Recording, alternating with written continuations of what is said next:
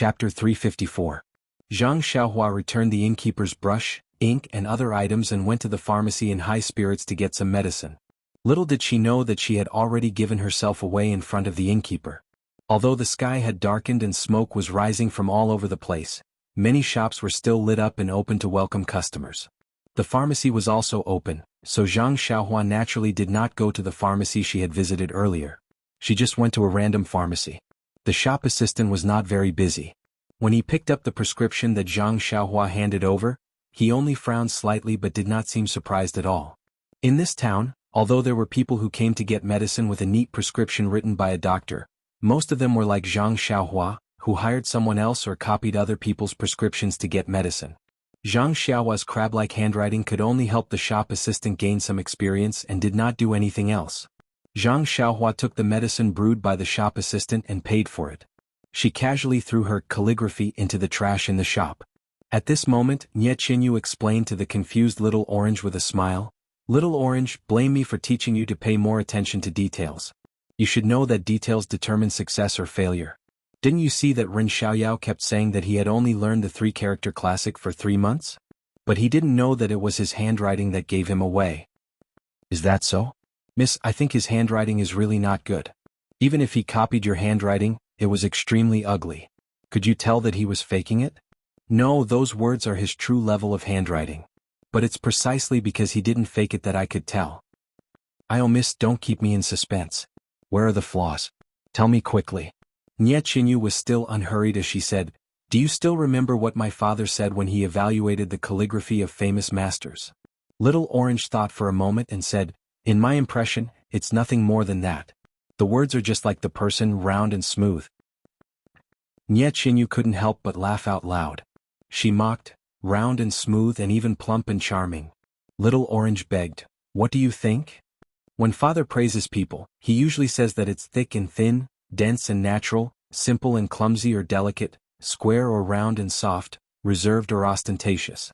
The strokes of the brush are like floating clouds, swift and fierce like a dragon, strong and round, powerful, and so on." Little Orange still didn't understand. She looked at her mistress and said, "Could it be that Ren Xiaoyao's writing skills have so many advantages? Why can't I tell?" "Bah." Nie Qinyu spat at Little Orange and said, "How can his handwriting have so many merits? It's just one spot." Little Orange asked curiously, "That crab handwriting has a great advantage." "Yeah," Nie Qinyu said thoughtfully. "Strong and powerful. The force of his strokes penetrates the bottom of the paper. I heard from my father that most of the people in Jianghu are uneducated. They don't practice calligraphy, but when they write, they often inadvertently use their inner strength. Even a real calligrapher can't compare with them. Do you think Ren Xiaoyao is like that?" He couldn't help but praise Nie Qinyu. She was really an expert at such a young age.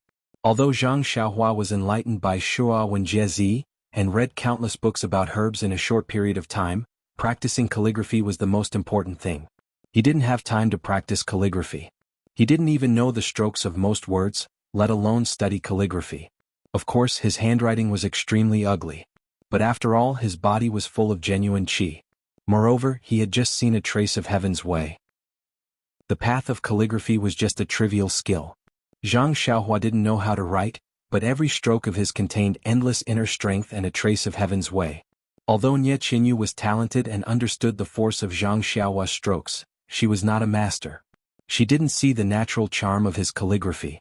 But even this simple recognition was enough to confirm Nie Qinyu's thought. This guy must be a martial arts master. But then another question popped up: how old is this young man? Because according to Nie Qinyu's limited experience, a master of Jianghu who could write with such force must have been immersed in the inner strength for decades. Only when the inner strength was used to a certain extent could one understand all the other things. Only then could one apply the inner strength to the performance of calligraphy. Generally, a master of Jianghu who was much older than Zhang Xiaohua might not be able to write with such force. Nie Qinyu was still thinking about this question when Zhang Xiaohua came back with the medicine. Zhang Xiaohua entered the room and took out the medicine that was still warm. She said, "Miss Nie, this medicine is still warm. Can it be used? If not, I'll heat it up in the kitchen." Nie Qinyu looked at Zhang Xiaohua with a smile and said, "It's okay. This medicine is warm." At this time, Zhang Xiaohua noticed that Nie Qinyu and Little Orange were looking at her strangely. She couldn't help but raise her guard and said, "Well, that's good." After that, she handed the medicine to Little Orange and was about to leave. Nye Qingyu wouldn't let go of such a good opportunity. She shouted, "Ren Xiaoyao, wait a moment. I have something to ask you." "Oh, what is it, Miss Nye? Please tell me," Zhang Xiaohua asked carefully. Little Orange looked at Zhang Xiaohua with a complicated expression and said, "Wait a moment. I'll help Miss Nye finish the medicine first." Little Orange's expression made Zhang Xiaohua even more uneasy. She couldn't help but step back and stand with her hands behind her back. After Nye Qingyu finished the medicine, she stared at Zhang Xiaohua for a long time. Zhang Xiaohua stood there, feeling like a fish being stared at by two female cats. She felt a little creepy and couldn't help but ask, "Miss Nye, what's the matter? If you have something to ask, please tell me quickly. I've been tired all day and need to rest quickly." Seeing Zhang Xiaohua's evasive tone, Nye Qingyu became more nervous. She asked with a smile, "Ren Xiaoyao, where's the prescription you just transcribed?" Zhang Xiaohua frowned and thought for a moment.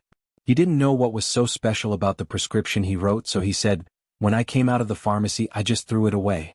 Does Miss still want to use that prescription?" "All right. Do you still need to take the medicine tomorrow morning?" "I forgot." Little Orange rebuked, "Miss Nye wrote the prescription. She doesn't need to take a second dose. This bowl of medicine is enough." Hearing this, Zhang Xiaohua's heart skipped a beat. She asked tentatively, "So Miss Nye's medical skills are very good?" Nye Qingyu waved her uninjured left hand and said, "Little Orange, you're flattering me. Although I know a little about medical skills, I can only treat minor diseases. My current condition is caused by anxiety and a little injury on my wrist. It's really minor. Of course, it can be cured with some medicine. If it's something else, I can't guarantee." "Oh, I see." Zhang Xiaohua felt a little regretful. Seeing Zhang Xiaohua like this, Nye Qingyu asked curiously, "Could it be that your family members are sick and need a miracle doctor?" Zhang Xiaohua thought for a while and told her about Ji Xiaohua's mother's illness. Of course, he ignored the details of his encounter with Ji Xiaohua and only told her about a neighbor. Nye Qingyu listened and said with a smile, "According to your description, it's just a simple case of tuberculosis. It's very simple. It's just that the family has been poor for a long time and didn't receive timely treatment. The ordinary doctors in town can cure it. If you're still worried, I can write a prescription for you. You can take the medicine and recuperate for 10 days to half a month. You should get better. However, it's been a long time and it's difficult to fully recover." Zhang Xiaohua was overjoyed to hear this. Just as he was about to ask her for a prescription, he heard that ordinary doctors could also cure it. He thought about the money he had left for Ji Xiaohua and figured it should be enough. He smiled and said, "Since Miss Nye says so, let them go to the medical hall for treatment. I thought it was some serious illness." Nye Qingyu was a little disappointed when she heard this. She said, "However, this is just your description. The way to cure a disease still lies in looking, listening, asking, and feeling the pulse. Everything has to be carefully examined. If it's convenient or on the way, I'll go and have a look." Zhang Xiaohua was not willing to let her know the details. He only said, "That's too much trouble for Miss Nye. You haven't recovered yet. Let's talk about it in the future when there's a chance." Then he was about to leave. Nye Qingyu realized that she had been led astray by Zhang Xiaohua again. She couldn't help being angry and amused. She said, "Ren Xiaoyao, wait a minute. I haven't asked you the question yet." Zhang Xiaohua thought to herself, "Nonsense. Of course I know you haven't answered. I just don't want you to ask." But he said, "Then please enlighten me, Miss Nye." Nye Qingyu said, "How old are you this year?" Hearing this, Zhang Xiaohua said naturally, "Miss Nye, you'd better tell me your age first. Then I'll answer your question." Xiao Juezi was unhappy and scolded, "Ren Xiaoyao, what are you talking about? Don't you know that a girl's age is confidential? How can you tell others?" Zhang Xiaohua scratched his head and said, "A girl's age can be confidential. Why can't a boy's age be confidential? The teacher once told me that if you want others to do to you, you must do to them first. I don't understand it very well, so please enlighten me, Miss Nye. When I want to ask someone a question, shouldn't I answer their question first?" Nye Qingyu and Xiao Juezi were at a loss for words. Wasn't this the reason? She had asked him a question for no reason. Naturally, she had to pay him back.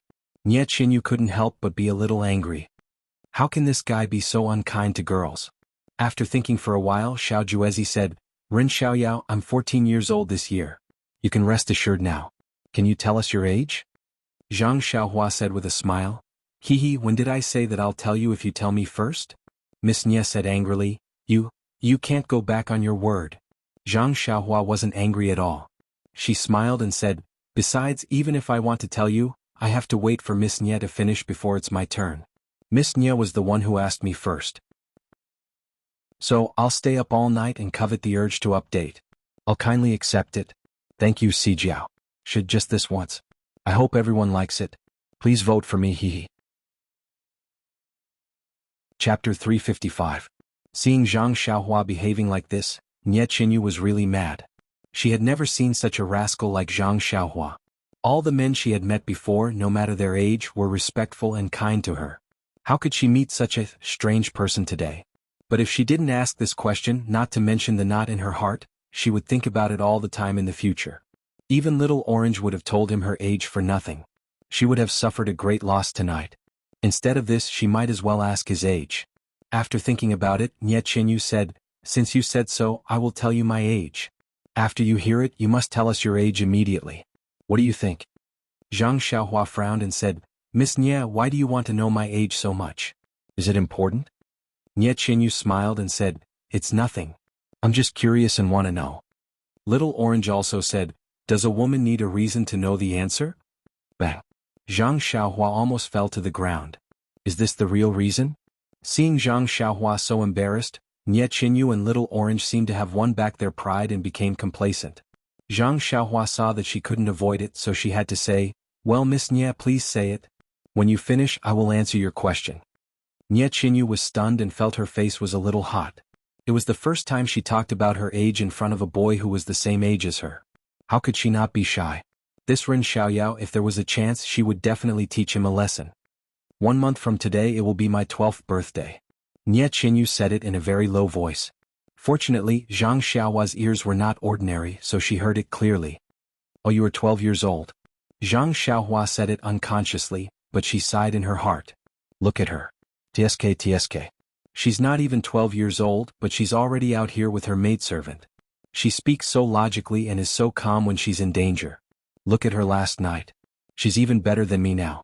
It's as if she's seen the world. Alas, I'm not afraid of comparing myself with others. Compared to her, I'm simply useless.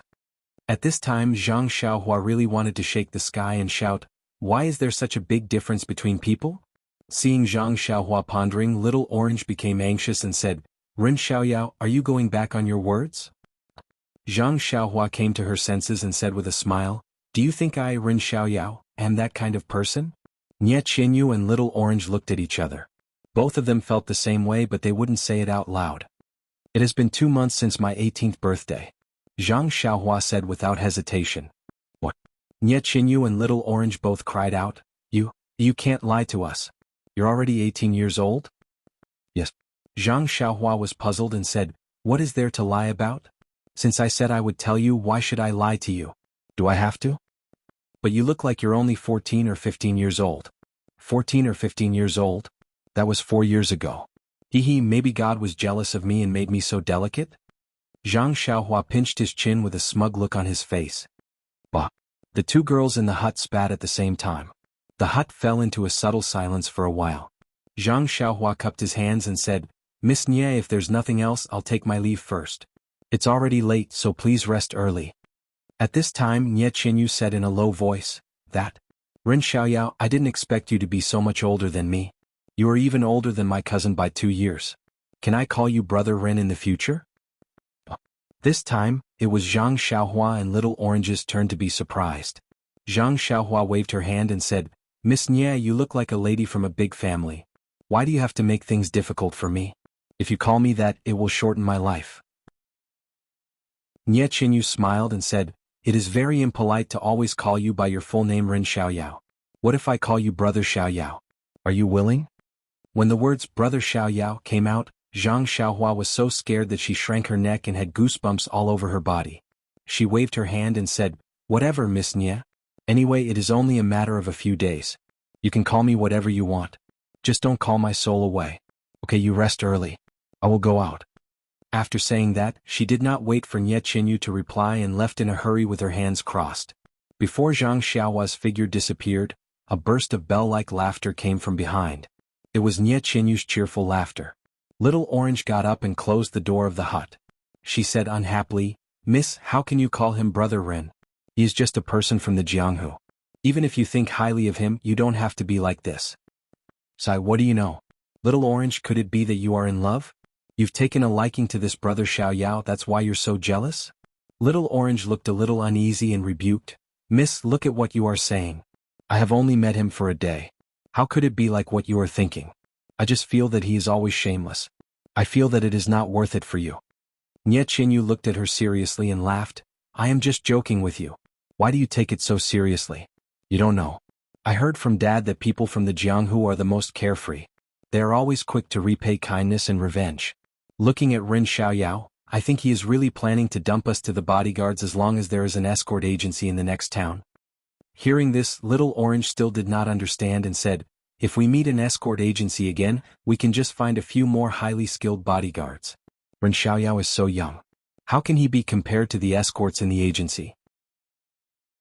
Nie Qinyu shook her head and said, the escorts in the agency are just second-rate people in the Jianghu. Even the best of them can barely be considered as first-rate. Looking at Ren Xiaoyao's young age, his internal strength should be very profound. He must be much better than the escorts in the agency. Moreover, Nie Qinyu hesitated for a moment. Little Orange continued, moreover what? Is he better than the 8 escorts? Moreover, Ren Xiaoyao has such a high level of internal strength at such a young age. Think about it, his background must be extraordinary.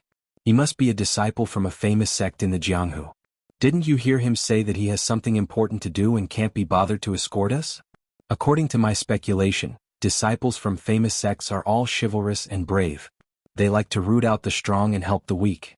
He can't even escort us, so he must have something more important to do. Maybe it is the purpose of his experience in the Jianghu this time? I call him Big Brother so that I can get closer to him. If he is soft-hearted and gives me a token from his sect, or spreads the news that we are related to him, then the people who want to kill us will have to be careful when they take action. They will have to weigh their own weight first. So Miss has thought so much. I thought Miss had taken a fancy to him, so I wanted to get closer to him. Little Orange said with a smile as if relieved of a burden. Little Orange, could it be that you really have such an idea? Are we implying this in our words? Nie Qinyu seemed to be used to Little Orange's teasing. She changed the topic to Little Orange and said, if that's the case, you have to be careful. Ren Xiaoyao is a disciple of a famous sect. Although he looks ordinary, he has a deep background after all. Maybe many heroines will take a fancy to him. You have to seize the opportunity and seize the time to capture him before he leaves. Little Orange's face was not very clear under the dim light. She laughed and said, only Miss thinks he is a treasure with profound martial arts. In my opinion, he is just a young man from the countryside.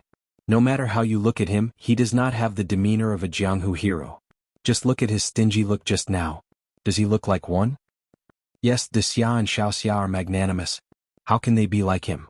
Nie Qinyu was also a little confused. But the handwriting on the prescription was still vivid in her mind. The strength of the handwriting was not fake. Then what was the problem? Seeing that her miss was deep in thought, Little Orange did not dare to disturb her.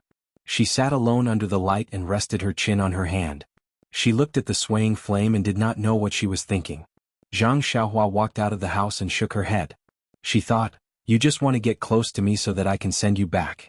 Do you think I will fall for your honey trap so easily? Well, you are not a beauty anyway. She hummed a tune and walked back to the house. Seeing that it was still early, Zhang Xiaohua sat cross-legged. She was not in a hurry to practice the Worry-Free Heart Sutra. Instead, she began to comprehend the first glimpse of the way of heaven. The comprehension of the way of heaven was really endless. She had comprehended it for almost an entire afternoon, but she had only seen the tip of the iceberg. And this small gain made Zhang Xiaohua feel endlessly useful. She felt that she had scratched her itch. The more she comprehended it, the more she felt it was endless. The more endless it was, the more she wanted to comprehend it. It was not until this moment that Zhang Xiaohua truly understood the joy of cultivation. It was really something that could only be understood and not explained with words. Moreover, it was not until today that Zhang Xiaohua realized that only the comprehension of the way of heaven was the true way of cultivation. The cultivation of the Worry-Free Heart Sutra and other cultivation methods of qi refining, although it could not be said to be trivial, the purpose of cultivating the Heart Sutra was to enhance one's ability to understand the way of heaven. The 18th layer of qi refining and the legendary foundation building were only the extent to which one could grasp and use the way of heaven. Now that she knew this, how could Zhang Xiaohua neglect the essentials and focus on trifles? Chapter 356. Zhang Xiaohua was sitting cross-legged, wholeheartedly comprehending his own way of heaven. He did not hear the words of the two girls in the hut beside him. In fact, even if he was sitting in the hut, he would not necessarily release his spiritual sense to peep into their hut. After all, men and women should not touch each other. This principle was something that Zhang Xiaohua could still adhere to. After a while, Zhang Xiaohua suddenly felt something. He opened his eyes and looked at the moon that was gradually rising in the sky outside the window. He could not help but secretly nod. The comprehension of the way of heaven was indeed unpredictable. Usually he would only feel something when he was about to fall asleep. That was just a conditioned reflex of his body when he was about to fall asleep. However, today was different. To be able to feel something while he was meditating was actually a kind of active reminder. The essence was different. The difference was like the difference between clouds and mud. After thinking, Zhang Xiaohua stood up and pushed the door open. He carefully listened to the slight snoring sounds coming from the hut beside him. Zhang Xiaohua smiled and stood in the middle of the small courtyard. He made a gesture with his hands and sent a few strands of jinqi around the small courtyard, forming a simple restriction that protected the small courtyard. He originally thought that since he had only set up restrictions the size of the hut before, it might be difficult to set up restrictions that were several times larger. However, when he started, he felt that his understanding of restrictions was actually deeper than yesterday. He could set them up with ease. This could only be attributed to the short moment of comprehension of the way of heaven in the afternoon. In fact, it was not only the cultivation of mental cultivation methods. Formations and restrictions, alchemy, refining weapons, escaping techniques and other cultivation methods of the way of immortals were all different elaborations of the way of heaven. Zhang Xiaohua's glimpse of the way of heaven from afar naturally stimulated all his cultivation methods like a catalyst. Using a kind of top-down view to look at these cultivation methods, of course, there would be surprising results when using these cultivation methods. After setting up the restriction, Zhang Xiaohua clapped her hands, very satisfied with her technique. She walked back to the hut proudly and took out 2 more primal stones. She sat down cross-legged and began to cultivate the 6th level of the Carefree Heart Sutra. After midnight, the starlight from the entire sky shone down like silk, faintly emitting a fluorescent light. It was different from before. The quantity and quality of the starlight were also several grades higher. A spherical light screen tightly wrapped Zhang Xiaohua. Inside the light screen, Zhang Xiaohua was like a baby, calmly absorbing the endless starlight. The next morning when the rooster crowed, Zhang Xiaohua opened her eyes. A flame flashed in her eyes and there was a bit more light. Zhang Xiaohua floated up. First, she practiced the Big Dipper Fist several times in the courtyard. To her delight, she discovered that the Big Dipper Fist had actually entered the 9th level. Every time she practiced the Big Dipper Fist, the energy flow would appear once, tempering all the bones in her body. Only after she finished practicing the 9th time did the energy flow stop. Apart from her delight, Zhang Xiaohua scratched her head. This Big Dipper Fist was very strange. It was completely pieced together from the memories in her mind. The 9th level was also randomly set by her. Now that she had practiced to the 9th level, she did not know how to train from now on. However, Zhang Xiaohua was not worried. Left and right, it was just practicing. In the past, she practiced from the beginning to the end, but in the future would she still practice from the back to the front? Thinking of this, Zhang Xiaohua's heart skipped a beat. If she practiced from the back to the front, what would happen? However, she was used to practicing from the beginning to the end. It was not that simple to practice from the beginning to the end. Before she had time to think carefully, she heard a coughing sound from the small house. Thus, Zhang Xiaohua did not have time to think about the fist technique. She made a hand seal and removed the restriction around the small courtyard. As soon as he was done, he heard the door creak open, and a person walked out from inside. When Zhang Xiaohua turned around, wasn't it Miss Nie Qinyu? When Nie Qinyu saw Zhang Xiaohua standing there and seemingly doing something, she immediately became spirited and smiled. "Good morning, big brother Rin. Are you practicing martial arts?" "Miss Nie, why don't you call me Rin Xiaoyao? I feel very awkward when I call you big brother Rin." Nie Qinyu repeatedly waved her hands. "Don't. Didn't you say last night that you could call me big brother Rin? I think it's pretty good this way." Zhang Xiaohua helplessly said, "Sai, it's up to you. It's really up to you. By the way, why did Miss Nie wake up so early? Are you feeling better? Don't you want to sleep a little longer?" Nie Qinyu smiled and said, "Didn't big brother Ren wake up even earlier? Isn't there a saying, Dance at the sound of the chicken? Are you practicing martial arts? Seeing that Nye Chinyu kept pressing him and did not even answer her question, she could only say, I don't practice martial arts. I'm just used to waking up early. I don't have any farm work to do, so I'm walking around here to exercise my hands and feet. The young people in our village are already up and working in the fields. I'm not used to not working in the fields. You're just making things up. Nye Chinyu did not believe a single word Zhang Xiaohua said and only looked at Zhang Xiaohua with a smile. Zhang Xiaohua felt a little uneasy under her gaze and could only ask, How's Miss Nye's condition? I've recovered a long time ago. My fever went down in the second half of last night. I've slept for almost a day and a night. I didn't feel sleepy this morning. I thought I was already very early, but I didn't expect Big Brother Ren to be here. After Nye Chinyu finished speaking, she also slightly moved her hands and feet. Zhang Xiaohua felt very strange and asked, Miss Nye's wrist is also very good? Has the swelling gone down?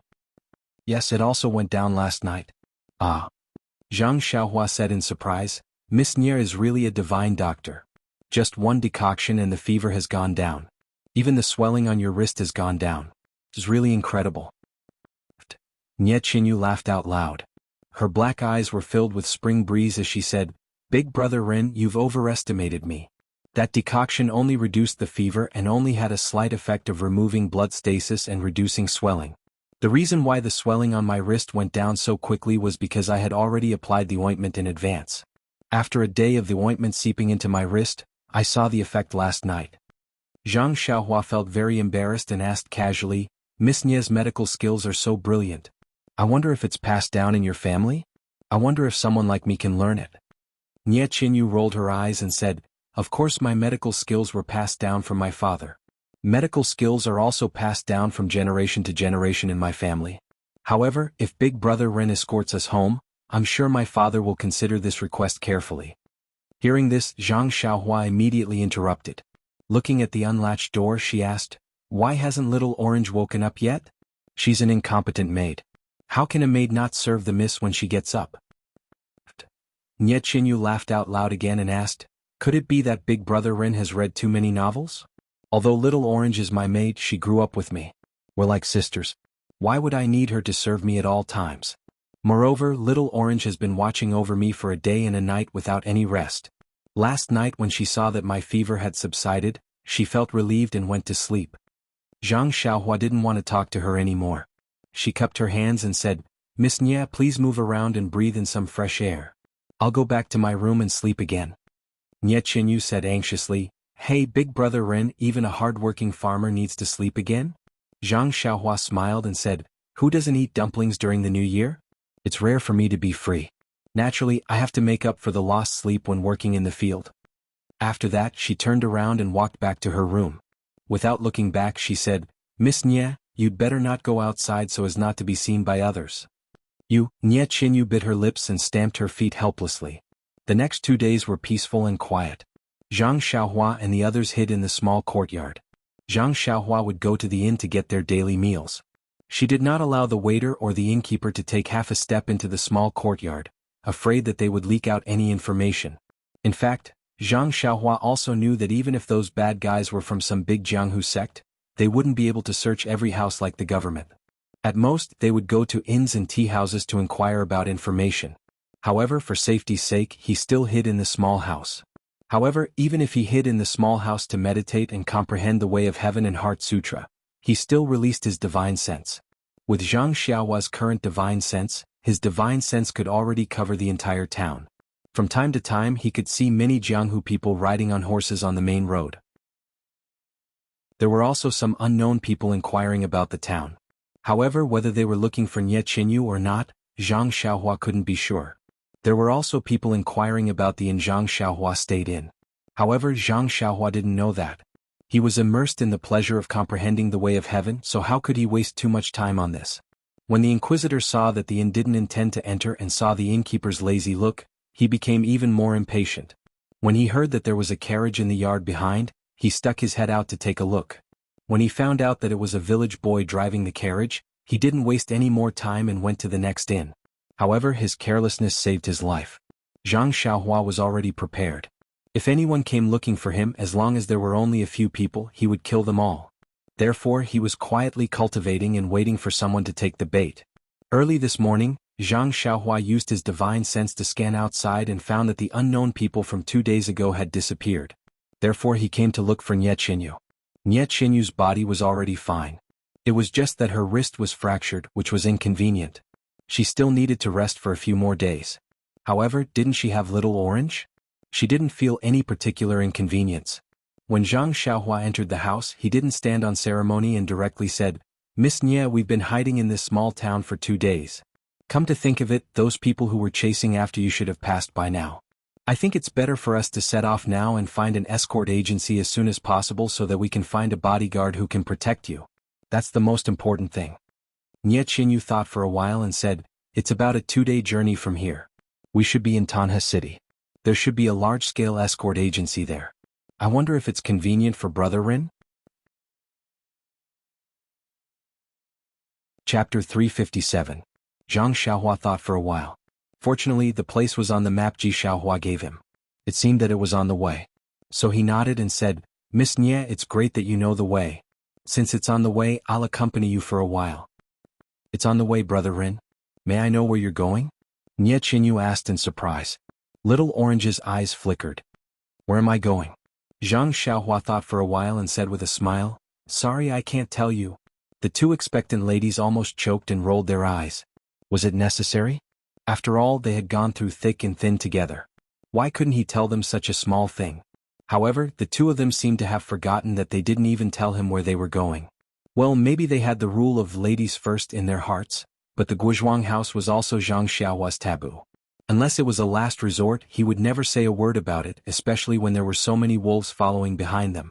Seeing Zhang Xiaohua looking up at the white clouds in the sky, as if there were endless stories there, Nie Qinyu could only pout and ask Little Orange to pack up and get on the carriage. Fortunately, they didn't plan to stay here for a long time. Everything was in the shabby carriage, so it was easy to pack up. Not long after they got on the carriage, Zhang Xiaohua went to the counter of the inn to settle the bill and tactfully tipped the waiter a few copper coins. He felt very awkward, but the innkeeper was very happy. Not to mention how much the tip was, this young man had booked an old courtyard and didn't even need the waiter to call him. If there was anything, he would come to the counter himself, which saved them a lot of trouble. They only met a few customers like this in a year, so when Zhang Xiaohua left, the innkeeper sent him off far away, almost wiping his tears with his sleeves. Zhang Xiaohua didn't know and thought that it was the reason for the tip. He praised the charm of the money and raised his vigilance, afraid that the innkeeper would find clues from the carriage. Actually, he was worrying too much. The shopkeeper had also been running the inn for many years. Although he was lazy to run the inn and treated people indifferently, he still had a pair of eyes, didn't he? How could they not see clearly? You have stayed in the small courtyard of the inn for many days. Even if they did not deliberately observe you, they would still have a rough idea. When Zhang Xiaohua often took 2 portions of food from the inn, he had long been labeled as eloping or running away from marriage. He was taken care of by the experienced innkeeper. This was also the main reason why they were not harassed by people who wanted to find out more information. Zhang Xiaohua did not release her divine sense, so of course, she could not see the ambiguous look in the shopkeeper's eyes. She drove the carriage slowly forward and was very satisfied with her performance in this town. Who said that people with no hair on their mouths couldn't do their jobs well? This young master has just entered the pugilistic world, and I've already played those bad guys in circles. On the road again, Zhang Xiaohua was not in a hurry. First of all, Nie Qinyu's wrist had not fully recovered and she was afraid that it would be damaged by the bumps. Second of all, there might be bad guys blocking the way ahead. Who would be stupid enough to rush forward? Third of all, Zhang Xiaohua was sitting cross-legged in the carriage leisurely. It was a good time to comprehend the heavenly Tao. Cough cough. Actually, the most important thing was that the shabby carriage Zhang Xiaohua bought could not go too fast at all. Along the way, she listened to the creaking sound of the small carriage. Every time there was a slightly bumpy road, she would feel her heart in her throat. She was afraid that the carriage would fall apart. Finally, Little Orange could not stand it anymore. She lifted the somewhat dirty curtain and asked, "Rin Xiaoyao, are you doing this on purpose?" Her question pulled Zhang Xiaohua back from her daydream. She was very puzzled and asked, "Little Orange, what's wrong? Why would I do that on purpose? Look at what kind of carriage this is. It might not be able to travel much in a day. When will we be able to go home? If you want to spend more time with us, just say the word. We see that you have worked hard and let you escort us for a while. What you are doing is unnecessary. Zhang Xiaohua smiled bitterly and said, Little Orange, when I bought the carriage that day, didn't you agree? Why are you going back on your words now? It's really hard to be a good person. Nie Qinyu's soft voice sounded again, Brother Rin is doing it for our own good. Little Orange, don't blame him. If he is not in a hurry, why should we be in a hurry? But, Little Orange was a little annoyed and said, He used our money to buy this junk. Nie Qinyu laughed and said, I was wondering what was going on. So you were worried about your own private money. Hehe, I know you are a good wife who can take care of the family. You don't have to show off here. Miss you, just, wait, I can't even say a word? Little Orange's words were spoken intermittently, and he couldn't hear them clearly. Gosh, Zhang Xiaohua complained in her heart. There was a saying that 3 women make a play. These 2 girls were also 500 ducks. They were not out of danger yet and they were already flirting with an innocent young man. Zhang Xiaohua did not say anything and reached out to pat Huanhuan's butt. Huanhuan seemed to have received an order and started to run quickly. There were 2 clangs from the carriage behind them and a slight cry of pain. Then there was the loud creaking sound of the carriage and it was quiet in the carriage. Even though Huanhuan ran fast, the carriage was still very slow. The 3 of them were starving for food and drink along the way. It was only when it was almost dark that they arrived at another town. They found an inn and settled down a little. Zhang Xiaohua went to inquire for information. According to the innkeeper's introduction, this place was still about a day and a half away from Tanha City. Zhang Xiaohua was taken aback, but he immediately understood that his carriage was too slow. It had only taken him half a day's journey the entire morning. The next day they set off again. Zhang Xiaohua did not increase her speed and instead slowed down a little. This was because she knew that there was only one main road from Tanha City to the town where they were attacked. It should not be too difficult for the group of people who were chasing after Nie Qinyu to find the luxurious carriage that she abandoned. Of course, she could also imagine that Nie Qinyu would change to another carriage and they would definitely rush to Tanha City to look for clues. Of course, there were no clues there. Zhang Xiaohua was betting that the group of people would think that Nie Qinyu had been rescued by her family and took another road or had run out of their hunting range. But they did not expect that Nie Qinyu was still strolling slowly on the road to Tanha City. Besides, they were not the government, so of course they could not set up checkpoints to check one by one, right? Didn't the books often say, the most dangerous place is the safest place? Perhaps it was because of Zhang Xiaohua's intuition that almost nothing unusual happened for the rest of the day. In the afternoon, a group of people dressed in similar clothes to the people who were chasing after Nie Qinyu passed by in a hurry. The leader of the group only casually glanced at Zhang Xiaohua and his David's deer before immediately looking away and rushing straight ahead. When those people were far away, Nie Qinyu poked her head out. After looking for a while, she frowned. Zhang Xiaohua asked, Are these people chasing after you? Nie Qinyu shook her head blankly and said, I don't know. Their clothes look similar, but there are many people in the Jianghu who wear similar clothes, so I can't be sure that it's them. Besides, to be honest, I don't know which immortal is chasing after us. Zhang Xiaohua smiled and said, Even if you were killed, you would still be confused ghosts. Bah! Nie Qinyu spat and shrank back into the carriage. However, she immediately poked her head out again and asked curiously, Brother Rin, didn't you say that you're an ordinary farmer in the countryside? Why aren't you afraid at all when encountering such a fierce man in the Jianghu? Zhang Xiaohua was stunned and thought, Isn't that right? How could there be such a calm countryman like me?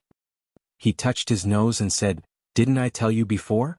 I've studied the 3-character classic for a few months and I know the principle of, might cannot be bent, wealth cannot be obscenities. You're just making things up. Nie Qinyu angrily retracted her head. Zhang Xiaohua scratched his head and felt that arguing with a girl seemed to be as interesting as understanding the way of heaven. Not long after, there was another town that he could rest in. Zhang Xiaohua thought for a moment. Although it was still early, he stopped moving forward. Sleeping in the wilderness was something he had no choice but to do. It was better to be careful. He asked the locals and found out that this place was only half a day's journey away from Tanha City. He estimated that he would reach his destination tomorrow afternoon. What made Zhang Xiaohua the happiest was that according to the locals' introduction, there was a large-scale escort company in Tanha City called Fushan Escort Company. It was said that they were very powerful and could escort people as well as deliver items. Zhang Xiaohua secretly breathed a sigh of relief. After sending them to the escort agency, his task would be completed. He had to go home as soon as possible. It was already winter. If he hurried, he might be able to go home for the new year. Thinking that his family could sit at the same table and have a reunion dinner, Zhang Xiaohua felt warm in his heart and wanted to go home as soon as possible. Early the next morning, Zhang Xiaohua woke them up to hurry. Nie Qingyu and Little Orange looked unhappy, not knowing whether it was because they didn't sleep well or because Zhang Xiaohua wanted to leave them to the escort agency. They didn't meet any Jianghu people along the way. There were a few who were alone and had nothing to do with them. Also in the afternoon, they arrived at a slightly deserted area. While chatting with Zhang Xiaohua, they heard the sound of hurried horse hooves ahead. Zhang Xiaohua released his divine sense and saw 5 men in neat clothes riding toward them. He didn't dare to be careless and quickly asked the two to hide in the carriage while he pretended to drive the carriage. Huan was still the same, pulling the shabby carriage to the middle. Zhang Xiaohua quickly asked it to return to the side of the road. The 5 men in neat clothes only looked up at Zhang Xiaohua and his shabby carriage and didn't care. When they were about to pass by, a man with very thick eyebrows suddenly shouted, "Hall master, please wait for a moment. There's something wrong with this carriage." Chapter 358. The 5 horses were running very fast and couldn't stop in time. They all rushed forward very far. Zhang Xiaohua heard someone talking and couldn't help but frown slightly. She continued to pretend that she didn't hear anything and patted the 4 odd beasts to continue forward. When the 5 people stopped their horses by the side of the road and saw Zhang Xiaohua's carriage leisurely moving forward without any hurry, they didn't rush to stop her. They heard the leader ask, "Jiang Heshu, are you talking about that shabby little carriage?" The thick-browed Jiang Heshu nodded and said, "Yes, Hall Master Chiu. It is that carriage." Hall Master Chiu stared at the carriage for a while and muttered, "There doesn't seem to be anything different. Could it be that you can see how many people are in the carriage?" Hall Master Chiu must be joking. "This little one doesn't have X-ray eyes, so how can I see?" "Then it's like this, Hall Master Chiu. This little one led my brothers to search for you yesterday and saw this carriage by the side of the road. At that time, this little one only gave it a slight glance and didn't pay it any attention. However, when I saw it again today, I found some clues." "You're quite attentive. As expected of someone I brought in from the outer hall. Tell me, don't you think it makes sense?" Hall Master Chiu is wise. "Look at this shabby carriage. It has long been broken. If it was a normal person, they would definitely have left it outside their house to rot, or simply used an axe to chop it up for firewood. However, this young man used a mule to pull his carriage and traveled for 2 days.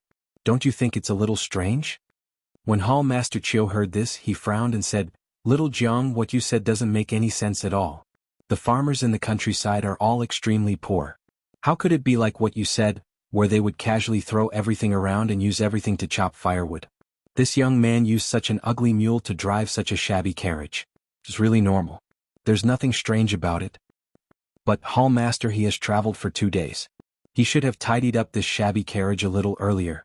But look at the wheels of his carriage. They are already crooked and can't bear the burden. I estimate that they will fall apart in half a day. If he is seriously going to travel a long distance, how can he not fix it in advance?" "This?" Hall Master Chiu seemed to be stumped by the question. He smiled and said, "To be honest, I really can't tell that the wheel is about to fall apart. Little Jiang, how can you tell?" "This lowly one. When this lowly one was young, before I entered this hall, I was a coachman with a whip," Jiang Heshu said embarrassedly. When Zhang Xiaohua, who was eavesdropping in front of them, heard this, she almost fell off the carriage. Her luck was truly too terrible. When this carriage was bought, it had been left and used for a long time. Of course, it couldn't travel long distances. Furthermore, she didn't plan on using this shabby carriage to travel. She only wanted to use it to safely send Miss Nye to the escort agency. Then, she would wash her hands of it and let a professional take over. Great, they hadn't even reached Tanha City yet, but she had already met an expert. Hall Master Chiu seemed to be a curious child who wanted to get to the bottom of things. He continued to say, "Little Jiang, you also know that before our sect appears in the Jianghu, everything must be done in a low-profile manner. I can't just disturb the people based on your simple deduction. Do you have any other evidence?" Zhang Xiaohua really despised this Hall Master Chiu's way of doing things. What low profile? All he did was kill and rob, and he was recruiting people all over the streets. How could this not disturb the people? However, she also wanted to know where the flaw was, so she couldn't help but perk up her ears. Jiang Heshu continued, "Also, Hall Master Chiu, your inner strength is profound. I'm sure you can hear how many people are in the carriage from beside it." Hall Master Chiu nodded and said, "That shouldn't be difficult." "That's right. If it was the luxurious carriage that they found earlier, it would be fast and silent. You would be able to hear the breathing sounds in the carriage as soon as you passed by it. Naturally, they wouldn't be able to keep it a secret. Listen to this carriage, it makes creaking sounds along the way. Can you tell? They must be afraid that people would discover the number of people in the carriage, so they specially chose an old carriage." When Zhang Xiaohua heard this, she was secretly happy. She didn't think that she was so smart. Why didn't she realize this before? She was even discovered by someone else. No wonder people often said, "A horse of 1,000 li is common, but a talent scout is hard to find." Hall Master Chiu nodded slightly. Jiang Heshu continued, "Actually, Hall Master Chiu, there's still the most important point." "Chem?" Hall Master Chiu was a bit unhappy. After talking for so long, he was still keeping her in suspense. He didn't even mention the most important point? Seeing that Hall Master Chiu was frowning, Jiang Heshu hurriedly said, "You also know that this little one was a coachman in the past. Look at his carriage, it seems like the cushion is already broken. When he moves, it's already shaking up and down. The shaking is still very big. This means that there's definitely something heavy in the carriage. Also, look at the mule in front. Oh, that doesn't seem to be a mule. This little one has used a mule to drive a carriage before. It seems to be a bit strenuous. Although a mule is slower than a horse, a mule can pull things. Since a mule is strenuous, there must be something heavy in this shabby little carriage." When Zhang Xiaohua heard this, she couldn't help but blush with shame. Of course, her sword was on the back of the David's deer. How could it not be strenuous? The carriage that she had arranged had actually been seen through in 3 places. She couldn't help but admit that she was still lacking in Jianghu experience. This expert didn't seem to have grown up eating anything. At this moment, Zhang Xiaohua's carriage was already some distance away from the 5 men. The 5 men were not in a hurry and were still eagerly studying the carriage from behind when they heard Hall Master Chiu say with a laugh, "Little Jiang, your martial arts are weak and cannot convince the others, but I still appointed you as the team leader because I can see how meticulous you are and how you can think things through. Not bad, you were actually able to see so many problems from this shabby carriage. This means that I did not misjudge you. If you can really find those 2 girls and complete the sect master's orders, I will definitely reward you handsomely." When Jiang Heshu heard this, he was overjoyed and repeatedly said modestly, "It's all because of Hall Master Chiu's good fortune that this little one was able to see it." Hall Master Chiu smiled and said, "However, after analyzing for so long, what if this youth is just a tenant farmer in the countryside who borrowed a shabby carriage from elsewhere to deliver grain to Tanha City? The grain is very heavy and the carriage is prepared to be repaired at Tanha City? Wouldn't your deductions all be for naught?" Jiang Heshu was speechless. Hall Master Chiu said proudly, "You don't have any other ideas, right?" "Yes, Hall Master is wise. Perhaps this little one was wrong. It doesn't matter if you're right or wrong. I have a way to know if you're right or wrong." Jiang Heshu's face was filled with longing as he asked, "Hall Master, please teach me?" "Ha!" Hall Master Chiu laughed loudly and said, "All your deductions are nonsense. Stop him and let him open the carriage's curtains to take a look." After saying this, he urged his horse to chase after Jiang Heshu. At this moment, Hall Master Chiu had tossed their gate master's order of not disturbing the people to the highest heavens. Seeing that Hall Master Chiu was happy, Jiang Heshu was also overjoyed. He also patted his horse and followed behind, not forgetting to say with concern, "Hall Master is wise. This little one can't flatter you. However, Hall Master should still be careful. After all, Vice Hall Master Zhang is a good example." Seeing that Jiang Heshu was both flattering and showing concern for Hall Master Chiu, the eyes of the other 3 also lit up. What a talent. No wonder he could climb from a coachman to a captain. He really wasn't bragging. That's right, the coachman was a youth. Even if he knew martial arts, how could he be Hall Master Chiu's opponent? These words naturally made Hall Master Chiu's heart warm up, feeling the warmth of spring. Presumably, even if there was nothing wrong with the carriage, Jiang Heshu would still be promoted later. When Zhang Xiaohua heard the sound of horse hooves behind them, she sighed inwardly. You don't want to take the broad road, but you want to take the narrow wooden bridge instead. When the 5 of them caught up to the carriage, they heard Hall Master Chiu shout, "You brat, stop the carriage." Then, the 5 of them surrounded the carriage and drew their swords from their waists. Obviously, even if they hadn't eaten pork, they would have seen a pig run. We don't know how to flatter, so we should learn from him. Seeing that this youth is unarmed, we should also draw our swords and pretend to be loyal and devoted. Hall Master Chiu was very satisfied with the performance of his subordinates. With a serious expression he asked, "Young man, where is your carriage going? What's in the carriage?" Zhang Xiaohua trembled as he got down from the carriage. He cupped his hands and asked, "Are the 5 officials from Tanha City's garrison?" Hall Master Chiu was stunned. He really didn't dare to rashly admit it, so he could only say, "We are not officials." When Zhang Xiaohua heard this, his expression relaxed. He said, "If the 5 of you are not officials, please step aside. This humble one has already reported to Tanha City's garrison. If there is anything, you should look for the city's garrison." After he finished speaking, he turned around and pretended to leave. When Jiang Heshu saw this, he raised his sword and shouted, "Brat, stand still. This lord is asking you a question." Zhang Xiaohua was so scared that he trembled. However, he still rolled his eyes and said indifferently, "Didn't this humble one say that this humble one's carriage was reported to the garrison? Since you are not soldiers, please step aside." In fact, when Zhang Xiaohua stopped the carriage, Hall Master Chiu had already carefully listened to the movements inside the carriage. His internal energy was profound, so he could barely hear the breathing of 2 people in the carriage. He already had some doubts in his heart. However, this young man kept saying that he was an official, so he was intimidated. However, if he didn't see it with his own eyes, he really couldn't be at ease. After thinking for a moment, he took out a large ingot of silver from his bosom and said, "Brat, if you answer my question, this is yours." Zhang Xiaohua was stunned.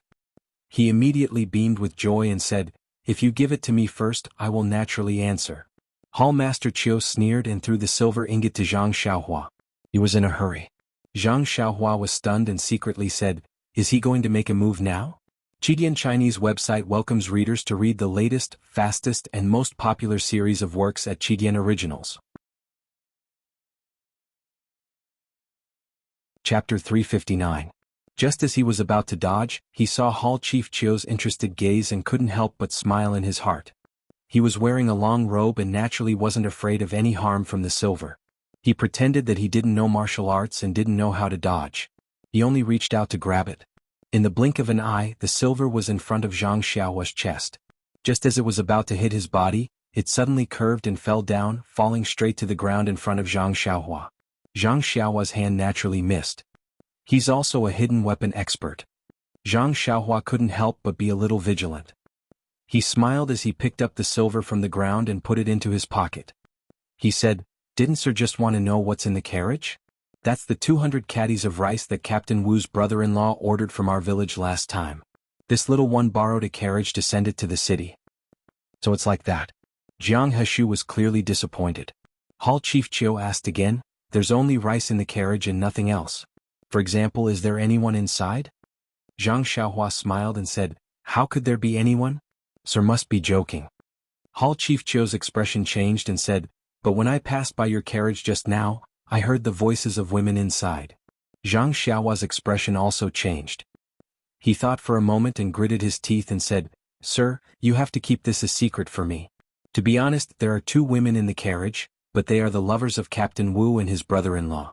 They met in our village and this time, they took this little one's carriage to Tanha City.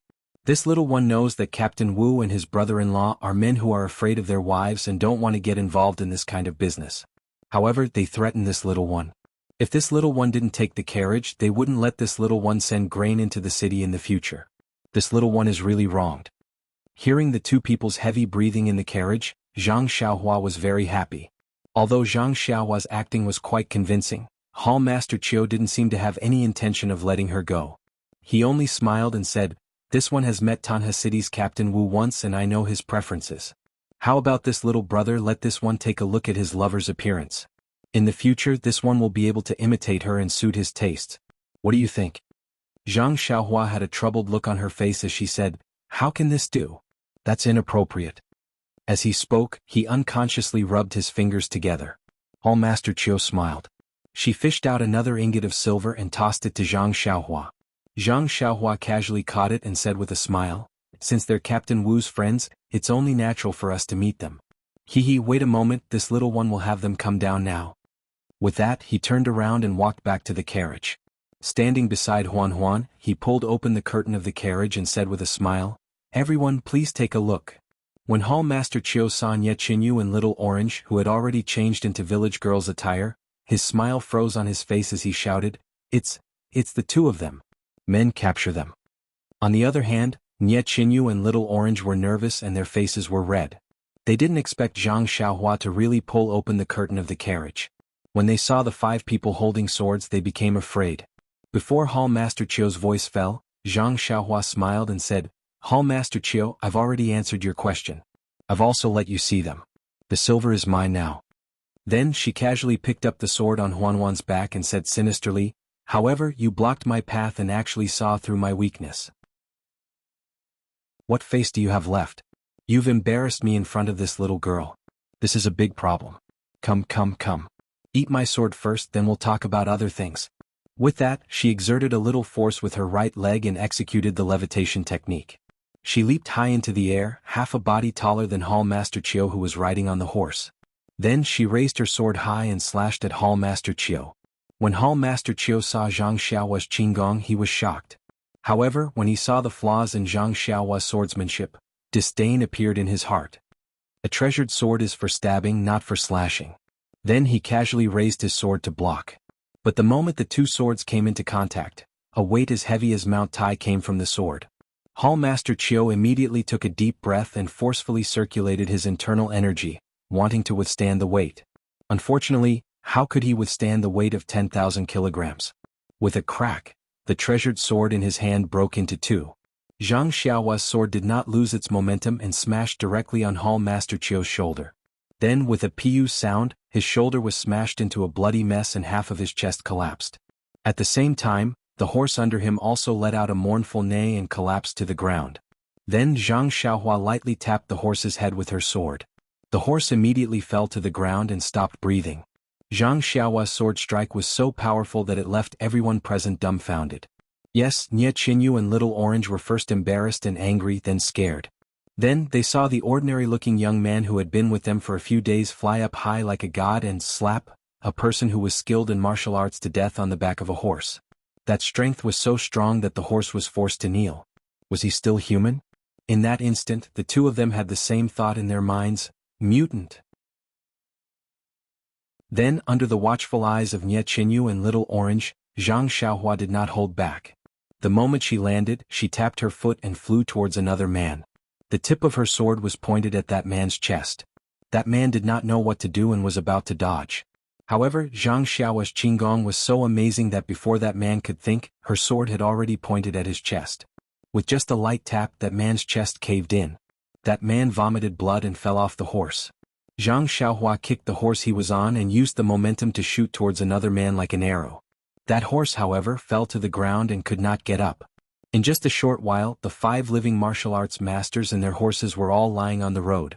Zhang Xiaohua looked left and right, then put the long sword back on Huanhuan's back.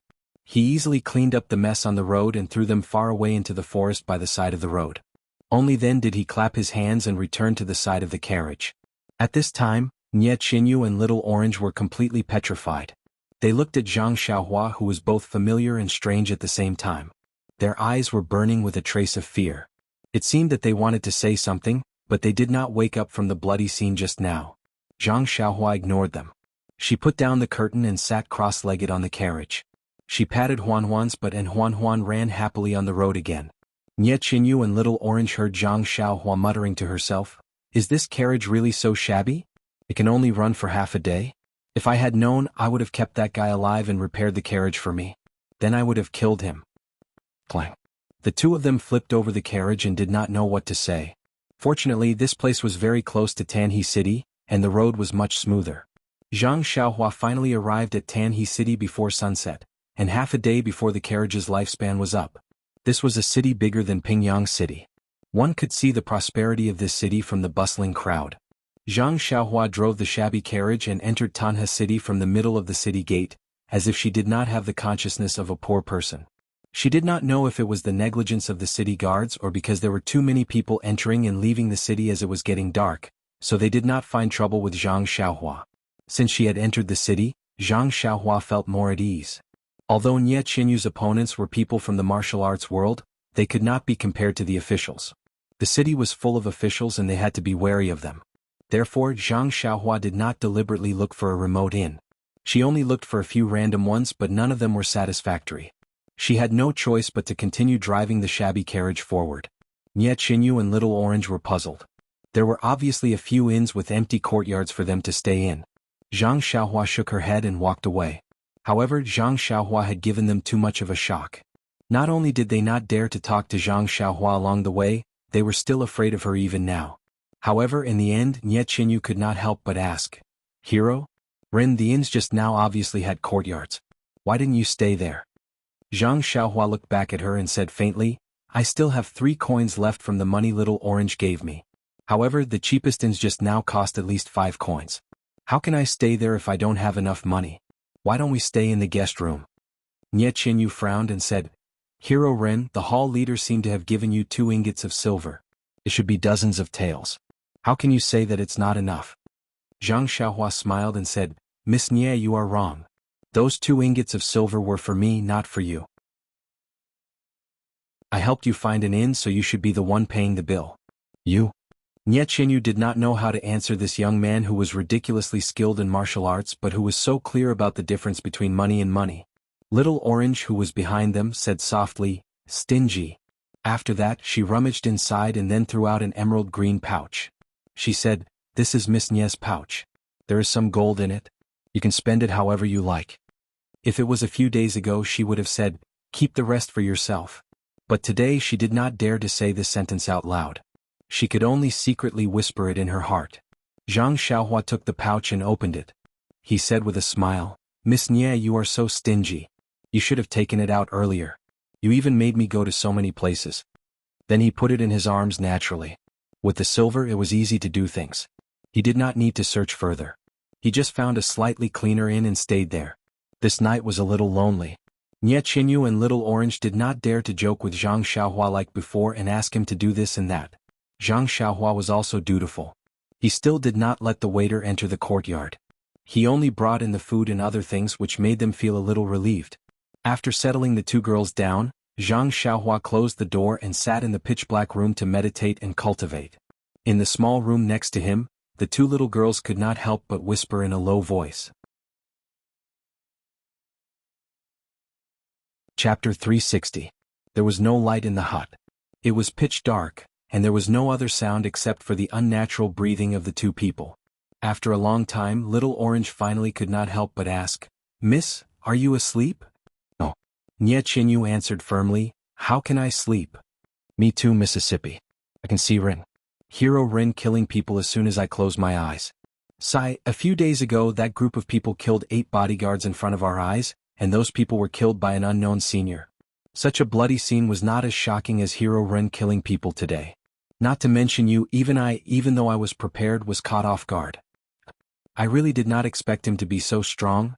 Nye Chinyu's voice was getting lower and lower. Little Orange sighed and said, "Miss, you have sharp eyes and can see the true face of this guy.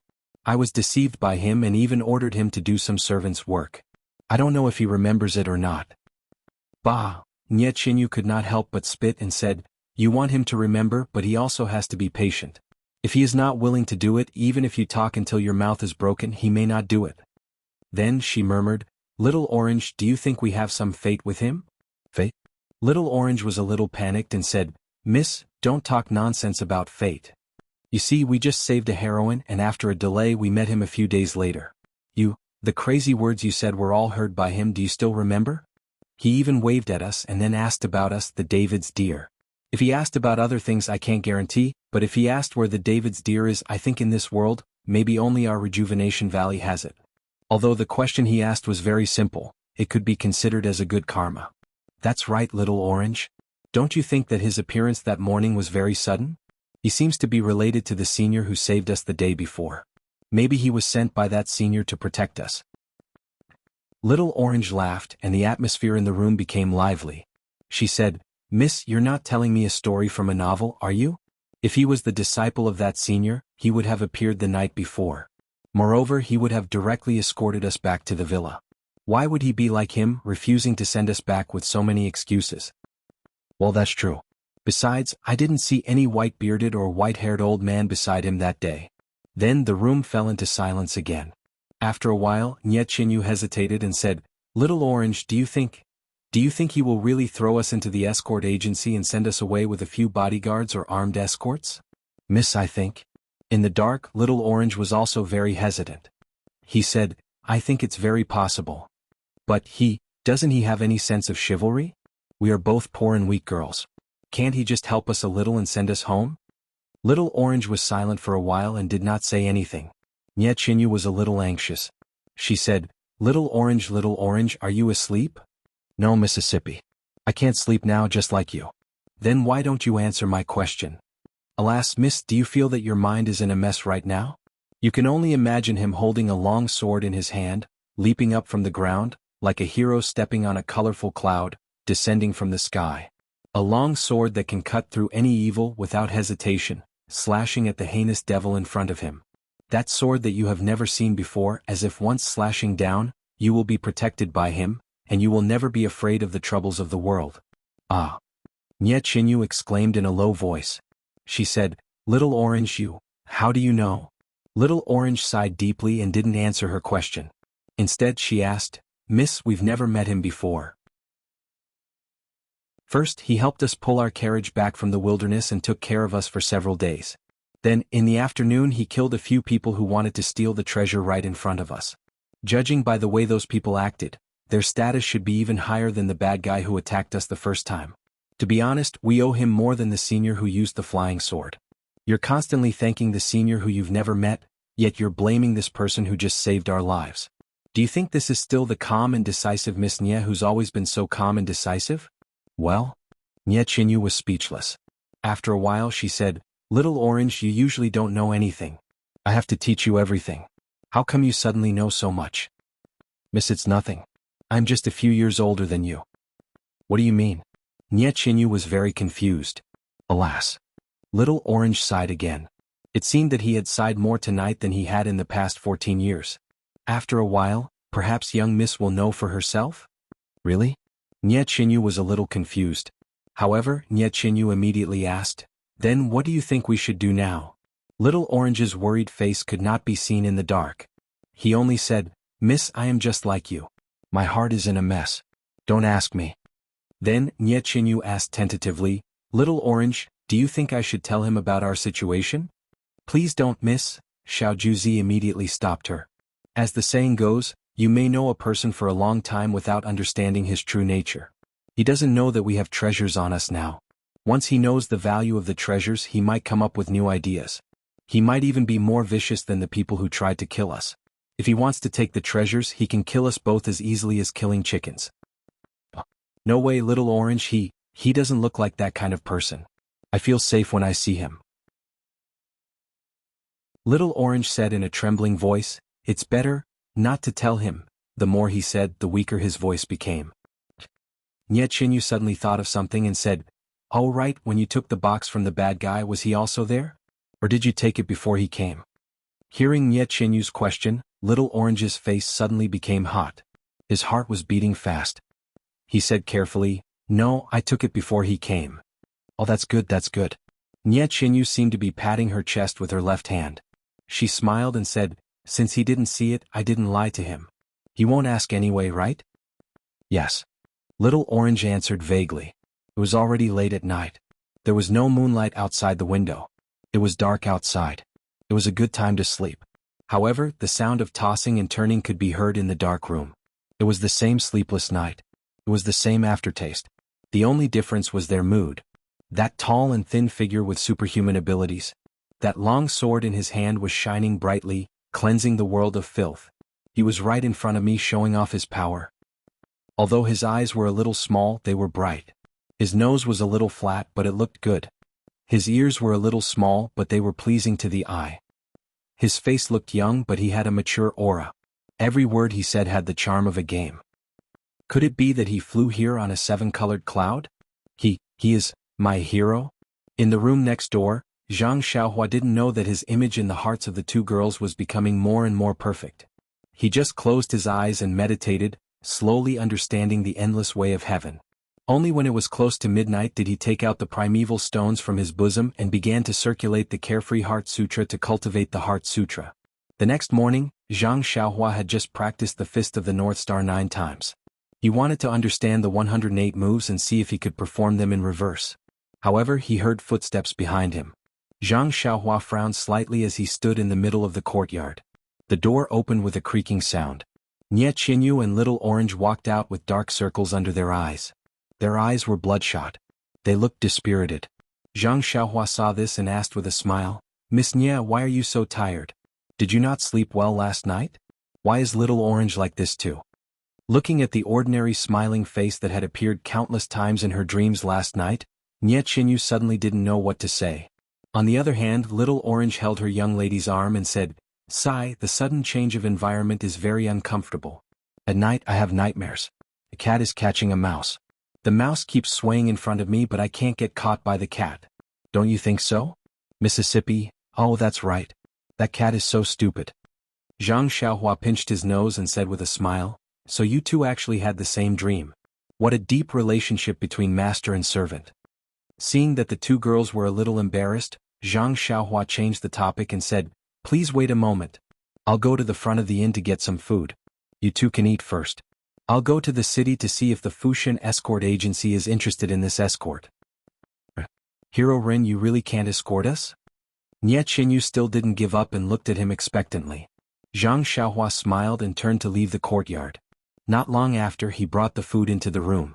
Zhang Xiaohua asked, "By the way, Miss Nie, where are you going?" Nie Qinyu thought for a while and said, "Rejuvenation Valley." Then she carefully observed Zhang Xiaohua's reaction. Unfortunately, Zhang Xiaohua's reaction disappointed her. Zhang Xiaohua smiled and said, "Miss Nie, Rejuvenation Valley is the valley where your house is, right? You have to tell me where it is. Otherwise, how am I going to tell the escort agency?" Chapter 361. Carefree City. Nie Qinyu had no choice but to name the place. Then he said, "Hero Rin, I've never told you the name and location of our villa because I have my own difficulties. I hope you can be magnanimous and forgive me." Zhang Xiaohua felt strange and asked, "Miss Nie, why do you think I'm unhappy? I haven't told you where I'm going either. Everyone has their own privacy. I don't have the time to meddle in other people's business. Besides, we're going to part ways soon. What can I do even if I'm angry with you?" Nie Qinyu's face turned pale and tears welled up in her eyes. Zhang Xiaohua felt strange about Nie Qinyu's reaction. However, he had no time to coax her. He turned around and walked out of the house. But when he stepped out of the house, he paused for a moment. He said, "Miss Nie, you called me Hero Ren. Hero Ren, I feel very awkward. If possible, let's call me Hero Ren. What do you think?" "Well, okay. Nie Qinyu nodded like a chick pecking rice and said, "I'll listen to you, Hero Ren, no brother Ren." Her face, which had been gloomy just now, immediately turned sunny. She smiled through her tears. Xiao Orange, who was beside her, looked very unnatural. Fushan escort agency was some distance away from the inn. Zhang Xiaohua did not ride the David's deer. He just strolled around casually and checked if there were any Jianghu people who looked strange. Tanha City was a very big town, not inferior to Pingyang City in any way. There were many people coming and going in the city, and there were also people of the pugilistic world who held swords and sabers. However, they seemed to be in a hurry and did not look around. They were probably not Nie Qinyu's enemies. Therefore Zhang Xiaohua was relieved. He walked slowly because he wanted to draw their attention to the road ahead. It seemed that this method was working. In fact, he killed those people yesterday to warn them and let them see his strength. If they knew what was good for them, they might give up the search for Nie Qinyu. Of course, this situation was almost negligible. The second purpose was to confuse them and make them think that Nie Qinyu had turned back from the original path to look for help. In this way, Nie Qinyu and Xiao Orange would be escorted to Carefree City by the bodyguards of the escort agency. The risk would be reduced. In fact, man proposes, God disposes. Zhang Xiaohua was just doing his best. If nothing happened to him, it would not be difficult to send the two of them to Rejuvenation Valley. Fushan Escort Agency's entrance was huge, more than twice the size of Lotus Escort Agency in Pingyang City. One look and one could tell that it was the kind that was more powerful. Two stone-carved lions stepped on embroidered balls and glared fiercely. However, the entrance of the escort agency was wide open. There were merchants coming and going from time to time, but there were no guards at the entrance. This made Zhang Xiaohua feel a little strange. Could it be that the rules of Tanha City were different from those of Pingyang City? She remembered that the guards of Lotus Escort Agency were guarding the entrance when the door was opened. Firstly, they could greet the guests, and secondly, they could show the strength of the escort agency. Did Fushan Escort Agency not need this? Following a few people into the escort agency, Zhang Xiaohua took a look. The layout was exactly the same as that of Lotus Escort Agency. In front of her was an incomparably huge public square. In the corner were weapons, stone locks, and other objects. Early in the morning, there were also a few men practicing martial arts diligently. Seeing this familiar scene, Zhang Xiaohua smiled. Although the days of recuperation at Lotus Escort Agency were dull and painful, they were also unusually heartwarming. Then Zhang Xiaohua familiarly walked towards a large hall on the right side of the entrance. In her impression, that was the place where Lotus Escort Agency received business. In fact, there was no need to ask further. There were already a few people in front of her walking in that direction. Turning around a projector wall before Zhang Xiaohua could get close, she heard an anxious and loud voice saying, "Chief Escort Lu, you must make a decision for me. You have already agreed to the conditions earlier. Why did you suddenly change it today? If this batch of goods of mine can't be escorted to Swallow Creek Town in time, I will lose a lot of money." Another loud and clear voice sounded, "Shopkeeper Mo, it's not that I don't want to help you. We have been doing business for more than 10 years. If it weren't for the special circumstances, how could I not do business with you? Our escort agency had already issued a notice 3 days ago. Fushan Escort Agency will temporarily stop doing business in the direction of Vow City. Shopkeeper Mo, did you not notice?" "Oh, that's right. I have been preparing my goods these past few days. How could I have the leisure to consider other things? Besides, your esteemed escort agency has never delayed my matters. I simply didn't think that there would be a problem at your most reliable link. My apologies, my apologies. Shopkeeper Mo, you should think of another way first. After this period of time, I will pay you a visit to apologize." "Forget it, let's not talk about apologizing. I'll hurry and find a few guards who know how to fight. Let's send my goods over first before we talk about anything else." "Well, that's right. Chief Escort Lu, what exactly happened that made your esteemed escort agency make such a decision? Did something happen on the way to Vow City?" "Haha, Shopkeeper Mo, don't ask so much about this matter. These are all matters of the Jianghu. It's not good for you to know too much. In any case, I don't think anything will happen if you ask the guards to deliver your goods. You should hurry up and do what you need to do." When Zhang Xiaohua walked into the hall, a short and fat old man with white hair and beard was panting as he ran out of the hall. As he walked, he said, "All right, Chief Escort Lu. If something like this happens in the future, please inform me as soon as possible." Zhang Xiaohua looked up and saw that there were many people in the hall. Just then, a hale and hearty old man with a red face replied in a loud and clear voice, "All right, Shopkeeper Mo. This Lu will remember." At this moment, another person beside him asked, "Chief Escort Lu, it's fine if you don't escort Shopkeeper Mo's goods. But my daughter just wants to go to Vow City to spend the new year with her aunt. She's a living person, so I don't feel comfortable asking her to be a guard. Can't you assign 2 bodyguards?" Chief Escort Lu looked at him and said with a wry smile, "Scholarly, you are also a scholar. This humble one has made it very clear in the notice. Not only goods, but even if you want to protect people, our escort agency won't accept them. Especially women. We won't send anyone." "How preposterous. Which escort agency in the world has such rules?" Scholarly turned around and left in a huff. Zhang Xiaohua's heart skipped a beat when she heard that. Her brows were already furrowed. How could there be such a coincidence in this world? She wanted Fushan Escort Agency to escort Nye Qinyu and Little Orange to Vow City. Fushan Escort Agency issued a notice saying that they wouldn't accept any goods or people in the direction of Vow City. Needless to say, this must be the good deed of those people who were after Nye Qinyu. What kind of treasure was in that brocade box in Nye Qinyu's hand? Why did they put in so much effort? Zhang Xiaohua couldn't help but feel curious. At this moment, another one-eyed man asked in a low voice, "Chief Escort Lu, the notice also seems to state that all red goods entrusted to your escort agency must be inspected first. Is this true?" Chief Escort Lu nodded solemnly and said, "I know this is against the rules of the escort agency, but this humble one really has some difficulties that I can't disclose. Please understand. Also, I'm sure everyone knows that the other 2 escort agencies have issued similar notices. Therefore, if everyone can't agree with these rules of our escort agency, then please find someone else. If you are willing to be escorted by our escort agency, then please follow the notice." The one-eyed man said, "My item isn't going to Vow City, so there's no need to inspect it. Chief Escort Lu replied, I'm sorry if it's not going to Vow City. Fushan Escort Agency can naturally escort it, but it must be inspected. Even if we are escorting people, we still have to see their faces first. Oh, Chief Escort Lu, now that you mention it, I really do remember. Other than the East City Gate, which is the same as usual, the other 3 city gates seem to be. A few others also shouted. Yes, now that you mention it, I really do remember. It seems like 3 days ago, there were a few Jianghu people with swords and sabers guarding outside the city gates. It's been a few days now, and I thought it was strange at that time. That's right, Chief Escort Lu, what's going on? Did something happen? Chief Escort Lu stroked his beard and said with a smile, It's nothing. I dare to guarantee with my life that even if something happens, it has nothing to do with you. The notice from Fushan Escort Agency is probably only temporary, and it will return to normal in a few days. If you're not in a hurry, you can come back in a few days to take a look, and perhaps you can escort it according to your wishes. Chief Escort Lu cupped his hands in salute and walked out of the hall. Those who were not in a hurry, or those who were really unwilling to be inspected by the escort agency, such as the one-eyed man, left first. Only a few bodyguards who were in a hurry and could accept the harsh conditions stayed behind to be taken care of by the other escorts. What about Zhang Xiaohua?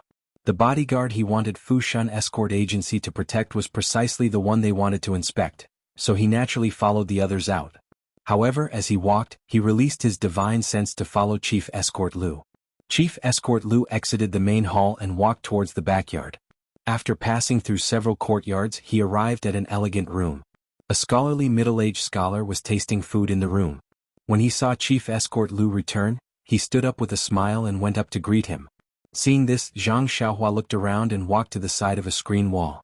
With a twist of her body, she immediately disappeared. When she reappeared, she was outside the elegant room. Zhang Xiaohua poked her head out to look around. She exerted force with her legs, and her body floated up like cotton wool and landed on the elegant room. She pricked up her ears and began to eavesdrop. Chapter 362. The scribe said, Chief Escort Lu, we will have to trouble you. However, this is only a temporary measure and will be rescinded in a few days. We will be responsible for all the losses of your escort agency. Chief Escort Lu cupped his hands and said, Commander Zhou is too polite. Elder Shi of your esteemed sect is my savior. If I don't help out with such a small matter, wouldn't I be worse than a pig or a dog? Don't mention this compensation again. However, Commander Zhou disagreed and said, Chief Escort Lu, you're wrong. Your friendship with Elder Shi is one thing, but we're already very happy that you're willing to help us with this big favor for Elder Shi's sake. This will delay the escort agency's business, but it's a matter of official business. We can't let private matters affect official business. Moreover, this is also my sect leader's intention, so please don't decline. Otherwise, when I return to the sect, how will I explain this to Elder Shi? I can't let Elder Shi laugh at me for taking advantage of others because of him. Haha. Chief Escort Lu laughed loudly and said, If that's the case, then I won't stand on ceremony. Thank you for your sect master's kindness. Commander Zhou also laughed and said, Likewise. I still have to thank Chief Escort Lu for your kindness. The two drank tea for a while, then Chief Escort Lu asked, Commander Zhou, it's already the 4th day and we still haven't seen the person or thing you mentioned. I presume they're no longer in Tanha City. Perhaps. Some of the sect's brothers have already followed the path down, but there hasn't been any news back yet. Hall Master Chiu also returned to the sect yesterday to report the completion of the mission. Looking at the situation along the way, there's an 80 to 90% chance that they've already been picked up by their experts. Chief Escort Lu asked with interest, Commander Zhou, what are you looking for and who are you looking for? Can you tell me a little? Commander Zhou laughed and said, This isn't Chief Escort Lu's style. You haven't asked me about it for 3 days, so why are you asking again today? Aren't you making things difficult for me? Chief Escort Lu chuckled and said, Aren't people always curious? Curiosity killed the cat. Chief Escort Lu, it's better if you don't know what you shouldn't know. It's not that I don't want to tell you, but it'll really kill you if I tell you. Chief Escort Lu was dumbfounded. He quickly said, Then it's better if Commander Zhou doesn't say anything. Then he changed the topic and talked about something else. Zhang Xiaohua was bored and was about to leave when she heard Chief Escort Lu ask again, How is Elder Shi doing in your sect? I haven't seen him for many years. How did he join your esteemed sect? That's right, your sect doesn't seem to have a great reputation. I've been in Jianghu for most of my life, so why? Why haven't I heard of it? Hee. Chief Escort Lu laughed and said, that's right, I really haven't heard of it. However, since elder she was able to join your sect, you must be from a prestigious sect, right? A prestigious sect? Commander Zhou sneered and said, how can a prestigious sect be compared to us? I'm not afraid to tell you that if it weren't for Elder Shi's personal relationship with the sect leader, with Elder Shi's skills, he might not have been able to occupy the position of the last elder in our sect. Ah! Chief Escort Lu was shocked. He had always thought that his savior was an important figure in this sect, so he had been neglectful in front of this scholar a few days ago. Now that he knew that the person he thought was his backer might not even be in his eyes, the expression on his face immediately became more respectful. Then your esteemed sect. Chief Escort Lu seemed to want to ask something more. Zhang Xiaohua also pricked up her ears outside, wanting to know what kind of powerful sect this was. At this moment, the sound of hurried footsteps could be heard from outside. Zhang Xiaohua hurriedly curled up her body and heard a person running in hurriedly. He first cupped his hands in salute to Chief Escort Lu, then moved closer to Commander Zhou's ear and whispered a few words. Commander Zhou's expression changed drastically. He stood up from his chair with a bang and shouted in disbelief, what did you say? Hall Master Chiu and his party of 5 were killed at the outskirts of the East Gate? This Commander Zhou's ability to remain calm was actually worse than the person who reported the news. Chief Escort Lu, who was watching from the side, couldn't help but feel a little disdainful. How could such an uncultured scholar be a commander? However, Chief Escort Lu underestimated him too much. Chief Escort Lu and the person who reported the news didn't know the extent of Hall Master Chiu's martial arts. Even if they knew that his martial arts were superb, they wouldn't know to what extent. Commander Zhou, on the other hand, knew Hall Master Chiu's background like the back of his hand. He deeply knew that Hall Master Chiu was a capable subordinate that his sect master had secretly nurtured. Although his martial arts were superb, he had never made a name for himself in the Jianghu. If he were in the Jianghu, he would definitely be the kind that could cause huge waves. His reputation might not be any worse than the current Righteous Alliance's deputy alliance masters who were currently flourishing. And yet, such a formidable figure had actually been beaten to a pulp at the outskirts of Tanha City's East Gate. He couldn't be more dead. 5 people had actually died in the same way. Not a single one of them had escaped. Even the 5 horses had been kicked to death. This was simply something that he had never dreamt of. Where did Rejuvenation Valley find such a formidable helper? After hearing such shocking news, how could he still sit there calmly? Naturally, his previous self-restraint had long been tossed beyond the highest heavens. Commander Zhou couldn't be bothered to look at the 2 people's astonished gazes. He then slapped his head and said, I've fallen for the enemy's diversionary tactic. Chief Escort Lu, this one needs to personally make a trip. Farewell, farewell. Then he turned to the messenger and said, you hurry and inform the brothers in the city to assemble fully armed at the East Gate. Release a carrier pigeon and inform the brothers who went south to send a portion of them over. Tell them that Rejuvenation Valley's men are hiding in Tanha City and have now turned back. Ask them to hurry and provide support. Oh right, also inform Sect Master to send an elder-level expert over. We'll attack them from the front and back. Let's see where they can escape. When he finished speaking, he hurriedly left with the messenger.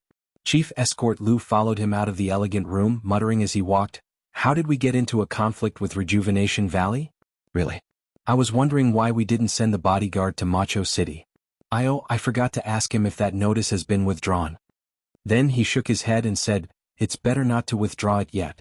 When immortals fight, don't involve mortals. Someone will compensate me for my losses anyway. What's the hurry? Zhang Xiaohua was lying on the roof of the elegant room. When she heard these words, she was so angry that she almost released a flying sword from the roof to hack this guy to death. Nonsense, you're not in a hurry, but I am. When Chief Escort Lu left, Zhang Xiaohua also floated down from the roof and disappeared with a twist of her body.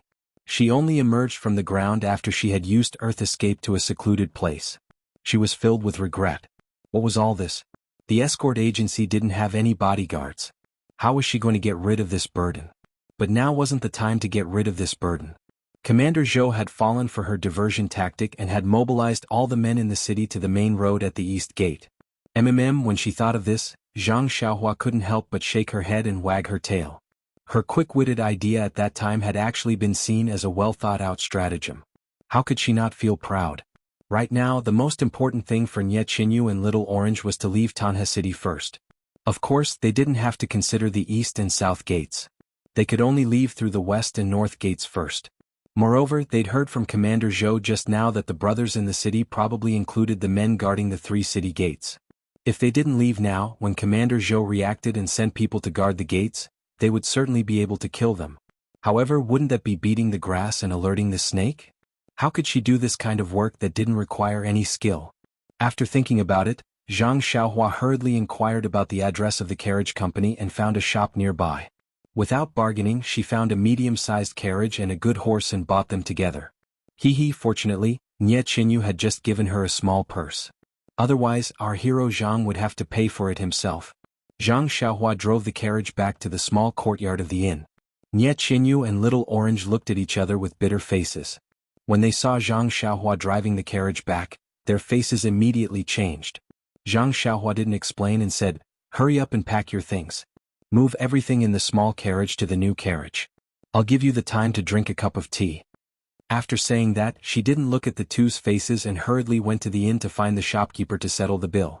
When she came back after settling the bill, Little Orange had already packed everything and was standing in front of the carriage waiting for her. Zhang Xiaohua was surprised and asked, "Where's Miss Nye?" Little Orange looked at the carriage and said, "There, she's in the carriage." Zhang Xiaohua laughed and said, She ran quite fast. What about you? Why don't you get in the carriage?"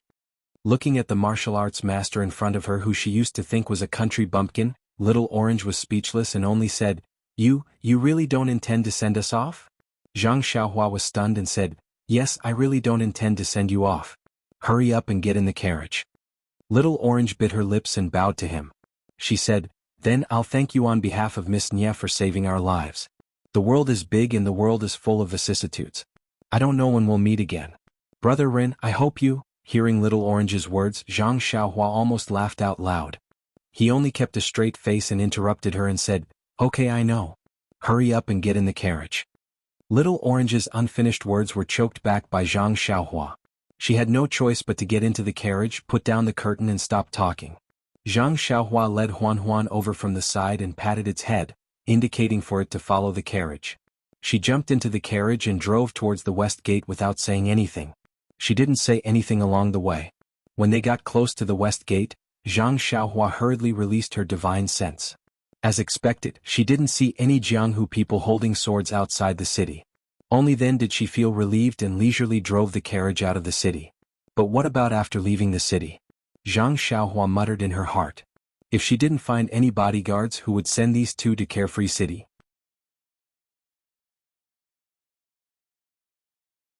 Chapter 363. The carriage gradually moved forward. A black horse was pulling the carriage and the bell on its neck jingled. The sound was exceptionally crisp on the road. Nye Chinyu and Little Orange who were in the carriage were in a bad mood. They didn't say anything and were too lazy to pay attention to everything outside the carriage.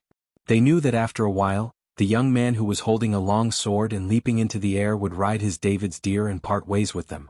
In this vast sea of people, they didn't know when they would meet again. They even faintly felt that this mysterious young man might not say goodbye to them when he left. Yes, goodbye, goodbye. It was a simple sentence, but it was filled with deep expectations. Sure enough, after the time of 2 meals, the curtain of the carriage hadn't been pulled open. The interior of the carriage was dusky. From time to time, light would penetrate through the gaps of the carriage, sweeping across the two's tightly stiff little faces. He really did leave. He left without saying goodbye. The two of them thought at the same time. However, when the crisp sound of the bell rang, it was like a deafening bell. Both of their delicate bodies trembled violently. Their gazes collided in the dusky carriage, and both of them were filled with surprise and disbelief. Almost at the same time they whispered, "Why didn't I hear him talking to the bodyguard? Why are we outside the city?" Right now it was quiet outside the carriage. Even the occasional sound was soft. Where was the impetuosity unique to Tanha City? If that bell was in the city, how could it have such a heavenly sound? The two of them seemed to have woken up from a dream and rushed to pull open the curtain in front.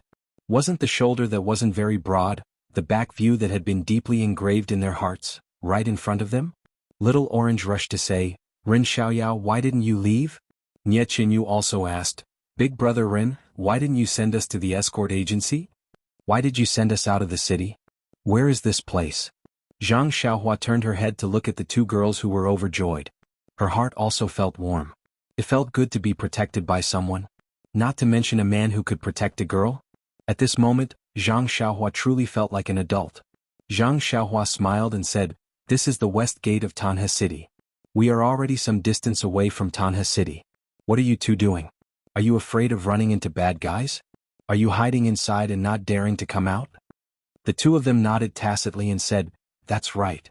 If we're discovered in the city, we won't be able to escape. There's no need for that now. They've all gone to the east gate and are chasing after you on the way we came. No one should be able to discover you for the time being." Oh. Little Orange didn't quite understand. Nie Qinyu instantly smiled and said, "So it was planned by Big Brother Ren. I really admire you." Zhang Xiaohua shook her head. "Miss Nie thinks too highly of me. I just casually killed a few bad guys. How could I think so far ahead? Haha, Big Brother Ren is too modest." Nie Qinyu was not stingy with her words. Little Orange was puzzled and said, Young Master Ren, I still don't understand. Why didn't you send us to the escort agency?" Hearing Little Orange calling herself Young Master, and calling herself a maid, Zhang Xiaohua frowned slightly and explained, "Little Orange, do you think I didn't want to send you to the escort agency? But even if I wanted to, they wouldn't dare to accept this mission." Little Orange was curious and asked, "Why is that, Young Master Ren?" Nie Qinyu smiled and said, "I see." This smile was very sweet. "Miss Nie, you're really smart and very impressive." Zhang Xiaohua couldn't help but praise her. Nie Qinyu waved her hands and said, "It's useless to be smart." In front of Big Brother Ren's powerful martial arts, any little trick is just a small trick. At this moment Little Orange also understood. Looking at her Mrs. Excited face, her expression changed slightly. Then she immediately returned to normal and said, "Miss is really amazing. I really admire you." Zhang Xiaohua told her about how she went to the escort agency to find bodyguards. Then she shrugged and said, "I didn't have a choice. I couldn't just watch you fall into the hands of the bad guys. Moreover, if those people returned and couldn't find you, they might return to Tanhe City. I had no choice but to bring you out first. Sai, it seems like we have to wait until we reach the next town." Hearing this, Nie Qinyu and Little Orange's expressions turned ugly. They looked at each other and Nie Qinyu asked, "Big Brother Ren, can you tell me where you're going now?" Zhang Xiaohua thought for a while and said, "Miss Nie, can you tell me where Macho City is? Or do you know how to get to Macho City?" Zhang Xiaohua didn't know where Macho City was, let alone how to get there. When he was at the escort agency, although he wanted to ask, he was afraid of attracting attention. However, this Miss Nie in front of him was only 12 years old. In his imagination she might not know how to get there. Who would have thought that Nie Qinyu would only ponder for a moment before she explained the route from Tanhe City to Carefree City clearly without any hesitation. Zhang Xiaohua was speechless. The thought of, "Why is there such a big difference between people?" flashed into his mind again. He thought about how he had only just found out how to get to Pingyang City. Look at this 12-year-old girl. TSK. She was so much better than him. However, immediately, a little person appeared in his mind and advised earnestly, "Don't compare yourself with others, silly boy. You're the son of a farmer. Being simple is your true nature." But Zhang Xiaohua spat on the ground. He had Nie Qinyu's charm. He thought to himself, "Do nobles and generals have guts?" Seeing Zhang Xiaohua's behavior, the two people in the carriage were surprised. They thought in unison, "Is this habit also contagious?" From Nie Qinyu's explanation, Zhang Xiaohua found out that Macho City was south of Tanhe City. It was about a month's journey away. The Pingyang City that he requested was southwest of Tanhe City. It was still very far from Macho City. The two routes were completely separated at Tanhe City. Of course, all roads led to U City, but the most comfortable official road was like this. If Zhang Xiaohua wanted to return to Pingyang City, he would have to go through the west gate of Tanhe City. There was an official road that passed by several cities before reaching Pingyang City. This was also the route that Ji Xiaohua had drawn for him. If he wanted bodyguards to escort Nie Qinyu, he would have to go through the south gate of Tanhe City. There was also an official road that led to Macho City. That was also the direction that the unknown gang was pursuing Nie Qinyu. Of course, Zhang Xiaohua still had a choice. In the first 10 days, there would be a famous escort company in a big city. It was not a bad idea to let them escort Nie Qinyu. However, this would delay Nie Qianyu's journey and take a lot of detours. Thinking of the detours, Zhang Xiaohua suddenly had a new idea. He stroked his chin and thought carefully about the possibilities. Behind him, Nie Qianyu and Little Orange saw that Zhang Xiaohua did not say anything after asking for the location of Macho City. They sat quietly in the carriage and looked at the passing scenery outside. However, they did not pay attention to anything. They only secretly prayed, "Will he change his mind? Will he send us to Rejuvenation Valley?" After a while, Zhang Xiaohua said, "Miss Nie, I have an idea. Do you think it will work?" Nie Qianyu asked curiously, "Please speak, Brother Ren." "Actually, I originally planned to hire bodyguards to escort you two back to Macho City and Tanhe City. However, I did not expect that Fushan Escort Company would not accept the escort to the south. Therefore, I have no choice but to place my hopes on the next city.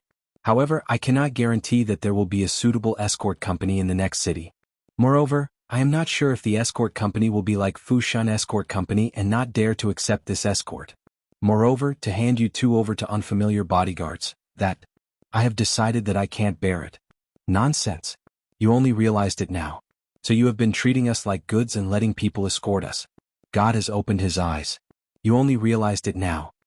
Nie Qianyu and Little Orange looked at each other. Their eyes were filled with joy and relief. Zhang Xiaohua continued to explain, "The place I am going to is definitely not where you two can follow me." However, seeing Zhang Xiaohua dawdling, Little Orange became impatient and said, "Can't you finish your sentence in one sentence?" Nie Qianyu hurriedly pulled Little Orange's sleeve with her uninjured left hand and said, "Little Orange, let Brother Ren finish." Zhang Xiaohua chuckled and said, "However, you two can follow me all the way there. After I am done with my business, I will send you back. How about that?" What? Nie Qianyu and Little Orange could not believe their ears. Nie Qianyu hurriedly asked, "Brother Ren, I have thought of this idea. However, the matter you are going to do must be extremely confidential and important. It will probably cause a sensation in the martial arts world. If we follow you, won't we affect you? That's why I don't dare to say it." Zhang Xiaohua scratched the few strands of mustache on his chin with his fingers and said with a smile, "It's fine. As long as you don't have to follow me when you reach a place. When I'm done, I'll meet you at that place and send you off." "Oh yes, Miss Nie, are you in a hurry to go back to Macho City?" Nie Qianyu smiled and said, "Even if we are in a hurry, we need to be alive to go back. The place Brother Ren is going to is definitely not in the same direction as Macho City. It might even be very far away. The further we go, the harder it will be for those bad guys to find us. Brother Ren, you are so smart.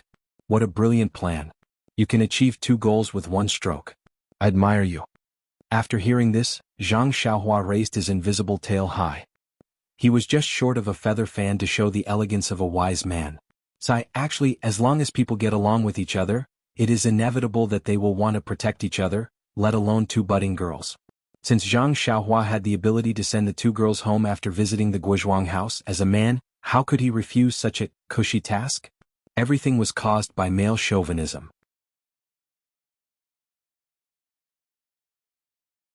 Chapter 364.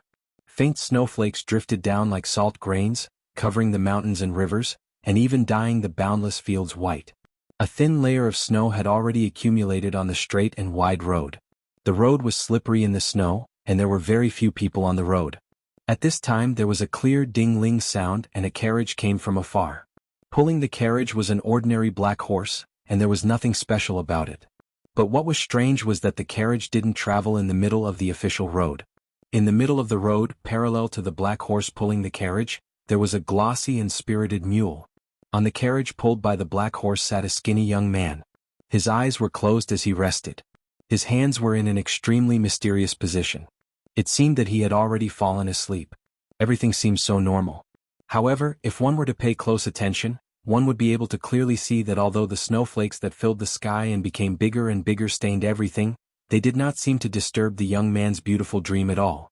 This was because there seemed to be a transparent cover around the young man's body. When the snowflakes landed on his body, it was as if they had landed on an abnormally smooth surface.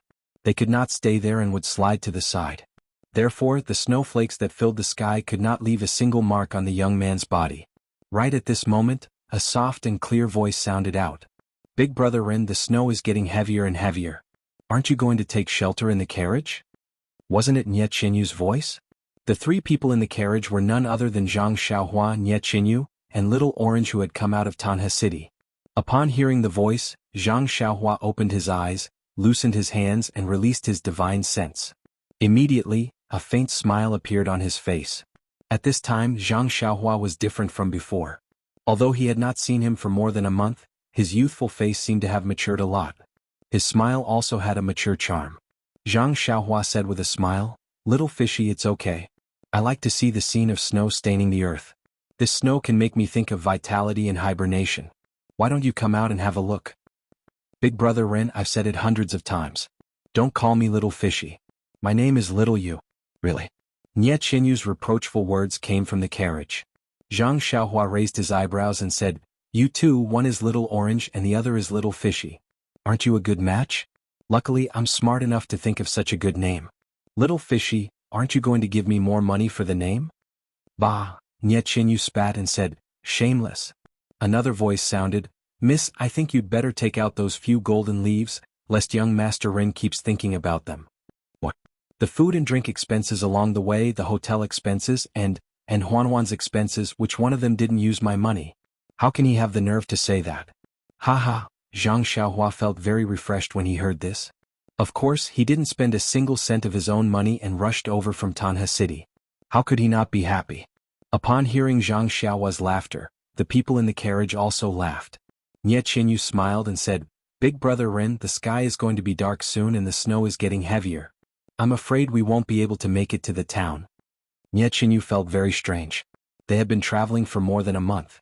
Zhang Xiaohua was unusually cautious and never spent the night in the wilderness. Even when he saw that it was still early, he stayed in an inn and didn't move forward. Logically speaking, with his superb martial arts, why would he be afraid of some petty thieves? However, since Zhang Xiaohua didn't explain, she didn't feel right to ask. Zhang Xiaohua smiled and said, "It's okay. Pingyang City is about 4 to 5 miles ahead. If we speed up, we should be able to make it by the time the sky turns dark. We've already passed the first day of the new year on the road, and we'll have to pass the 5th day of the new year in Pingyang City." Nie Qinyu said in surprise, "Big brother Ren, aren't you always bad at directions? How did you know that we're reaching Pingyang City today? It's all white outside the carriage. How can you tell?" Upon hearing this, Zhang Xiaohua only laughed and didn't explain. Nie Qinyu in the carriage also seemed to be used to it and didn't pursue the matter. Zhang Xiaohua shouted habitually, "Hiya!" The deer immediately swung its tail and hit the black horse's buttocks. The black horse's hooves tightened again and it galloped forward quickly into the boundless snow. After Zhang Xiaohua left Tanha City, she told Nie Qinyu about her thoughts. Although Miss Nie was young, she was much more experienced than Zhang Xiaohua when she was the same age 5 years ago. She was also insightful about the ways of the world. How could she not quickly cozy up to Ren Baqian? Naturally, she didn't have any objections. Wasn't it just a detour? Even if she had to go out to sea for a round, as long as she could return to Carefree City safely, she was willing to do so. Moreover, besides, there was another small thought. Hee, let's not expose other people's privacy. From Tanha City to Pingyang City, it was only a short curve in Xiaohua's scroll. Zhang Xiaohua drove the carriage for almost a month to pass through the few cities in between. Even the first day of the new year was spent hurriedly on the road.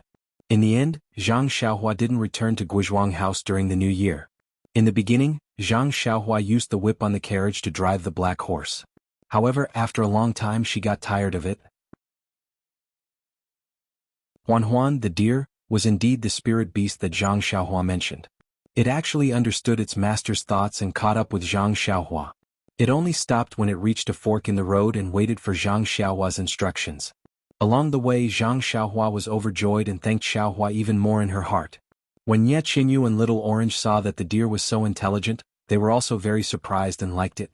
Both of them had reared the deer before and had a deep understanding of its diet. Nie Qinyu's carriage didn't lack money, so along the way, although Huanhuan was a little different from the Rejuvenation Valley's deer, it was also well-fed and shiny. It was no longer as ugly as it was in Songning Town. As for Nie Qinyu and Little Orange, after interacting with Zhang Xiaohua for more than a month, they went from being in awe and fear at the beginning to gradually getting to know him. They knew that this young man with powerful martial arts was not unapproachable and unapproachable. If his mysterious behavior and powerful martial arts were covered up, the Ren Xiaoyao in their eyes at the beginning was his true self. Speaking of mysterious behavior, Zhang Xiaohua had to sleep well every night. Even when sitting in the carriage he had to close his eyes to rest. Sometimes he was obviously terrible with directions, but sometimes he could point out the road ahead. Sometimes he even had the feeling that he could foresee things ahead. This really puzzled Nie Qinyu. What annoyed Nie Qinyu the most was that this guy didn't even take out a single penny along the way. He always stretched out his hand to her to pay for everything. This wasn't the style of a martial arts hero. However, Nie Qinyu was also very gratified by the benefits brought about by this most annoying thing. From Tanhe City to Pingyang City, they had encountered all kinds of bandits, robbers and other evil deeds. However, at this time the value of a martial arts man was fully displayed. This guy didn't care how many robbers there were in front of him. He just looked left and right and came over with his long sword. He randomly found an extremely thick tree or a huge rock. He took a deep breath and swung his sword down. No matter how thick the tree was or how hard the rock was, it would collapse at the touch of his sword. Then Zhang Xiaohua leisurely got into the carriage while all the robbers were dumbfounded. He shouted, "Go!" and the black horse automatically drove away, leaving behind the admiring gazes of the robbers. Of course, there were also some who felt good about themselves because they had more people. Zhang Xiaohua didn't hold back. No matter how many people there were, she killed them all with one strike and then used the second strike. Nie Qinyu and Little Orange were starry-eyed when they thought of that. Then they spat and laughed. This guy is really barbaric. At the same time, they hid in the carriage and covered their mouths. How much money would it take to hire such a brave and fierce bodyguard? It was a tiring but joyful journey for more than a month. Unknowingly they were close to Pingyang City. Nie Qinyu was so smart. Ever since they left Tanhe City, she didn't mention where they were going. She only followed Zhang Xiaohua's wishes. Occasionally, when Zhang Xiaohua couldn't make up her mind, she would raise her own opinions. Her tone didn't show any intention of inquiring about Zhang Xiaohua's destination. However, Nie Qinyu was very familiar with the distribution of each city. Zhang Xiaohua's route was also very clear. As early as more than 10 days ago, she already knew that Pingyang City was on her route. She just didn't know that this Pingyang City was Zhang Xiaohua's destination. 5 days ago, on the first day of the new year, the three of them spent it in a very small town. Zhang Xiaohua didn't mind. She hadn't spent time with her mother and father for many years. Although she really wanted to, she gave up the idea when she saw that it was still far away from home. She only felt a faint longing in her heart. However, Nie Qinyu was different. It seemed that she hadn't spent the new year outside since she was young. That night, her eyes were red and she didn't eat much. Zhang Xiaohua didn't know how to persuade her. She only comforted her and accompanied her silently. Fortunately, Little Orange took his young mistress out for a walk. When they returned, although Nie Qinyu's eyes and face were red, she was in a good mood. It was just that she kept glancing at Zhang Xiaohua. She even toasted Zhang Xiaohua with a few cups of wine on a simple table.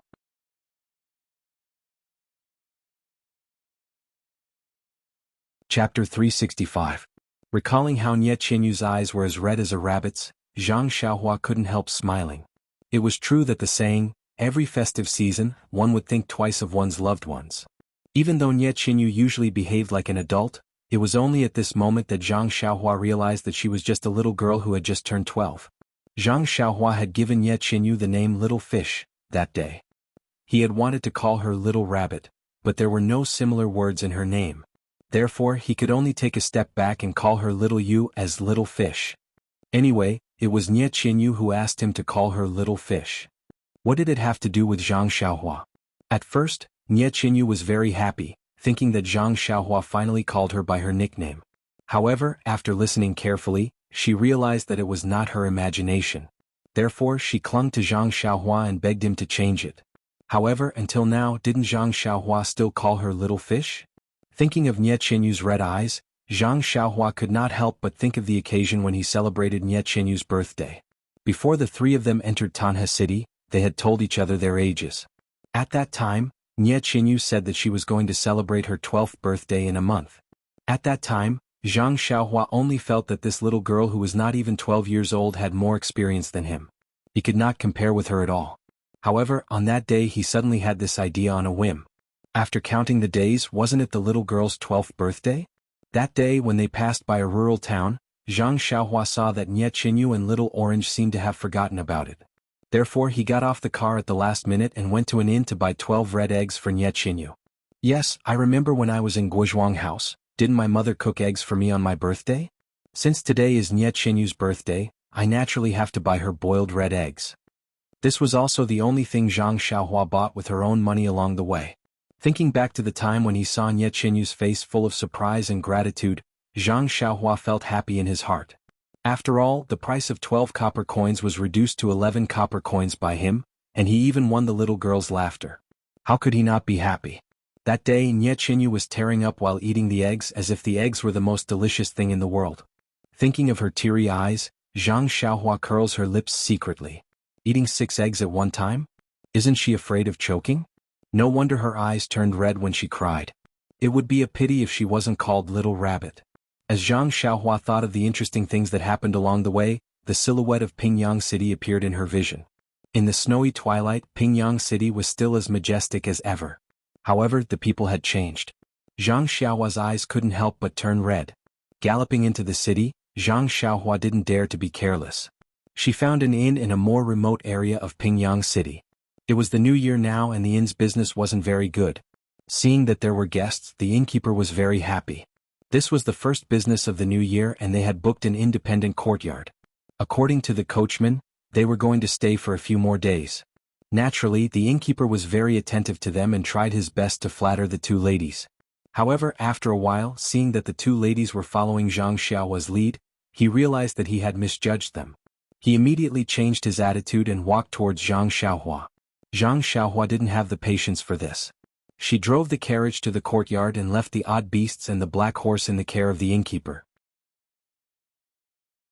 She unloaded the items from the carriage and put them in a room. She didn't need the innkeeper to find help. Seeing this, the innkeeper naturally knew what to do.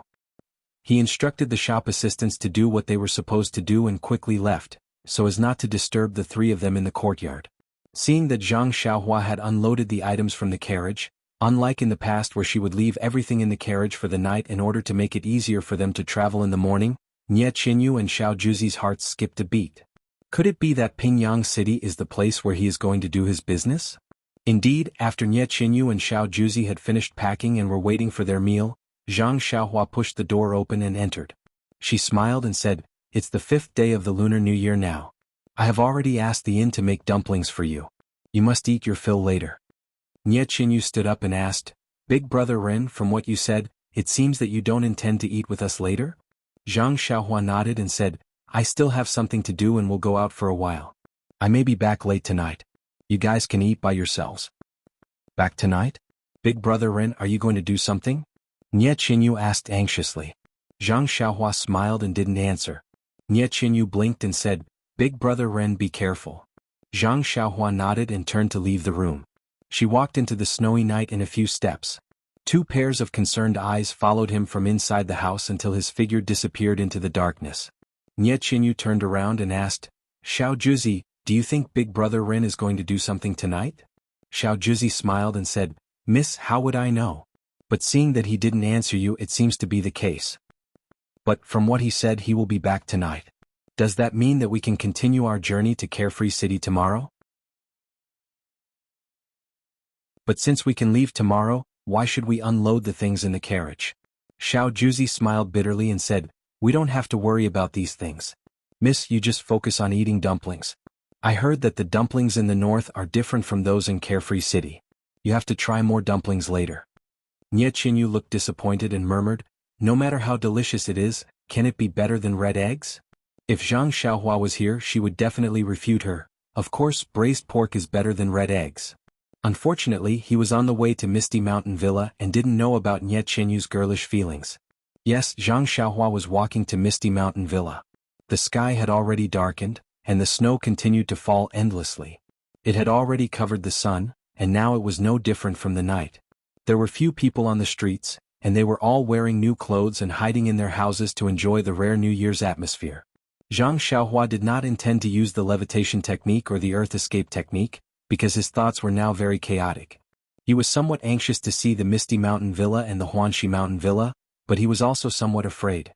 This kind of contradictory mood could only be slowly calmed down by walking in the empty streets and alleys, and walking in the dark night.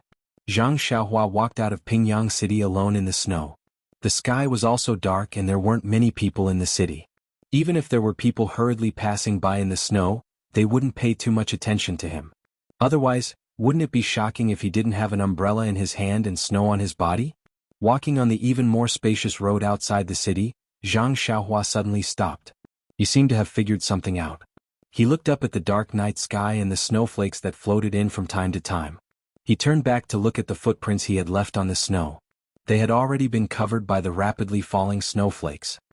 He then looked at the snow-white road in front of him that didn't have any traces. Zhang Xiaohua's lips curled into a smile. I've walked on the road behind me and left traces, but they won't last long. What kind of thing in this world can last long? It's just a matter of time. I haven't walked on the road ahead. It's up to me to decide what kind of traces I want to leave. They can be the same as the footprints behind me or... At the thought of this, Zhang Xiaohua floated up and used the levitation technique. He leaped into the air and flew forward like a deity. I can also be different from before and not leave any traces on the road. Without destruction there can be no construction. This must be the case. The Misty School has long been on the decline in the pugilistic world. It's a miracle that it has survived for so many years. In the pugilistic world, survival of the fittest is the most realistic thing. It's normal that the three sects would join forces to destroy it. Moreover, the Dalan Temple and the incense cult actually allowed Hu Yuni to escape from Ethereal Peak with the descendants of the Misty School. This is an anomaly. Could it be that they let them go because they are all descendants of the immortal Tao? Or, is there something else going on? The Misty School is now as broken as it can be. However, the foundation of Misty Heights is still there. It's just that it's been occupied by the Righteous Alliance. The two leaders of the Righteous Alliance have been crippled. I don't know what's going on now. They probably won't have any extra thoughts on Misty Heights. It's not impossible for the Misty School to rise again.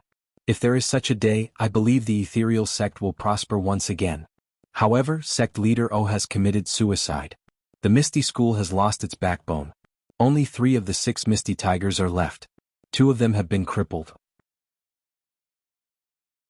Hu Yuni is also seriously injured and his martial arts have been greatly reduced. The eldest disciple of the sect leader, Zhang Qingyue, has also committed suicide. Sai, it's like a plate of loose sand now. Forget it.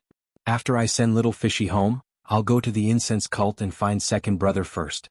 I'm also not a disciple of the Misty School. Why should I worry about this for no reason? Although Misty Heights was quite a distance away from Pingyang City, Zhang Xiaohua quickly arrived in front of the archway of Misty Heights with her levitation technique. Zhang Xiaohua stood in front of the straight road and couldn't help but think of the scene when she first came here. Sigh, things remain the same but people have changed. In the darkness, the smooth road was covered with white snow and reflected white light. Zhang Xiaohua sighed and walked up. It was as if she wanted to relive the feelings of that day. Zhang Xiaohua slowly walked towards the archway of Misty Heights and released her divine sense. Perhaps it was because it was the new year or because it had been many years since the Misty School was destroyed, the Righteous Alliance's protection had already been lax. Tonight, there weren't any disciples of the Righteous Alliance guarding the archway. When Zhang Xiaohua's divine sense saw the 2 ancient words Misty on the archway, Zhang Xiaohua couldn't help but exclaim in surprise.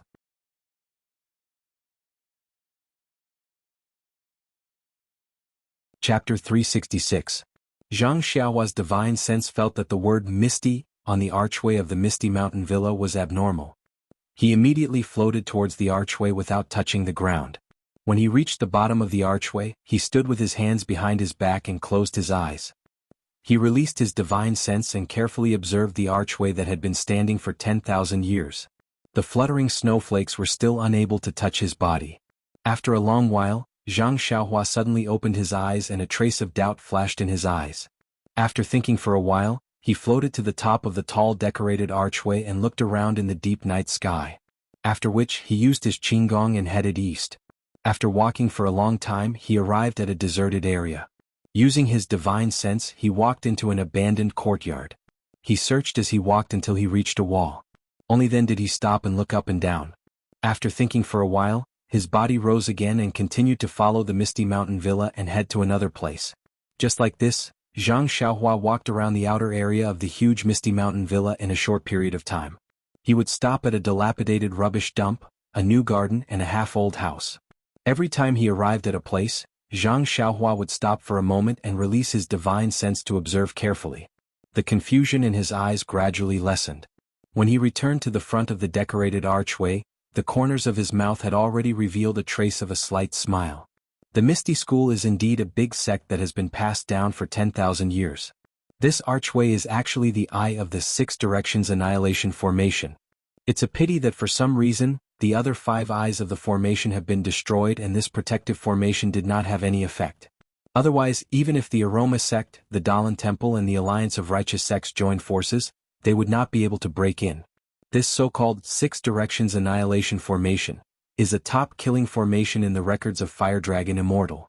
It requires 6 people of the Immortal Tao to use different methods to attack the 6 eyes of the formation at the same time for it to be effective. The Chi of Heaven and Earth is scarce. Where can we find 6 people of the Immortal Tao? This formation should be indestructible. Oh, I forgot. Since the Chi of Heaven and Earth is scarce, where does the Chi of Heaven and Earth come from? If you have some primeval stones, that's fine, but does this Misty School not have enough primeval stones? However, look at the 5 abandoned array cores just now. They are all traces of man-made destruction. Some of them have been forcibly demolished to build houses and gardens. Some of them have even been turned into garbage dumps. Alas, man-made disasters are worse than natural disasters. This is the consequence of destroying the environment, forcibly demolishing and building, and illegal construction. Zhang Xiaohua looked at the misty mountain villa with countless lights in front of him. This time he had come here to explore and see what was going on. Now that he had been delayed in front of the decorated archway, he had wasted too much time. Seeing that it was getting late, Zhang Xiaohua prepared to go back. However, when his eyes turned to the Huanxi mountain villa next to him, he had an idea. He jumped down from the decorated archway and landed on the ground. After he made a gesture with his hands, his figure suddenly disappeared. When he appeared again, he was already in front of the herb field of the Huanxi mountain villa. Zhang Xiaohua jumped out of the ground and looked around. He could not help but smile bitterly. He wanted to go to the small courtyard where he lived, but he ran to the herb field. At this time, the herb field had long been deserted, and the flat land was covered with thick snow. Thinking of this place where he had struggled in the past, Zhang Xiaohua had an idea. He did not know whether O Yen had found the reason why the herbs did not germinate. Thinking of the problem of the herbs not germinating, Zhang Xiaohua now had an incomplete idea. The growth of the herbs needed to absorb a certain amount of Qi of Heaven and Earth. Those herbs that did not germinate must need more Qi of Heaven and Earth. The lack of Qi of Heaven and Earth in the herb field naturally could not provide enough Qi of Heaven and Earth for the herbs to germinate. Of course, the herbs would not germinate. However, the spring water of the Guizhuang house was rich in Qi of Heaven and Earth. If he could use the spring water of the Guizhuang house to water these herbs, there might be some effect. Of course, the Qi of Heaven and Earth in the spring water from the Guizhuang house had long disappeared between heaven and earth. But where did the Qi of Heaven and Earth in the spring water come from? Wasn't it provided by the small pieces of primordial stones at the bottom of the well? Speaking of primordial stones, how much Qi of Heaven and Earth did the primordial stone in Zhang Xiaohua's purse provide? Therefore, in Zhang Xiaohua's mind, if he could put a piece of primordial stone in the water and use the water to water the herbs that did not germinate, it should be possible. However, this idea was just an idea now, and there would be no day for it to be put into practice. Didn't the Decent Alliance say that they would not interfere with everything in the Huanxi villa? Why is the herb field deserted? Zhang Xiaohua was a little depressed. Immediately, he spread out his divine awareness and carefully observed. Of course, he did not want to look at the Misty Villa. The Huanxi Villa was his old place and his first step in Jianghu. How could he not have deep feelings for it? Suddenly, Zhang Xiaohua's mouth showed a smile again. His body did not move, but suddenly, like a gust of wind, he flew to his own small courtyard. In Zhang Xiaohua's earliest hut, the barefoot brother Ma was still sitting on his messy kong, scratching his feet and drinking a little wine. From time to time he would pick up a few peanuts from the plate on the kong and put them into his mouth. On the kong opposite him, the honest Luer Huan was sitting in a corner of the kong. Beside him were several young men in green clothes and hats. They were all staring at Ma Jing without blinking as if they were listening to something. When Zhang Xiaohua passed by the hut in the small courtyard, she heard a few words floating from inside. "You don't know. That year, Brother Shi and I were working in the field, helping our manor Lord O to plant rare medicinal herbs. Then we saw several big monks and several men from Jianghu descending from the sky. I was very shocked, but I couldn't ruin the prestige of our Huanxi mountain village. So I stepped out from the crowd and asked, 'Who are you?' Zhang Xiaohua looked at the hut in the small courtyard and said, "You don't know. That year, Brother Shi and I were working in the field, helping our manor lord plant rare medicinal herbs. Do you know how the monk answered?" The several people opposite him shook their heads and said in unison, "We don't know." Ma Jing let go of his feet, put the peanuts into his mouth and said, "The monk said, 'Brother, we are from the Huanxi Villa. We are monks from the Dalan Temple. We were ordered to come to Huanxi Villa to check. Brother, please do us a favor.'" At this time a boy asked, "Brother Ma, that's not right. The monk called us benefactors. Why did he call us brother? You are not a monk." Ma Jing was a little disapproving and said, "Maybe I remembered wrongly. You think that since they were so polite, I naturally couldn't be rude, so I said, 'Brother Ma, that's not right. I heard from Brother Shi that those people were very fierce at that time. When they came to our Huanxi Villa, they searched everywhere and broke a lot of things. They also beat a lot of people. It is said that they were looking for some martial arts secret book?" Another person also said, "Yes, it's the house I live in. It's said that it's been ransacked. I just don't know whether they found the martial arts secret book or not." Ma Jing impatiently put his hand in front of his nose and said, "Do you still want to hear it? If you don't want to hear it, I will go to sleep." Yes, of course we want to hear it. Didn't we all come to the villa later? We didn't have time to participate in the glorious history of the villa. We still have to rely on Brother Ma to tell us more about your glorious deeds. Humph, now you know how to respect the old and love the young? Let me tell you that martial arts secret book definitely wasn't found. Brother Ma, we know. Brother She said that he didn't know. Won't it be clear if you use your brain to think? If they found the martial arts secret book at that time, would they still take our villa master to preach the incense cult? The servant said at once, "Yes, Brother Ma is right. We have been in the villa for more than 2 years, but we have never seen the villa master." I heard that our villa master is a great beauty? Brother Ma, you must have seen the villa master. Ma Jing was speechless. What kind of servants are these? They actually dare to talk about the villa master behind her back. However, Villa Master O is indeed a great beauty. Zhang Xiaohua stood on the roof and listened to the group of servants talking nonsense. She couldn't help but secretly laugh. No, now that she thought about it, O Yen was indeed very beautiful. At that time she was young and didn't understand.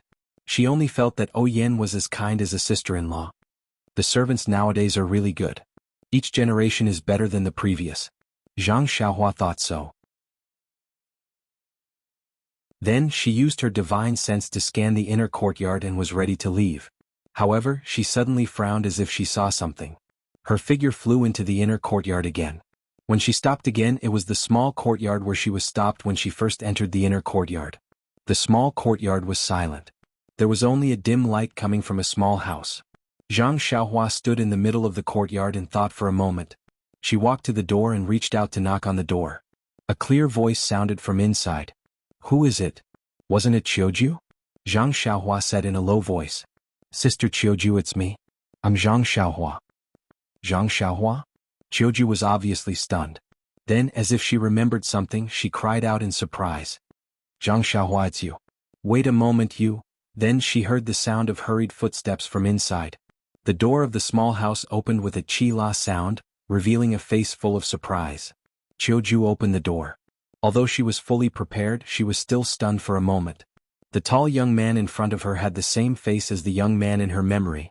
It was just that the shape of his face was a little elongated, but he had grown a lot. However, thinking about it, it had already been 4 or 5 years. Why hadn't this young man's face changed? She asked hesitantly. "Are you really Zhang Xiaohua?" Zhang Xiaohua touched her face and smiled. "Why, Sister Qiuju, I heard that my face didn't change much. Don't tell me you can't recognize me?" "No, it's just..." At this moment Zhang Xiaohua said, "Sister Qiuju, I even hung clothes for you in the past. Don't you remember?"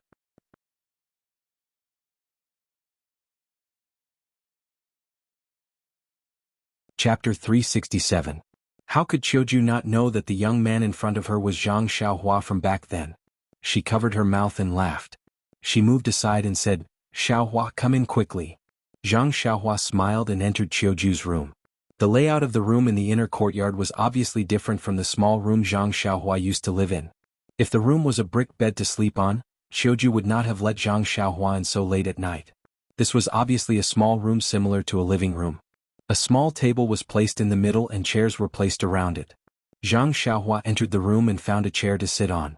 Qiuju picked up the teapot from the side and poured a cup of hot tea.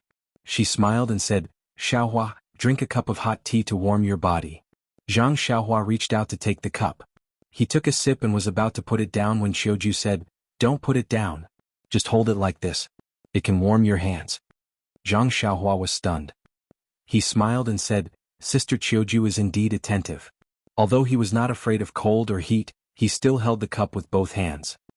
He was about to speak when Qiuju said, "Xiaohua, where have you been these years?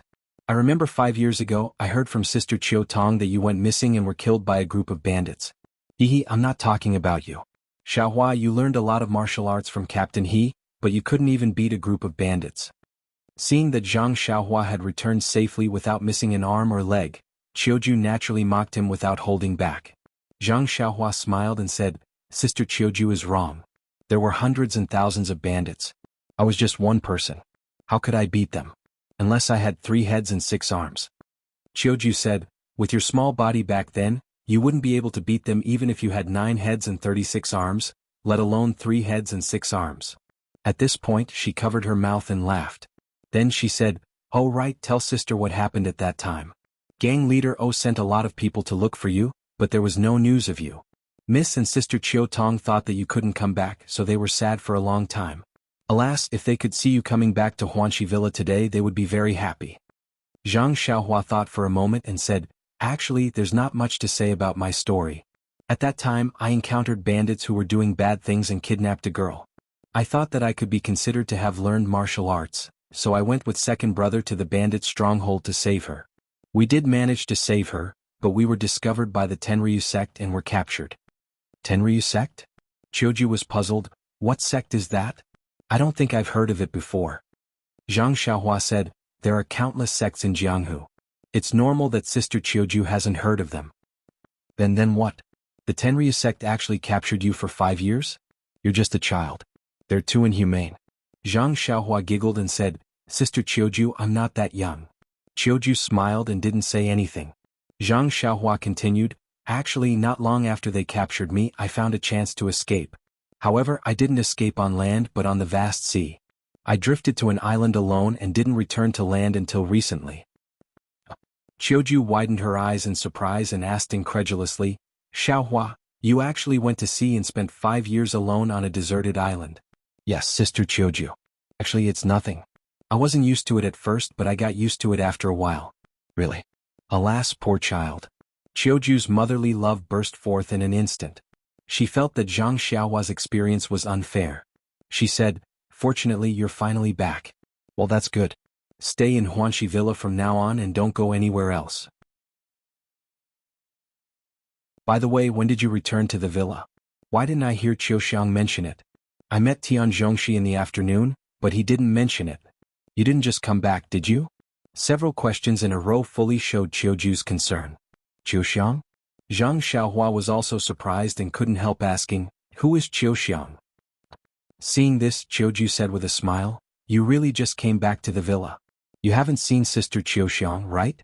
Well, I guess Tian Zhongxi wants to take you to see her tomorrow morning." Speaking of this, there was a trace of sadness on her face. She said, "Tian Zhongxi must have told you about the Misty School. Since Miss and Sister Qiu Tong went to preach the incense cult with Madame Gang, our Huanxi Villa has been temporarily taken over by Qiuxiang. Alas, she has been in charge for 3 years. However, Xiaohua, don't worry. Although you haven't seen Qiuxiang, you're still a senior in Huanxi Villa. I have a good relationship with Qiuxiang. Tomorrow morning, I'll tell her in advance in case she refuses when Tian Zhongxi goes to report to her, or it will be too late for me to go there." Hearing Qiuju's words, Zhang Xiaohua felt warm in her heart. She had only met Qiuju a few times, but she took good care of her because she used to be a manservant in Huanxi Villa. Her true feelings were rare. Zhang Xiaohua said with a smile, "Let's talk about these things later. I want to ask, Sister Qiuju, do you know the whereabouts of my second brother, Zhang Xiaohu? Is he dead or alive?" Qiuju thought for a moment and sighed, "I'll tell you the truth about your second brother's whereabouts. Xiaohua, I really don't know. When the Misty School was besieged by the 3 factions, I only heard the faint sound of fighting in the villa. I don't know the specific situation of the enemy. Moreover, in the end, the disciples of our Misty School were taken back by Madame Gang and brought back to preach the incense cult. I didn't see them, so naturally I don't have any news about Zhang Xiaohu. Hearing this, Zhang Xiaohua sighed and said, then what about the situation of Miss O and Sister Qiu Tong, and the current situation of our Huanxi Villa? Qiuju's face showed a worried expression again and said, our Huanxi Villa and Piaomiao Villa have always been one, and we are related to each other. The Misty School was destroyed by the Incense Cult, the Dalan Temple and the Righteous Alliance. Half of the disciples died on the spot. Although Elder who escaped, the rest of the disciples were mediocre in martial arts, and some of them were destroyed. They were all taken back by the Incense Cult. Although our Huanxi Villa was protected by Nun Jingyi of the Incense Cult, and the other two factions had no choice but to yield, Miss was taken away by them. Sister Qiu Tong couldn't bear to part with Miss, so she went with them. The other sisters and I also wanted to go, but Miss didn't allow it, so we stayed. Hearing this, Zhang Xiaohua asked, Sister Qiuju, do you know where the Incense Cult is? This. Qiuju shook her head and said, I don't know about this. That day there were many of them and they set off together. When I bid farewell to Miss, I didn't hear her mention it. I reckon that Miss herself might not know about it. However, their carriage was heading towards the south. How is the villa now?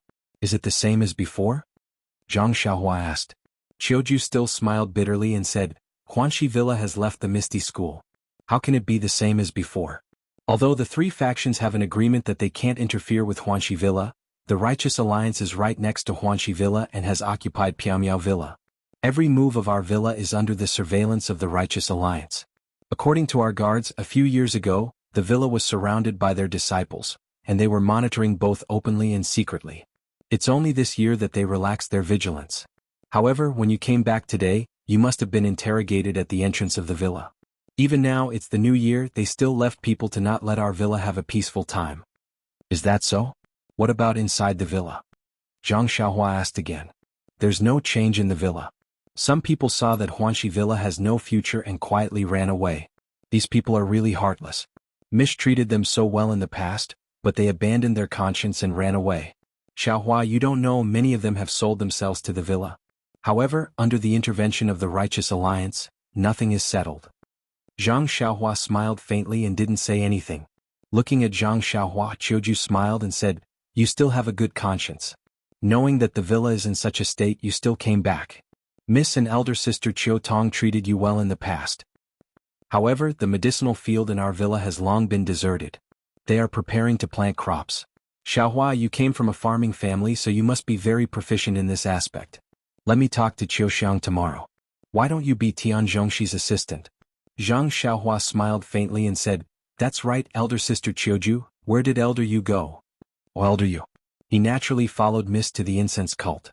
Although he is the steward of the villa, he still has to protect Mississippi. Elder sister Qiu Tong can only serve Mississippi. If it's protection, it can only be done by elder Yu. Oh, I see. Zhang Xiaohua touched her nose with her finger. There are a lot of changes in the villa. However, as long as you work hard like before, your livelihood will definitely not be a problem. Xiaohua, Miss and Qiu Tong are not here. If you have any problems, feel free to tell elder sister. Although elder sister is not Qiu Xiang, I can still speak for you. I definitely won't let you suffer. Hee, then I'll thank elder sister Qiuju first. Zhang Xiaohua smiled and said, however, I didn't come back to the villa this time. I haven't gone home to see my parents and, Qiuju smiled and said, you came to the villa before going home. Xiaohua, Miss really has good taste. It doesn't matter. I'll ask Tian Chongxi to give you a month's leave. Go back and reunite with your parents. It won't be too late to go back to the villa. Zhang Xiaohua smiled bitterly and said, elder sister Qiuju, can you let me finish my words? Qiuju smiled and said, I haven't seen you for many years. I'm happy to see the old people in the villa. Alright, you say it. I won't interrupt. Zhang Xiaohua said, elder sister Qiuju, after I go home, I don't plan to go back to the villa. What? Qiuju's expression changed a little. Then she smiled bitterly and said, that's right. The villa is like this now. It's normal that you don't come back. It doesn't matter. Xiaohua, if you have time, just come back and see your old friends in the villa. Zhang Xiaohua said helplessly, elder sister, didn't you say that you won't interrupt? Only then did Qiuju stop interrupting. She didn't answer. Zhang Xiaohua smiled and said, I plan to go home to see my parents, and then go to find Miss and elder sister Qiu Tong. Chiuju couldn't help but interrupt again. She said in surprise, You really want to find them? Yes. Zhang Xiaohua said, I haven't seen them for so many years. I don't know if they are still alive in the world.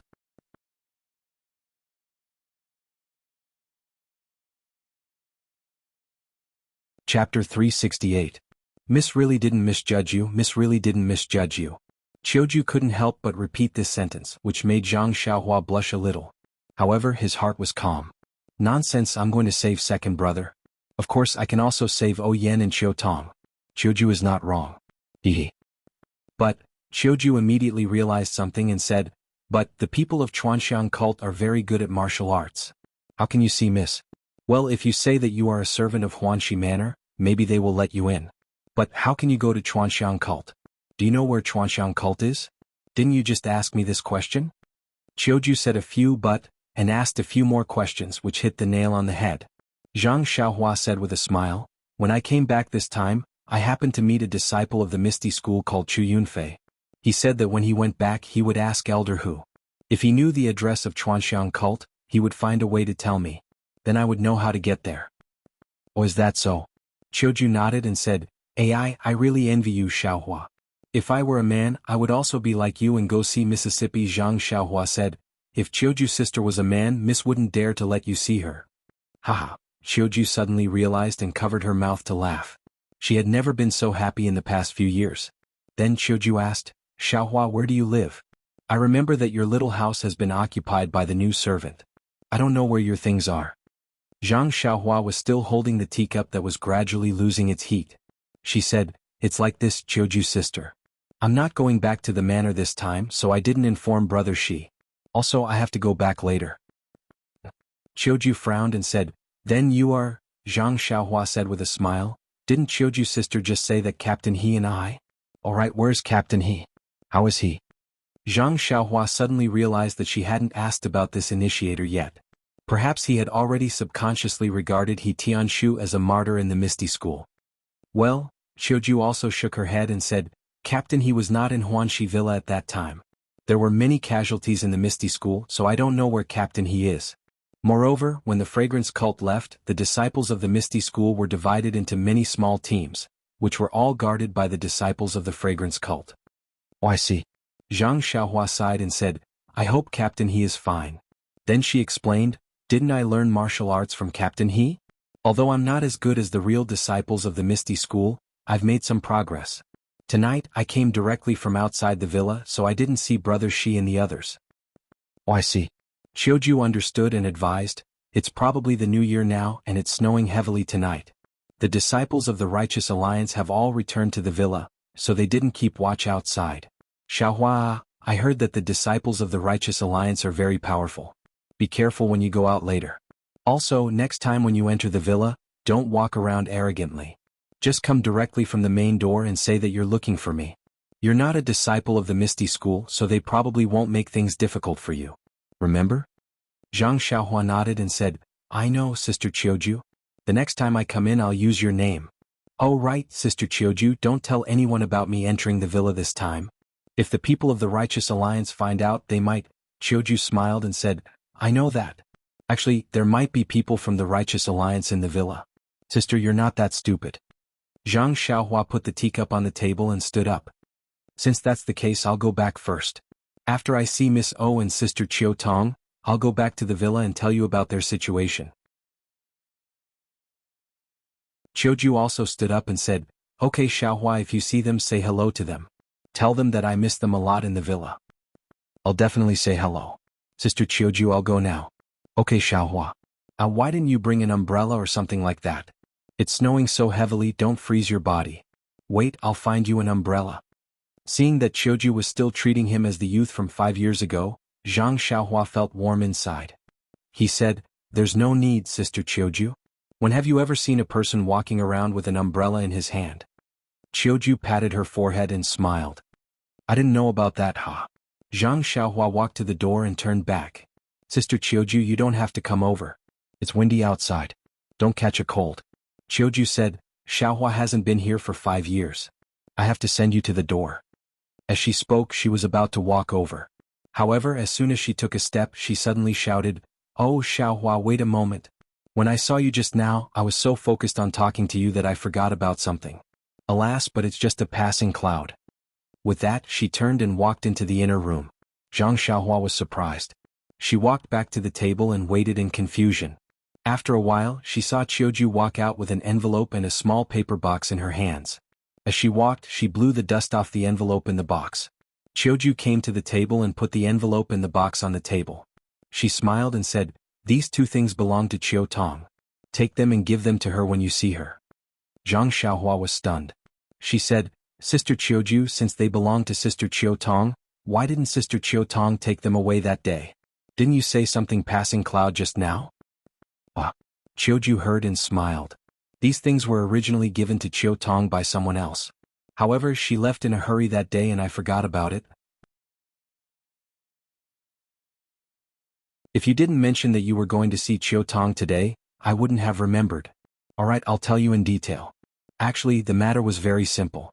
On the day that the Misty School was besieged by the three factions, Misty Mountain Villa was facing a formidable enemy. However, Huanxi Mountain Villa was no different from usual. Everyone in the villa was busy with their own matters. Qiuju was in the kitchen preparing something for her young mistress when she saw a rather handsome male disciple of the Misty School come to her with these two things. He wanted her to help him pass these two things to Qiu Tong. At that time, Qiuju was very puzzled.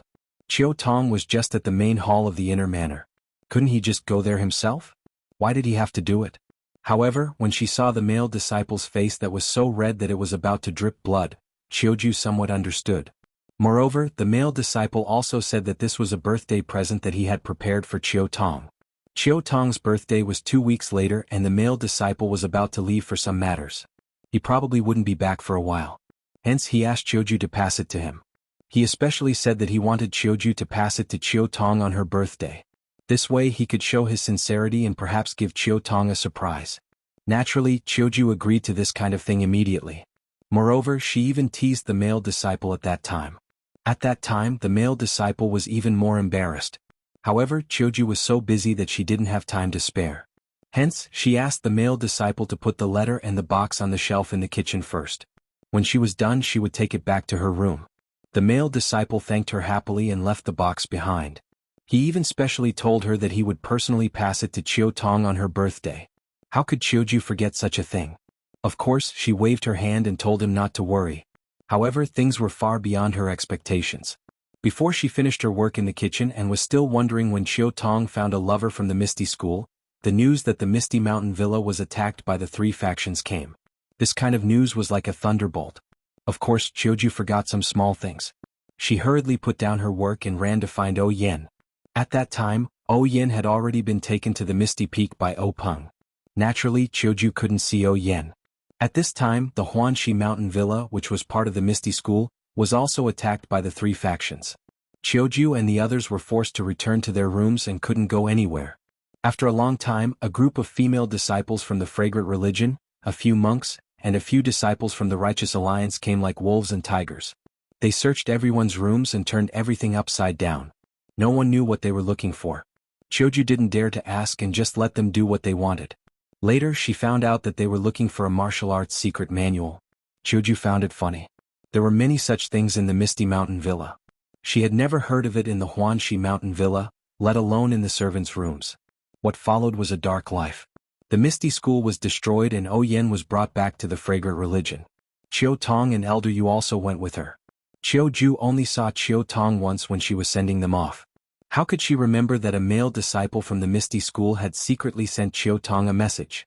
2 weeks after O Yen left, on Qiu Tong's birthday, Qiuju suddenly remembered this matter. She quickly ran to the kitchen, which she hadn't seen for a long time, and found the letter and small paper box thrown crookedly in the middle of a pile of seasonings. Looking at the letter and small paper box, Qiuju couldn't help but feel sad. Thinking back to that day, that male disciple must have known that he didn't have much of a chance of survival, so he mustered up the courage to confess to Qiu Tong. Qiu Tong, on the other hand, didn't know that there was a male disciple from the Misty School who secretly admired her. No matter whether that male disciple was dead or alive, Qiu Tong had to know of his feelings. Hence, Qiuju still took these two things back. She wanted to personally hand them to Qiu Tong when she saw her in the future. However, she waited for 3 years and Chiu Tong never came back. Chiu Ju also forgot about the letter and paper box, and only covered with dust every day. After hearing Chiu Ju's story, Zhang Xiaohua looked at the letter that didn't seem old and smiled. This is an interesting story. Don't worry, big sister Chiu Ju. I will definitely personally hand these 2 things to big sister Chiu Tong. I just don't know the name of that misty school disciple.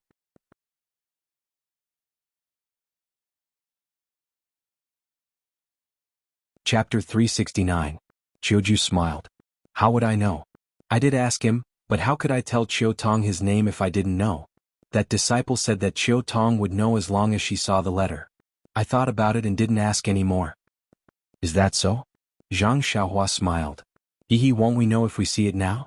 Chiu Ju glared at Zhang Xiaohua and said, Xiaohua, you're not the child you used to be. Why are you still saying such irrelevant things? Not to mention that this is Sister Chiu Tong's privacy. Without her permission you can't open it. Also, you know that this might be a suicide note left behind by a disciple who died for the sect. If you don't give it to Sister Chiu Tong and open it yourself, aren't you insulting her spirit in heaven? Zhang Xiaohua was taken aback. Then he straightened his face and said, Big sister Chiu Ju is right. Although I was just joking, I didn't think too much about it. Don't worry, I will definitely keep these 2 items well. When I see big sister Chiu Tong, I will personally hand them to her. Zhang Xiaohua carefully took the letter and the small paper box. He put them in his arms and said, Sister Chiu Ju, it's late. I'm leaving. Chiu Ju smiled. Okay, go. Be careful. If possible, come back and tell me about them. Okay, Sister Chiu Ju. Don't lose them. I know. No problem. After saying that, Zhang Xiaohua waved his hand and walked into the snowflakes floating in the dark night. Chiu Ju walked to the door and watched as Zhang Xiaohua walked to the door and disappeared. She closed the door and sighed deeply. Not long after, the lights in Chiu Ju's house went out. Everything fell into darkness. Zhang Xiaohua came out of Chiu Ju's room and went around the wall. First, he used the earth escape technique to walk for a while. Then he jumped out of the ground and used the levitation technique to go back to the inn. When he came out of the Huanxi mountain villa, he used his divine sense to observe for a while. There was no one watching the entrance of the Huanxi mountain villa. Perhaps, as Chiu Ju said, it was the New Year's night and the people of the Righteous Alliance must be tired of it. After returning to the small room in the inn, Zhang Xiaohua first carefully took out the letter and paper box from her bosom. Then she used her divine sense to put them into the space of her money pouch. Only then did she sit down cross-legged and digest the information she had just received. She took out some primeval stones and began to cultivate the Carefree Heart Sutra. The next morning, after practicing the Fist of the North Star outside, Zhang Xiaohua led Huan Huan to the courtyard and returned to her room to comprehend the way of heaven. It was not until the sky was bright and she heard some noises in the room next door that she went out and knocked on Ye Qinyu's door. Xiao Orange, who opened the door, was very happy to see Zhang Xiaohua. She asked, Child Rin, have you finished your business? Zhang Xiaohua smiled and said, No, I haven't done it yet. I just went out for a walk yesterday. After letting Zhang Xiaohua into the room, Ye Qinyu asked, In that case, is Brother Rin going to do it today? Zhang Xiaohua nodded and said, Yes, Miss Nier is smart. I'm here to say goodbye. How many days will Brother Rin be gone? Ye Qinyu asked anxiously. Well, Zhang Xiaohua frowned and said, It's a little complicated and I'm not sure. I estimate that it will take at least 10 days.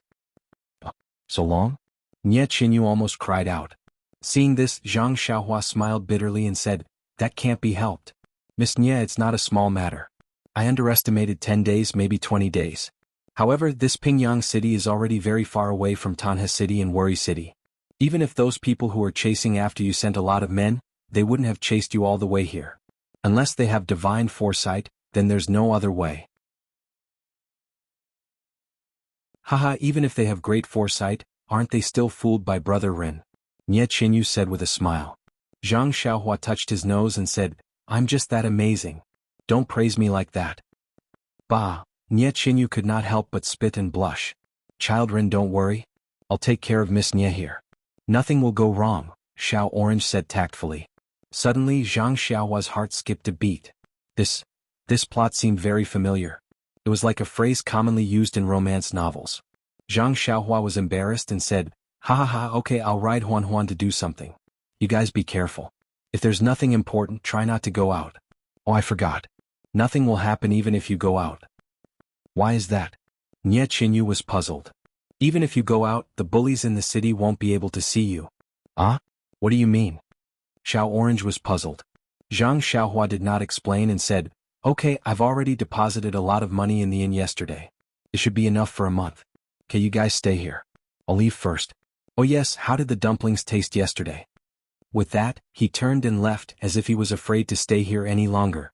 Sure enough, before he reached the door, Xiao Orange muttered, "Child Rin is really strange. Yesterday's dumplings did taste good. Why did he only think of asking now?" On the other side, Nye Qinyu seemed to have understood something. Her eyes were wide open and her soft voice was a little high-pitched. She shouted, "Rin Xiaoyao, how dare you say that we're not beautiful?" Zhang Xiaohua heard and did not stop moving. She laughed and said, "Miss Nye, you've wronged me. I didn't say that." Xiao Orange, who was beside her, also asked curiously, "When did Child Rin say that?" Nye Qinyu stomped her feet and said, "Didn't you just say that the bullies in the city look down on us? Didn't you understand?" Rin Xiaoyao. Xiao Orange did not call him Child Rin anymore. What nonsense. A girl's face was the most precious thing. How could she not be angry when you said that? The two of them chased after him to the door. Zhang Xiaohua had already urged the deer to leave a trail of footprints on the thick snow. A burst of laughter could be heard from afar. Surprisingly, the two people who chased after him did not look angry. They were both muttering to themselves, "Look at what Xiaoxia did. Even a joke is so profound. Even his laughter is so charming." Sigh, if Zhang Xiaohua heard this, wouldn't she fall off the deer directly? The road from Pingyang City to Lu Town was not short. Although the deer could run fast, it was still snowing heavily. It would take at least 3 to 4 days to get back. Therefore, Zhang Xiaohua was not in a hurry. The Guizhuang house was just ahead. 4 to 5 years had passed. Why should she be anxious now?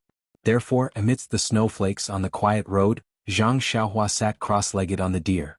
She closed her eyes and started to cultivate. At this moment, what Zhang Xiaohua wanted to cultivate the most was the Heaven Dao. The feeling of understanding the Heaven Dao was so good that it was hard for Zhang Xiaohua to give up. However, ever since he had reached the 9th level of the Big Dipper magical fist, there would be a bone-honing flow every time he practiced it. He did not have a target for his future cultivation. At that time, he had a sudden inspiration and thought of practicing it from the end to the end again. However, there was no need to recite the reversal of the fist technique. He only needed to read it word by word. Therefore, he did not have the time to think about it carefully. This journey from Pingyang City to Lu Town could be made use of. The 108 forms of the Big Dipper magical fist had left a deep impression in Zhang Xiaohua's mind. The little man who knew how to perform the fist technique had not appeared for a long time. However, it was not difficult to recall it again. Therefore, Zhang Xiaohua disassembled all the 108 forms in her mind. She wanted to recombine these forms. She wanted to take out the last form of the form first and then connect the other 107 forms to this form one by one. However, after going through all the forms, there was not a single form that could be connected. Zhang Xiaohua could not help but frown. Could it be that her idea was wrong? Or could it be that she had to find a new fist technique form from the many martial arts fist manuals? Yes, it was possible. Didn't sect leader O say before that the stellar fist had 360 forms? Her Big Dipper magical fist only had 108 forms. There were still many forms missing. However, in this way there was a problem.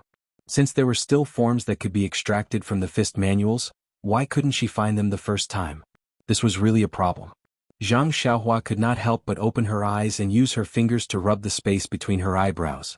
At this time there was a sudden rush of ding-dang from behind. A horse carriage caught up from behind. Zhang Xiaohua slightly turned her head. There was a small triangular flag on the carriage with the word "fast" written on it. Zhang Xiaohua smiled and patted Huanhuan's head. Huanhuan obediently walked to the side of the road and made way for the horse carriage. As soon as Huanhuan made way, the horse carriage caught up. When it was walking side by side with Zhang Xiaohua, the coachman glanced at Zhang Xiaohua and nodded gently. Zhang Xiaohua also smiled in return. However, at this moment she heard a cat scream from below the horse carriage. Zhang Xiaohua used her divine sense to scan the area. It was a dirty cat that had been run over by the horse carriage's wheel and was rolling around under the horse carriage. The coachman seemed to have heard it. He frowned and tightened the reins in his hand. He was about to pull the horse carriage, but immediately he released his hand. With a flick of his wrist, he shouted, "Jia!" The horse carriage continued to roar and did not stop for even a moment. On the snowy ground, the pitiful cat rolled left and right. Finally it stopped moving. Its dirty white belly was facing up. Its two hind legs were curled up and twitching. One of its front legs was placed in front of its chest while the other was raised high. It seemed to be trying to grab something. Chidian Chinese website welcomes readers to read the latest, fastest, and hottest series of original works at Chidian.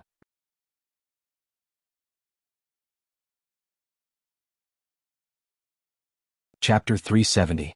Seeing the hatred in the cat's eyes, Zhang Xiaohua's heart felt as if it had been struck by a heavy hammer. Looking at the dark red blood flowing from the corner of the cat's mouth and its four legs gradually stopping moving, Zhang Xiaohua suddenly felt a wave of sadness in his heart. When the cat had completely stopped moving, Zhang Xiaohua looked around and carefully picked up the pitiful and light little thing from the ground. He walked step by step to the side of the road until he reached the wasteland by the side of the road. After looking around, he put the cat down. Huan also obediently followed him. Zhang Xiaohua took the long sword from Huan's back and quickly dug an extremely deep hole in the wasteland. Zhang Xiaohua picked up the cat and carefully placed it into the deep hole, as if he was afraid of disturbing the cat's beautiful dream. Then, his heart filled with sadness, he sprinkled the soil on the cat bit by bit and murmured something. Only when all the soil was filled into the hole did Zhang Xiaohua stop. He clapped his hands and looked at the dark clouds in the sky. He sighed, "Life is so fragile." To be honest, ever since Zhang Xiaohua started practicing qi, he had been decisive in killing. Countless lives had been taken by his hands. Perhaps his killing methods were too nimble and he had never seen more blood. Moreover, the people he killed were all detestable people, so he didn't feel too burdened in his heart. But today he suddenly saw an innocent cat being run over by a carriage. This ordinary incident that couldn't be more ordinary on a normal day actually aroused his compassion. If it was said to be the backlash of his killing intent from before, it was reasonable. Life, death, death. Zhang Xiaohua stood with his hands in his sleeves. He looked up at the sky and murmured these two words over and over again. In an instant, the entire world seemed to be stagnant and the snowflakes also stopped in the air. Zhang Xiaohua's mind once again felt the call of the heavens. At this moment, his consciousness left his body like before and gradually, slowly rose up. This time, Zhang Xiaohua had the previous experience and didn't deliberately or anxiously rise up. Instead, he slowly controlled the speed of his consciousness and spread it out to understand the feeling of the entire world. But soon after, Zhang Xiaohua discovered that his comprehension this time was different from the last time. This time, what he saw through his consciousness was not the various states of the world, but the life and death of the world.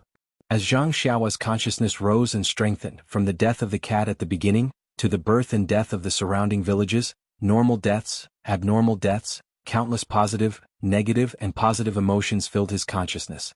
Time and space also seemed to have lost their effect at this time.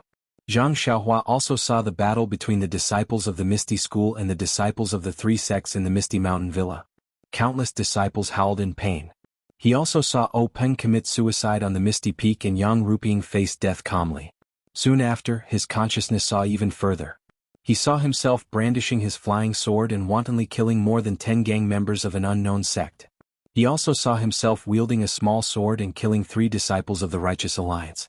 He also saw himself leaping high like a god and killing 5 unknown disciples with a long sword. He even saw himself following O Yanningsing and killing the masked old man in black. Zhang Xiaohua's consciousness soared even higher, and even more battles in the Jianghu were reflected in his mind. Even more new lives were reflected in his mind. All sorts of emotions revolved around him, tempering him. It was as if the cycle of reincarnation was tempering his consciousness. At the same time, the marks left behind by the heavenly Tao became even clearer and deeper. The sky above Zhang Xiaohua's head was no longer covered in red clouds at some point in time. Instead, it was a night sky dotted with countless resplendent stars. In the distance, the sun that emitted endless light and heat was like a special star. It hung there no different from the other celestial bodies. The starry sky became clearer, more complete, more vivid, and more lively. Zhang Xiaohua's consciousness was still rising. Although he was deliberately controlling it, it was still rising. The land that he looked down on was still endless. However, in his eyes or in his perception, there was only endless life and death and the cycle of life and death. Perhaps it was an instant or perhaps it was a long time. Zhang Xiaohua suddenly had a kind of enlightenment. Life, death, reincarnation cycle. Pa. Like lightning, it instantly lit up his entire consciousness. He seemed to understand something, but also seemed to not understand something. At this moment, his consciousness accelerated once again high up. This time it was different from the previous time. Previously it was a feeling of being at a loss and not knowing what to do. However, this time he had a feeling that he had grasped something. Although he did not know what it was, he had a feeling that somewhere in the high, endless starry sky, there must be a place where he could find this feeling. However, at this moment he forgot that at this moment he did not seem to have the ability to search the entire starry sky. The only outcome he could face was only to be lost in the unpredictable starry sky. At this critical moment, in the distance where Zhang Xiaohua was standing, which was also the direction that Zhang Xiaohua was heading in the high starry sky, there suddenly appeared a super strong storm. This storm was not simply a storm of air, but a storm formed by the endless yuan qi of heaven and earth. The endless yuan qi of heaven and earth seemed to have appeared from an inexplicable point, and immediately filled the space. The yuan qi of heaven and earth condensed continuously, and not long after, it formed two lifelike images. Auspicious dragon and phoenix. Zhang Xiaohua's ascending consciousness could not help but cry out, and once this cry came out, his consciousness fell rapidly like the last time. However, at this time, Zhang Xiaohua did not recall the feeling of falling, but only stared at the distant dragon and phoenix formed by the yuan qi of heaven and earth. He watched as the dragon and phoenix intertwined and danced in the starry sky, and slowly fell.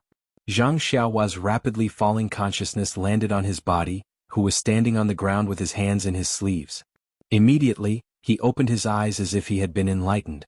He instantly released his consciousness, wanting to explore the yuan qi of heaven and earth in the sky. Unfortunately, although Zhang Xiaohua felt that his consciousness had improved greatly, he was still too far away from the dragon and phoenix, and could not see anything useful. With a sigh, Zhang Xiaohua withdrew his consciousness, and used his eyes to look at the sky in front of him, which was still covered with dark clouds and snowflakes. He could not help but shake his head and said to himself, "I don't know what happened in front, which could cause a change in the yuan qi of heaven and earth, and even affect the change in the way of heaven. The way of heaven is really unpredictable." Then, ignoring the snow on the ground, he sat cross-legged, and checked his gains from the oneness of heaven and man again. Sure enough, the starry sky that demonstrated the way of heaven was incomparably bright, clearer, and more inexplicably full of vitality. The way of heaven left a deeper outline in Zhang Xiaohua's consciousness, and at the same time, left a greater accumulation. After a long while, Zhang Xiaohua opened his eyes with a smile. This smile was so vivid and seemed to be the same as a moment ago, but also seemed to be different. It seemed to have more understanding of life and death. Clapping his hands, Zhang Xiaohua stood up and looked deeply at the soil that had been covered by a thin layer of snow. There was a stray cat's body buried deep there. Yes, there was a cause and there was an effect. If he had not coincidentally witnessed the cat's death and buried its body, how could he have such an opportunity? Life and death, how could it be so easy to understand? How could the way of heaven be so easy to approach? Looking at the David's deer that was standing quietly beside him, Zhang Xiaohua floated up and patted its head calmly. Huan Huan raised its head and let out a long neigh, and happily ran back to the main road from the ground. It then walked to the center of the main road and walked forward. Zhang Xiaohua sat on Huan Huan's back, and unconsciously looked back at the place where the cat had been knocked down. A thought rose from the bottom of his heart: if I could turn back time, maybe I could reach out and rescue this poor cat from under the carriage. Thinking of this, his heart suddenly moved as if he had thought of something. After thinking about it carefully, his eyes unconsciously lit up, and he thought to himself, Cat, I really have to thank you. I just simply buried you and you actually gave me endless benefits." If it was said that Zhang Xiaohua's cat's death, combined with his murderous aura, triggered another form of prying into the way of heaven, which was a deeper level of contact with life and death than the hundreds of forms of life, it was a guide for Zhang Xiaohua's future cultivation. What he had just learned was a direct guide for the difficult problem of practicing the Fist of the North Star in his heart. Of course it's impossible to turn back time, but the moves of the fist can be performed in reverse. The second stage of the Fist of the North Star should be practiced from the end to the end, but this from the end to the end is not simply linking the last move to the first move. This has been tried before, but it doesn't work. Instead, every move has to be performed in reverse. This way, from the last move to the first move can be smoothly performed. Understanding the key point, Zhang Xiaohua could not help but think, should I erect a tombstone for the cat, or give it a proper burial? But then he smiled. Separation of life and death was just a part of the way of heaven. Anything that did not break away from the way of heaven must go through this process. Sometimes the death was lighter than a goose feather, sometimes the death was heavier than Mount Tai. To him, the cat's death was heavier than Mount Tai, but to the coachman, the cat's death was lighter than a goose feather. The cat did not care about the ceremony after its death, but he cared about the value of the cat's death. Instead of giving the cat an unimportant ceremony, it was better to keep the cat's death in his heart as a warning to himself. Death was actually very simple, as long as he pointed his flying sword, a drop of blood. Death was also very complicated, perhaps he might not be able to comprehend it in his lifetime. This sword was related to life and death, so he must not use it lightly in the future. Alas, who in this world could understand everything? In this wilderness, the life and death of a stray cat, except for the current Zhang Xiaohua who knew. But such a cat's death was exchanged for the lives of countless Jianghu people in the future. Even Zhang Xiaohua himself could not explain the cause and effect of this.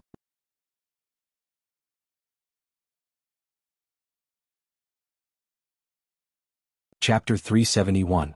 On the morning of the 9th day of the first lunar month, in a forest about 10 miles away from the east gate of Lu Town, a thin and tall young man stood on the crown of a big pine tree covered in white snow, facing the rising sun. He narrowed his eyes and stared at the distant morning sun with a faint smile on his lips. After a few breaths, he jumped down from the tree and started practicing his punching skills on the flat snowy ground. After he finished practicing a set of boxing, he did not stop. He continued with a set of boxing that was similar to the previous one.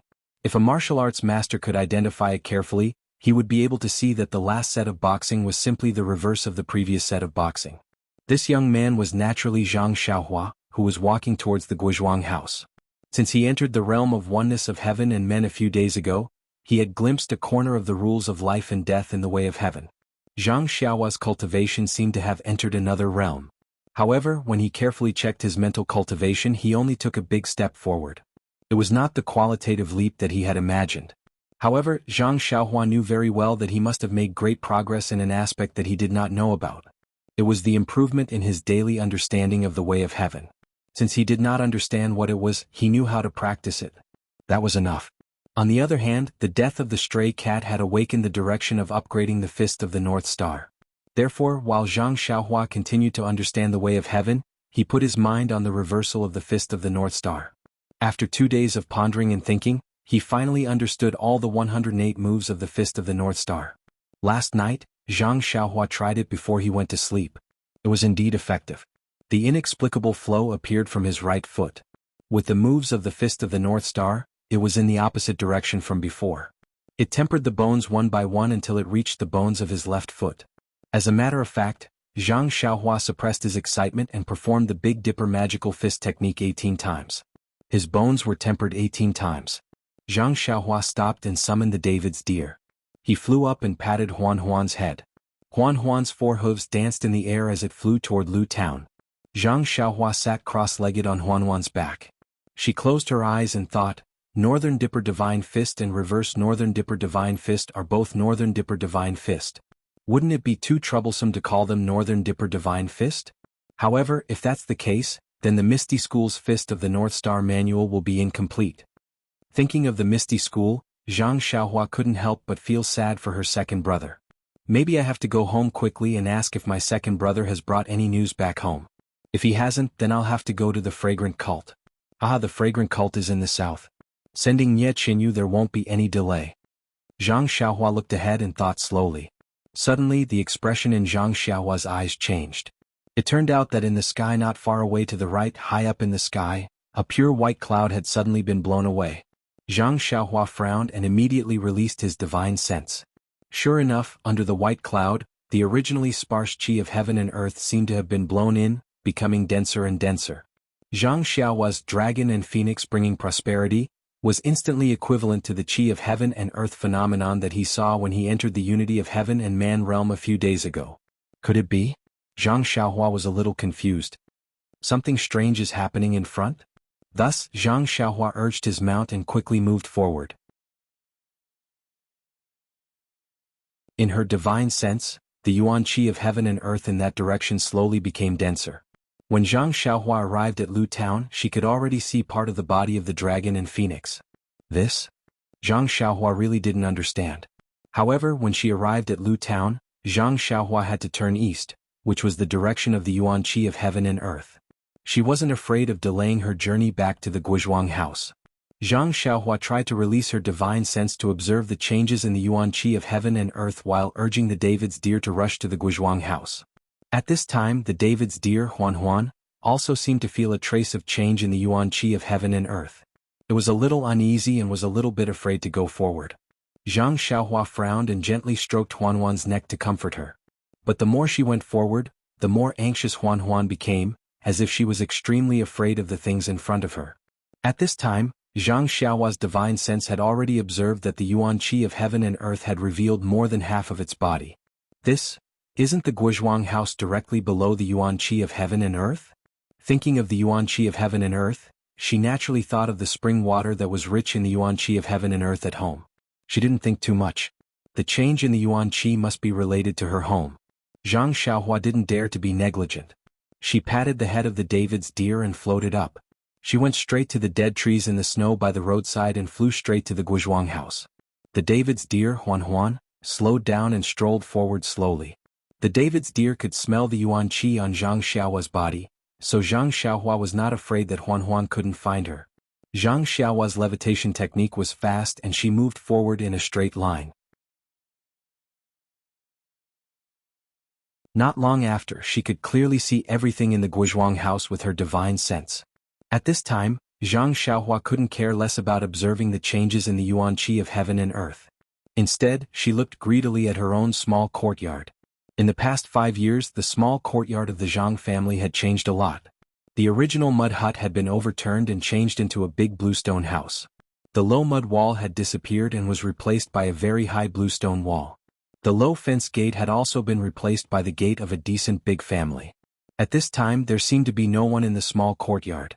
There were several bluestone houses of the same size with the same gate.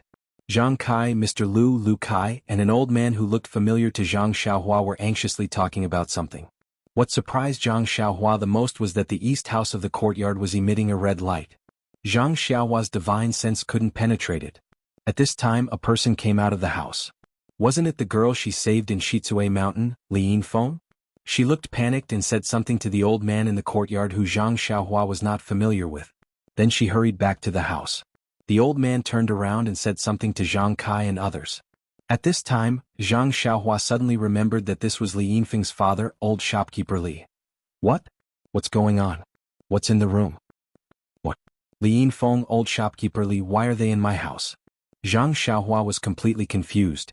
Looking at the dragon and phoenix yuan qi in the sky that couldn't be seen with the naked eye, Zhang Xiaohua forcefully circulated the qi in her body and sped up the levitation technique. A shadow appeared and Zhang Xiaohua flew towards the Guizhuang house.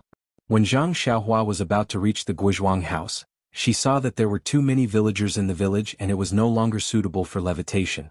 Zhang Xiaohua twisted her body, made a hand seal and drilled into the ground. She thought she would get lost, but once she went underground she felt a strong yuan qi fluctuation in front of her. It seemed like she had a direction to guide her. Zhang Xiaohua activated the earth elemental escape and went there. When she got close, Zhang Xiaohua jumped out from the ground. When she looked up, she saw that it was the small courtyard where her father and Mr. Lu were. She was standing behind them.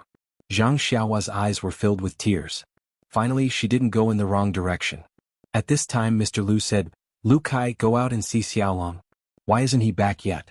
It's just looking for a midwife. Why is it taking so long? I think won't be able to hold on for much longer." When these words entered her ears, Zhang Xiaohua suddenly understood. So her little nephew was about to come into the world. At the same time she released her divine sense. Seeing that the dragon and phoenix in the sky had stopped above her small courtyard, Zhang Xiaohua couldn't help but be shocked. What kind of battle formation was this? Beside them, old shopkeeper Li comforted, "Brother Lu, don't worry. Sister-in-law Zhang and my wife are both inside. Although they aren't specialized midwives, they have a lot of experience. My wife has been vegetarian and praying to Buddha for the past few years. She has also helped a lot of people deliver babies for a living. There won't be too big of a problem." But Mr. Lu only started, but he couldn't finish his words. He could only look at Zhang Kai. Both of them smiled bitterly. "That's right, your wife has helped a lot of people deliver babies, but they were all normal babies. The unborn baby in this house had stayed in his mother's stomach for 5 years. This morning he suddenly had abdominal pain and knew it wasn't good. He could only ask Zhang Xiaolong to go out and look for a midwife. This situation naturally couldn't be directly told to old shopkeeper Li. Lu Kai listened to his father's orders and nodded. "Father, don't worry. A mother relies on her son, little sister will definitely be fine. I'll go out and take a look. Jin Feng is with Xiaolong so there won't be too much of a delay." After saying this he turned around and walked out of the small courtyard. But when he turned around he saw Zhang Xiaohua who had just walked behind them. He couldn't help calling out, "Xiaolong, why are you alone? Where's the midwife?" "Xiaolong?" When everyone heard this they all turned around. Zhang Xiaohua had 3 brothers. Zhang Xiaolong's face was long and thin, while Zhang Xiaohu had a round face. When Zhang Xiaohua was young she had a 60% resemblance to her second brother. As for Zhang Xiaohua she was already very tall. Although her face was still the same as when she left home, her face was elongated. Therefore with a single glance she was 80% similar to Zhang Xiaolong, only she was a lot younger. Lu Kai and old shopkeeper Li first found it strange that Zhang Xiaohua came back alone without a midwife, so they looked behind him. Mr. Lu was also curious but then he frowned. He was very confused as if he already felt that this wasn't his usual son-in-law. But who was this strange young man? For a moment he was stunned. Only Zhang Kai turned around and knew that it wasn't Zhang Xiaolong. But he was also confused for a moment, then he was pleasantly surprised. His eyes couldn't hide the excitement as he anxiously took a step forward. Reaching out his hand he trembled as he probed, "Xiaohua? Are you Xiaohua?" Even though Zhang Xiaohua had just experienced the trials of life and death, she still couldn't resist the affection of father and son in this world. She took a few steps forward and held Zhang Kai's trembling hand with both hands saying, "Father, it's me. I'm Xiaohua. I'm back." Hearing this, everyone's eyes in the courtyard lit up. Lu Kai and old shopkeeper Li's gaze also attracted from the still closed courtyard door to this young man who looked very similar to Zhang Xiaolong. Chidian Chinese website welcomes readers to read the latest, fastest and hottest serial works at Chidian Originals.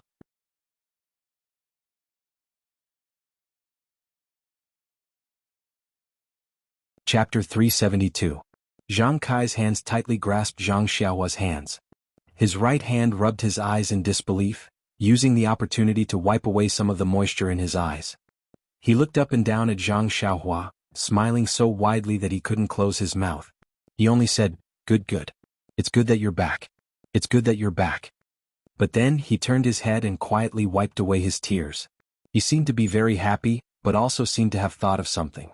Before Mr. Lu and Lu Kai could speak, old shopkeeper Li hurried forward from the side.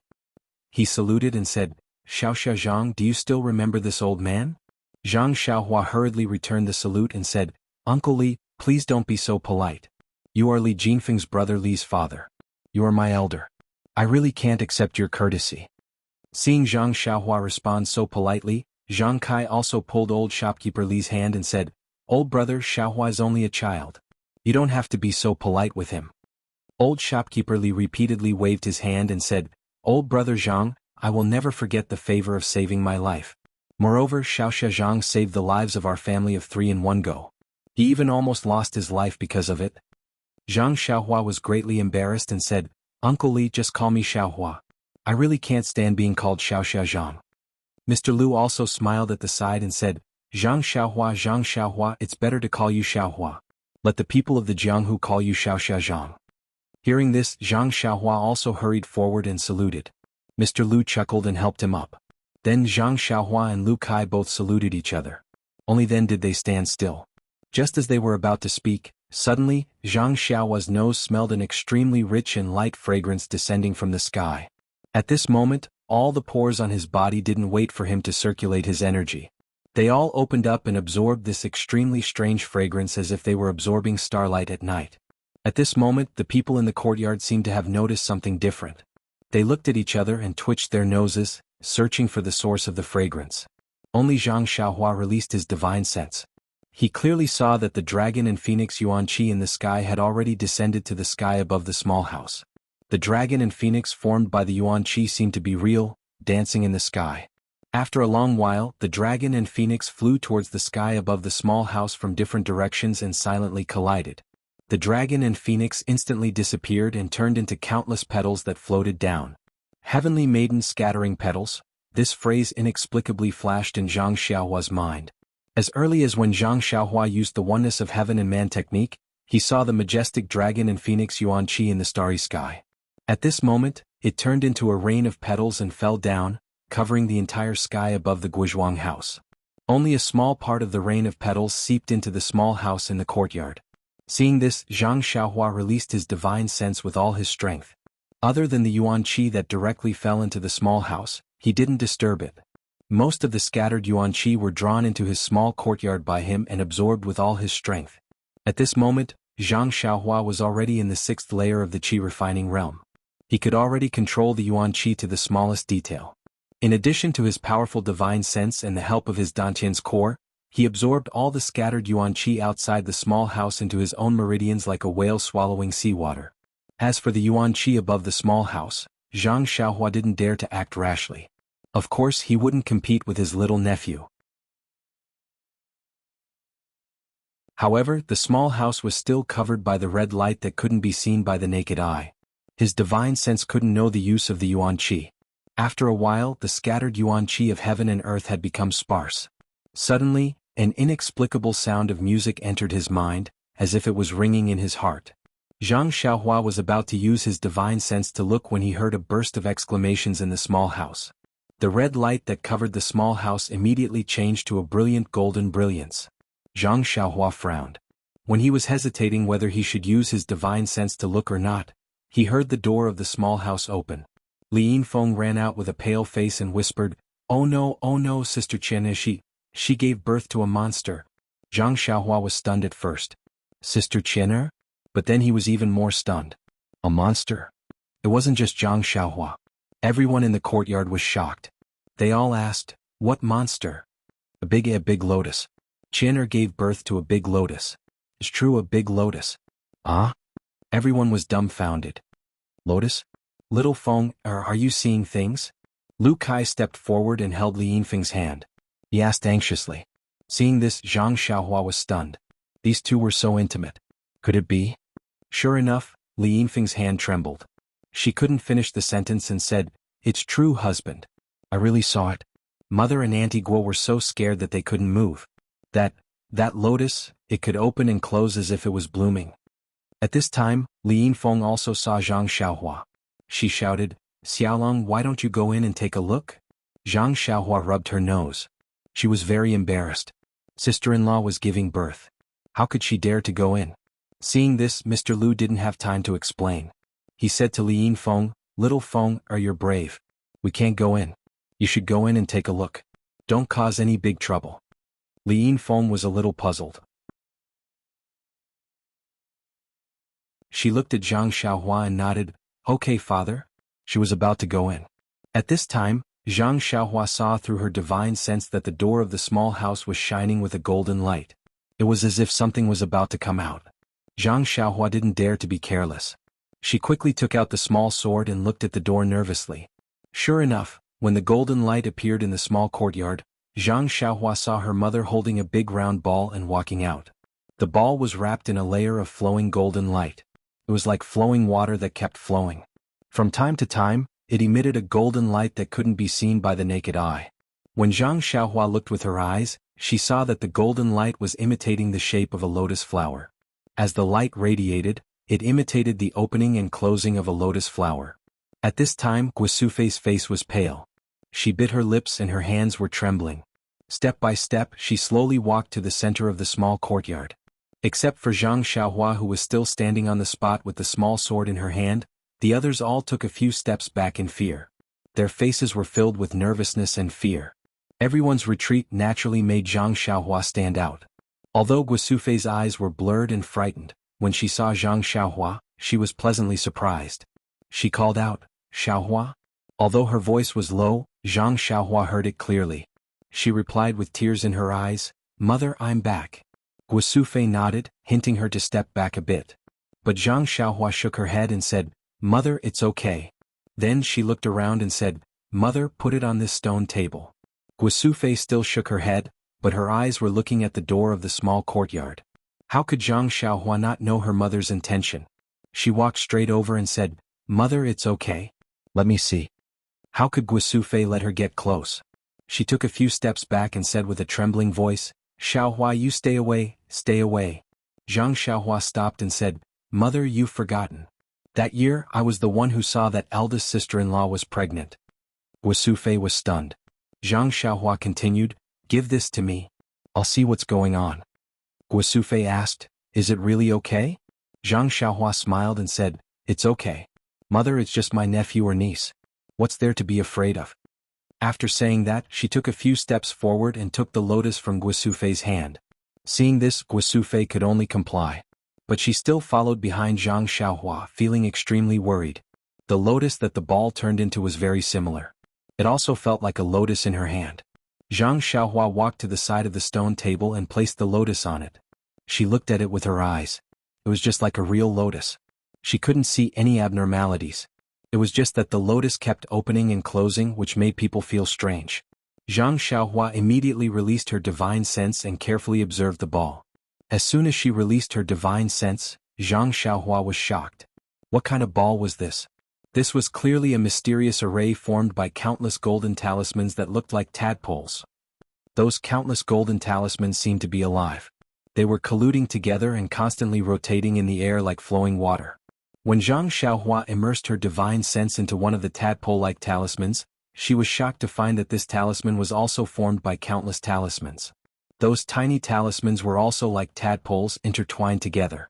Zhang Xiaohua couldn't help but be tongue-tied. This was far beyond her imagination. It was far beyond the array and prohibition that she knew. She could only vaguely feel that the entire ball array seemed to have existed since the beginning. It was not something that could be formed by human strength. It was also not something that could be broken by human strength. As for those tiny talismans, Zhang Xiaohua simply used his divine sense to know that the intricate structure of the talismans was millions of times more powerful than the array formation that she had obtained from Fire Dragon Immortal on the deserted island. Yes, perhaps even more. But this difference was not something that Zhang Xiaohua could understand. What should I do? The child is probably in this array. If I can't break this array, the child will not be able to come out. But this array, I think no one in the world can break it. What is going on? Sister-in-law only drank the spring water that was rich in vitality. I only gave her a small vitality stone. How could it give birth to such a strange thing? Moreover, it is protected by this innate array? That's right, the dragon and phoenix bringing prosperity in the morning, and the heavenly maiden scattering flowers just now, and even the sound of a musical instrument, they were all for this child, right? But since there was a natural phenomenon, the vine should have fallen when the melon ripened, and the vine should have fallen when the time was ripe. Thinking about this, Zhang Xiaohua turned to look at her mother who was standing beside her. Guosufei's expression seemed to have calmed down. Perhaps it was because she saw another son, or perhaps it was because she believed in her son's ability. When the others saw this, they all took a few steps forward. Other than Zhang Kai and Mr. Lu who stood beside Zhang Xiaohua, the others still kept a distance. Zhang Xiaohua sighed. Just as she was about to tell her mother, the golden array happened to turn in a direction. Zhang Xiaohua inadvertently looked at it with her divine sense and could not help but be happy. There are many stories that have yet to be told. The interest of the faction is paramount. This is the rule of survival for every faction in the Jianghu. If there is a faction that selflessly helps the Misty School, that would be strange.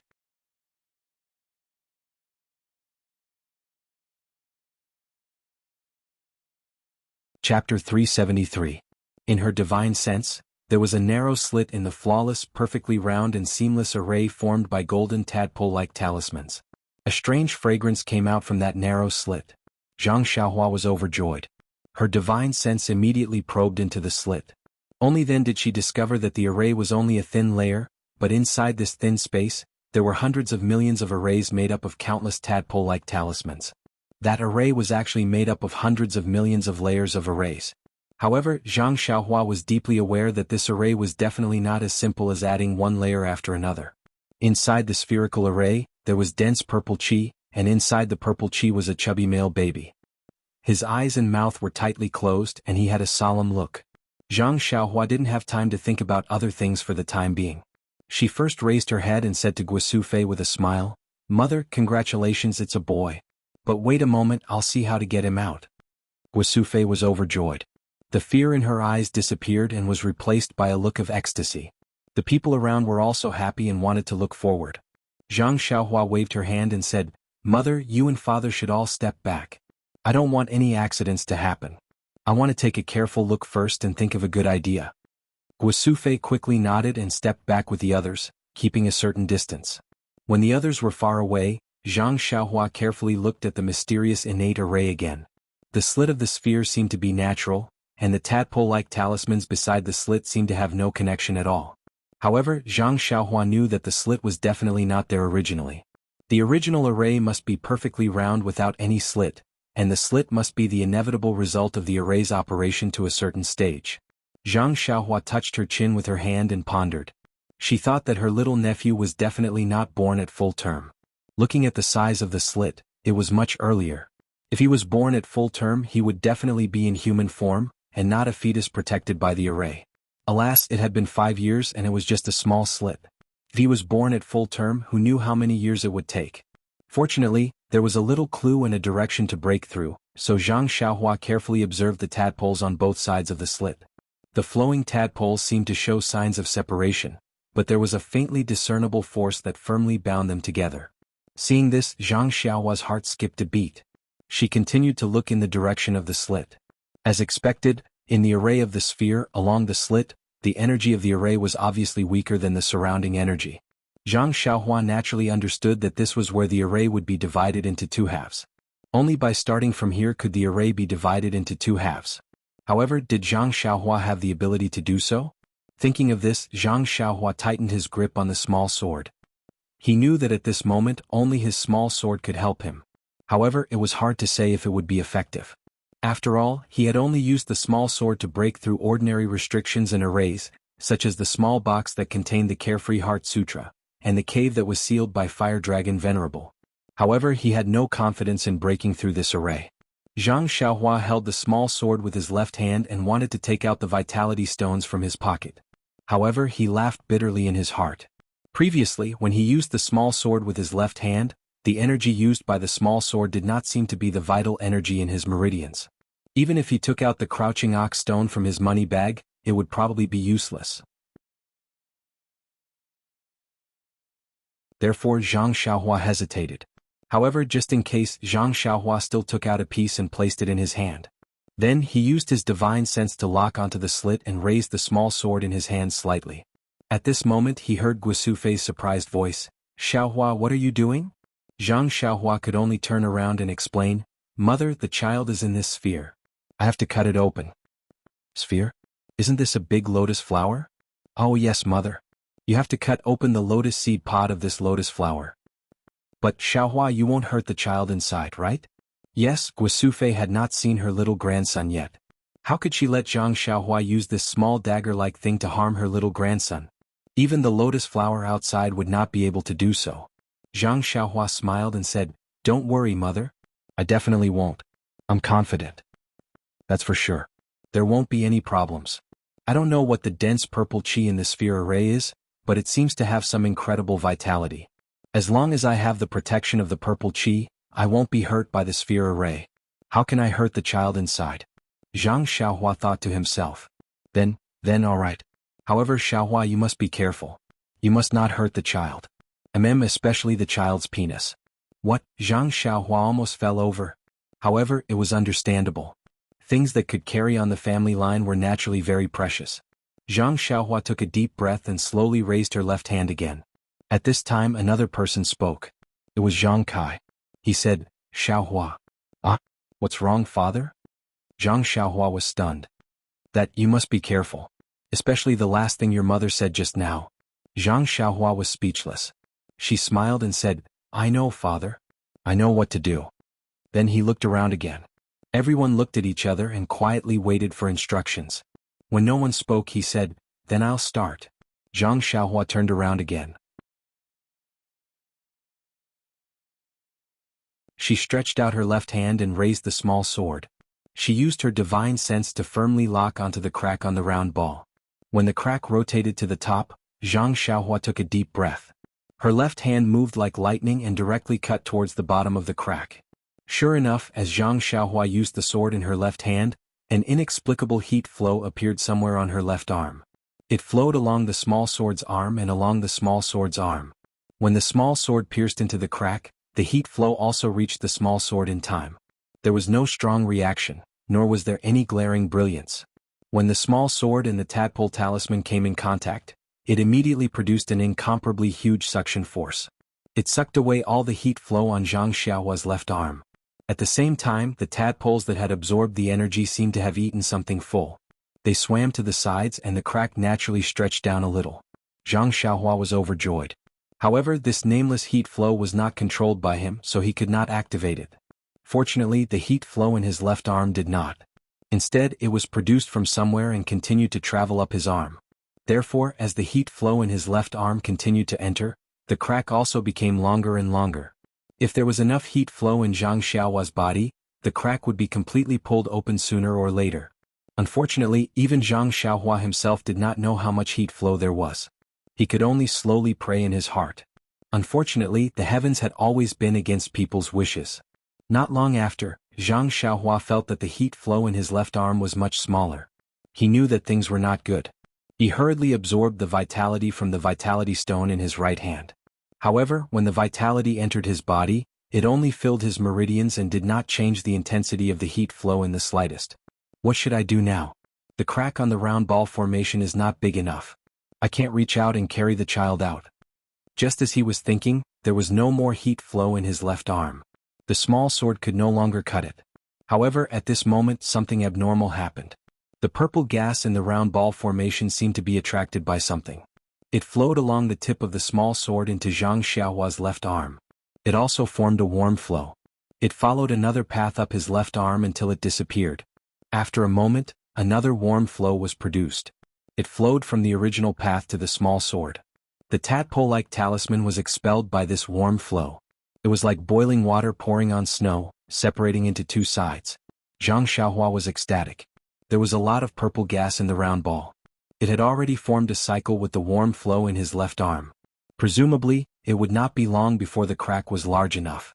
While cutting open the formation effortlessly, Zhang Xiaohua pondered. The purple gas must be the key to breaking the formation. However, to directly use the purple gas to break the formation, it would take a long time. This period of time might be the time when the baby was gestating in his sister-in-law's body. Now that the baby was born prematurely with the purple gas alone, it might be possible to break the formation in a few decades. However, it was not in his sister-in-law's body. It was unknown whether it would harm the baby's growth. Now, the purple gas could be used to break the formation in a short period of time. It must be a special method. Again, she did not know whether it would harm the baby's growth. However, since things had come to this point, this was the only way. It was inconceivable to let the round formation of the lotus stay in the Zhang family's small courtyard in the Guizhuang house for several decades. After the time it took to drink a cup of tea, the crack was large enough. Zhang Xiaohua wanted to withdraw the small sword and carry her little nephew out of the formation. However, the formation seemed to have a strong suction force. No matter how hard Zhang Xiaohua tried, she could not pull it out at all. Left with no choice, Zhang Xiaohua could only continue to absorb the purple gas and use the warm flow to break open the round ball. In the eyes of Zhang Kai, Guisufei, and the rest, Zhang Xiaohua's inconspicuous small sword pierced into the lotus. The lotus stopped opening and closing and bloomed little by little. Everyone held their breaths and watched carefully, afraid that they would disturb Zhang Xiaohua's actions. As Zhang Xiaohua's small sword broke the formation, the lotus bloomed more and more. After the time it took to eat a meal, the entire round ball was split into two. In everyone's eyes, the lotus bloomed completely. In an instant, the entire small courtyard was filled with a strange fragrance. At this moment, the baby in the purple gas suddenly opened his eyes. His eyes were looking straight into Zhang Xiaohua's eyes. When their eyes met, Zhang Xiaohua instantly felt like she was being sucked into darkness.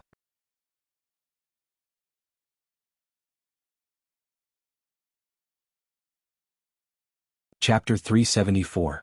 It was just absolute darkness. Not only was he unable to see, even his heart was a ball of darkness. However, in this place where there was no light, Zhang Xiaohua felt very safe. It was as if the surrounding darkness was filled with an extremely familiar yet absolutely unfamiliar existence. Zhang Xiaohua thought carefully. Wasn't this existence the heavenly Tao that he had sensed when he was in the state of the union of heaven and man in Songning Town and outside Pingyang City? Zhang Xiaohua wanted to move his hand, but he did not have any intuition. Zhang Xiaohua wanted to blink, but he did not have any intuition either. It was as if he was just a consciousness without any form.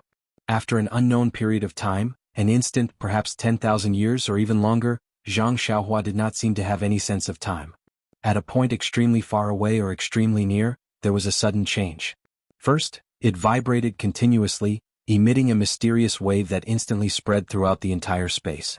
That point turned from endless darkness to transparency, then red, orange, yellow, green, cyan, blue, all the way to purple. Every color evolved into a wave that spread throughout the entire space. Finally, the purple wave lasted for the longest time, and the wave was also the most intense. The entire space was actually filled with the same dense purple chi as the spherical array formation. Zhang Xiaohua was greatly shocked. What was going on? Why did he see something? Then an even more puzzling change appeared. After the purple color passed, the entire space stopped vibrating. There was only silence for a moment. All the colors that were mentioned just now appeared at that point, and the entire space was filled with the 7 types of fluctuations. At this moment, that point suddenly lit up, and a ray of white light flashed from there. In an instant, the white light filled the entire space, and the chaotic fluctuations in the space changed into a more mysterious vibration at the same time. The sudden appearance of the light made Zhang Xiaohua a little dizzy. He subconsciously wanted to cover it with his hand, but before his feeling could reach his arm, there was a complete change at that point. That invisible point suddenly collapsed, and then like an explosion, it expanded infinitely in an instant. In the blink of an eye, it exceeded Zhang Xiaohua's perception. The space that was just a single material was immediately filled with light and other inexplicable things. Where did this light come from? Zhang Xiaohua thought to herself. This state of chaos did not last for long.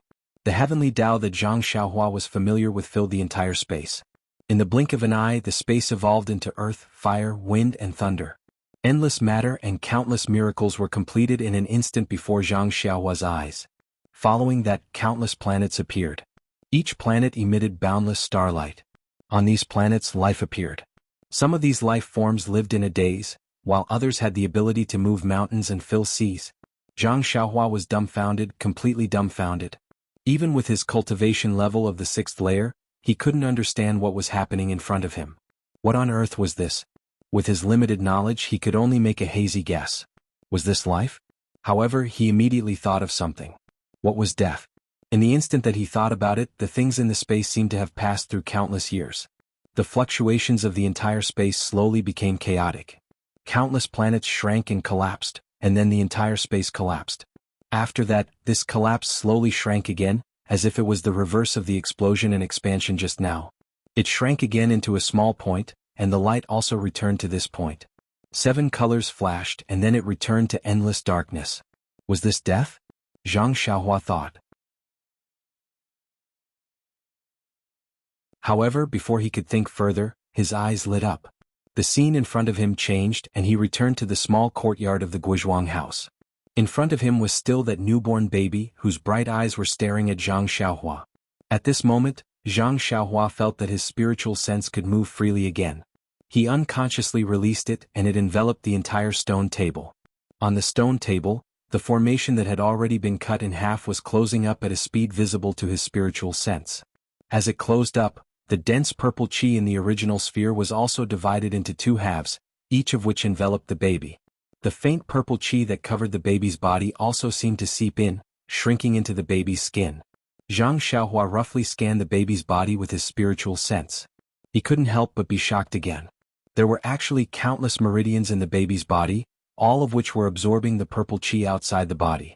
The meridians that he cultivated from the Carefree Heart Sutra were shockingly among them. At this moment, no matter how stupid Zhang Xiaohua was, he knew that a great opportunity was in front of him. He didn't dare to be careless and immediately scanned the baby's body with his spiritual sense. At this moment, the baby's body also seemed to be transparent, as if there was no obstruction that blocked his spiritual sense. Zhang Xiaohua frantically memorized. In just a few breaths of time, the thin purple chi on the baby's body was completely absorbed. In an instant, the baby's meridians flickered a few times before disappearing. No matter how Zhang Xiaohua scanned, he found nothing. However, a faint smile appeared on Zhang Xiaohua's lips.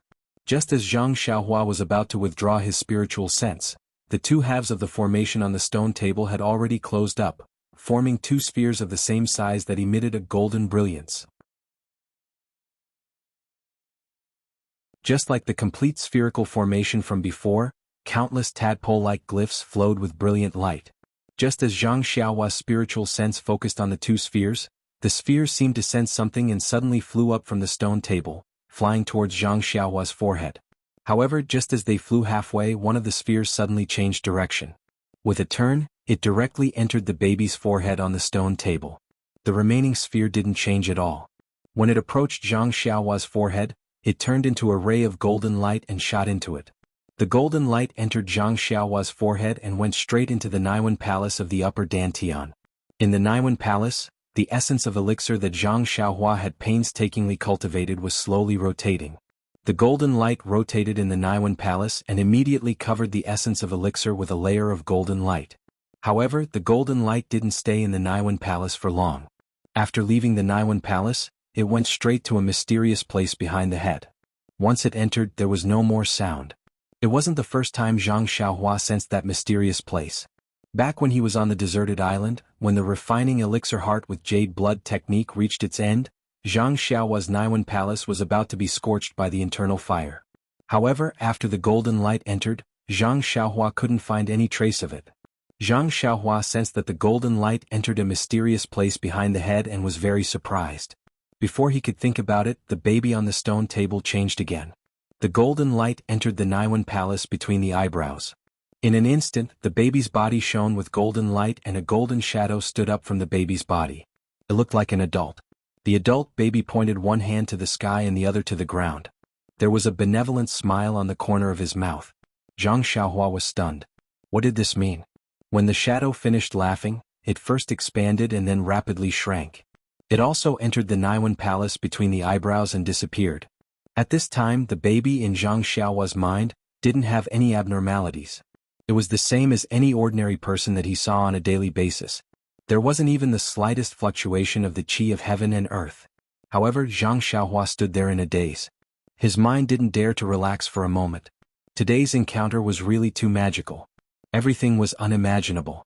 Perhaps, in the next moment, there would be a miracle that had never been seen before.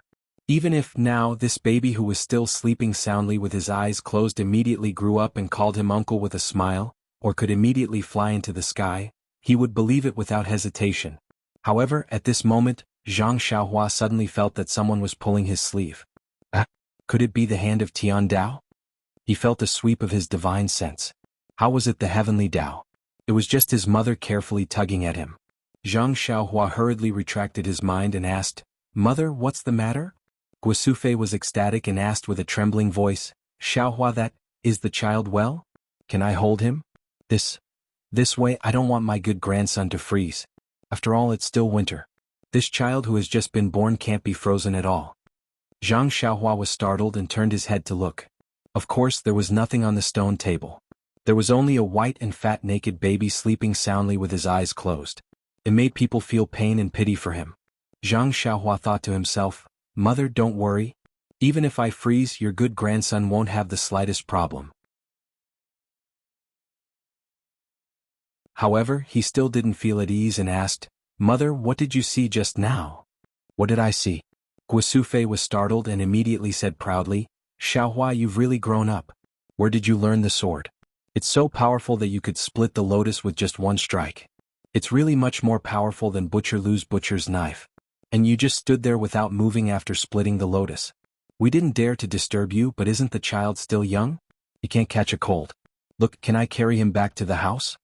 From what his mother said, from the time he split the lotus to her pulling his sleeve, it was only a very short period of time. However, in this very short period of time, he encountered something that others would never be able to understand in their entire lives. Zhang Xiaohua looked at the small sword in his left hand and smiled bitterly. He put it in his arms and said, "Of course you can. Mother, quickly carry the child back to the house."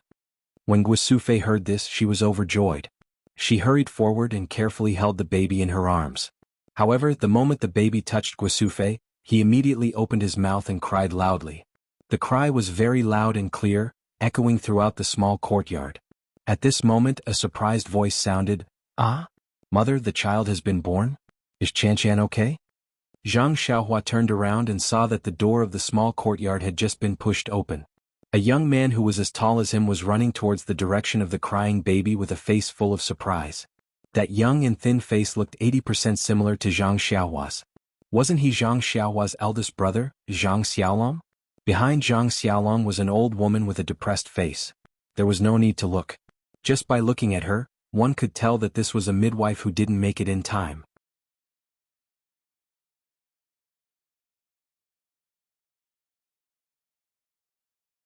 Chapter 375.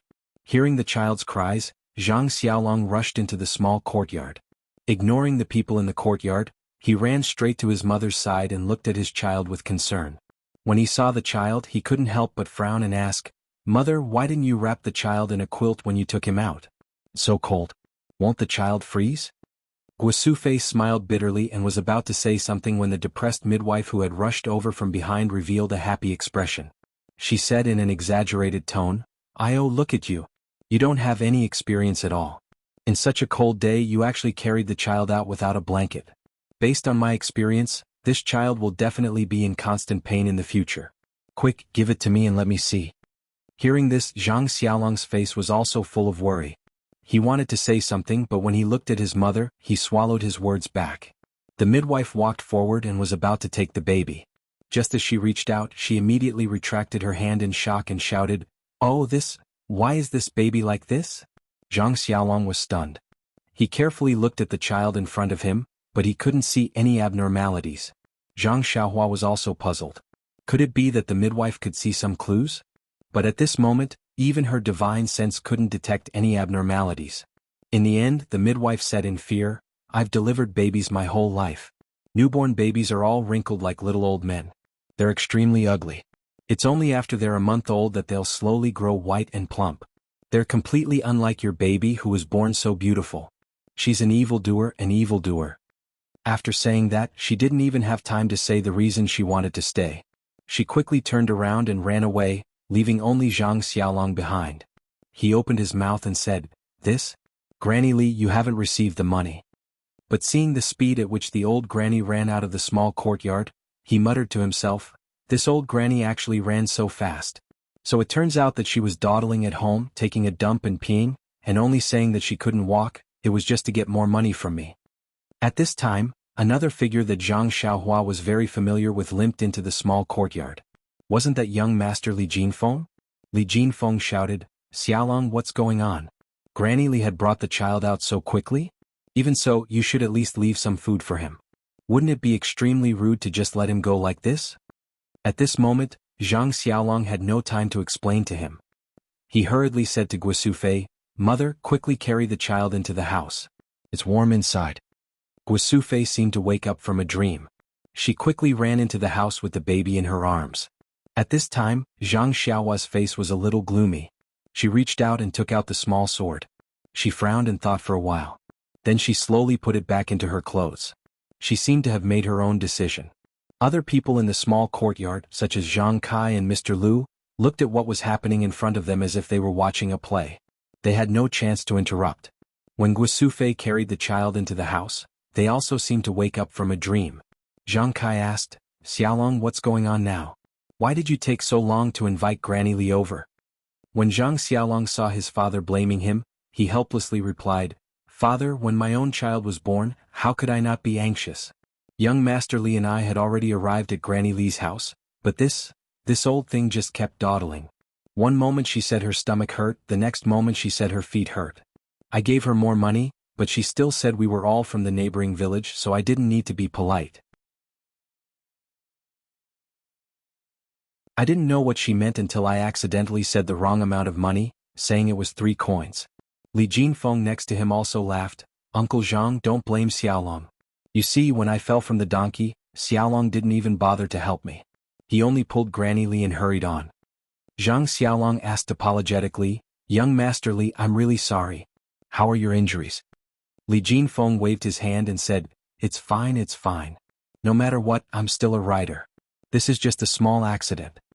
Zhang Kai wanted to speak again, but Mr. Lu next to him laughed and said, It's really a lucky hit. Old brother Zhang Xiaolong's delay is really wonderful. If that Granny Li came in time, even if Xiaohua came back in time, the strange phenomenon just now would be known by outsiders. Maybe, and that's for sure. This Granny Li will definitely spread the news of the strange phenomenon just now. If this was known by outsiders, this child's life will be in big trouble. Everyone in the small courtyard suddenly understood. Only Zhang Xiaolong and Li Jinfeng were confused, asking, Strange phenomenon? What strange phenomenon? Immediately Zhang Xiaolong's eyes widened, asking loudly, Xiaohua? Father said Xiaohua came back? Xiaohua came back. Where is he? Because of Granny Li's disturbance, Zhang Kai and the others forgot to tell him that Zhang Xiaohua came back. Hearing his big brother's question, Zhang Xiaohua came out from behind Lu Kai, smiling and saying, Big brother, I'm here. Looking at this younger brother who suddenly came out from behind Lu Kai, facing a faint smile, his height is the same as his, and his face is very similar to his own, Zhang Xiaolong's eyes were moist, there was an indescribable feeling in his heart. As the saying goes, an elder brother is like a father, it's exactly this kind of feeling. Zhang Xiaolong took a few steps forward, stretching out his long arms, and hugged Zhang Xiaohua tightly in his arms, just like when he hugged him when he was young. Zhang Xiaohua's eyes were also a bit hazy. Yes, father and big brother miss me. When father saw me, he only had scruples about his dignity, so he could only hold my hand and look at me carefully. He rarely hugs me in his arms. Big brother is the best, just like when he brought me up, he didn't hide his feelings. After hugging for a while, Zhang Xiaolong patted his younger brother's back and let him go.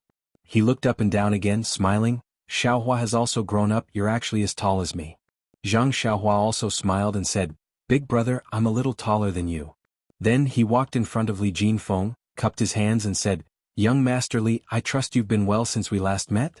Li Jinfeng was even more excited, he quickly saluted and said, I've been well, I've been well, I've been well. I'm indebted to. Before he could finish, Zhang Xiaohua smiled and said, Young Master Li is my first teacher, there's no need to be so polite.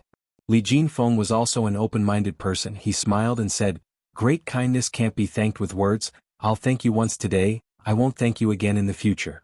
Finished speaking, he deeply saluted. Zhang Xiaohua also quickly returned the salute. Li Jinfeng got up and patted Zhang Xiaohua's shoulder, he said with a smile, In the past I was able to touch your head, after not seeing you for a few years I can only pat your shoulder. AI time is like water, there's no turning back, good. She didn't know what kind of emotions this guy was feeling, sad one moment and admiring the next. Zhang Xiaohua looked at Li Jinfeng, who was already a little shorter than her, and sighed in her heart. Back then they had met by chance in the carriage, she never thought that the situation would be like this today. Meeting by chance could be very strange. At this moment, Li Yinfeng, who had been staring at Zhang Xiaohua, walked up with Lu Kai. When Zhang Xiaohua saw her coming, she quickly waved her hand and said, Big sister Li, oh, I should call you sister-in-law, but please don't salute me anymore. Uncle Li and brother Li have already thanked me just now, if you come over and thank me again later, I'll really blush. When Li Yinfeng heard this, her face turned a little red. Just as she was about to speak, Zhang Xiaohua interrupted and said, Moreover, sister-in-law, who asked my character to be so good? The heavens have seen that I've worked hard to save people and have repaid me handsomely.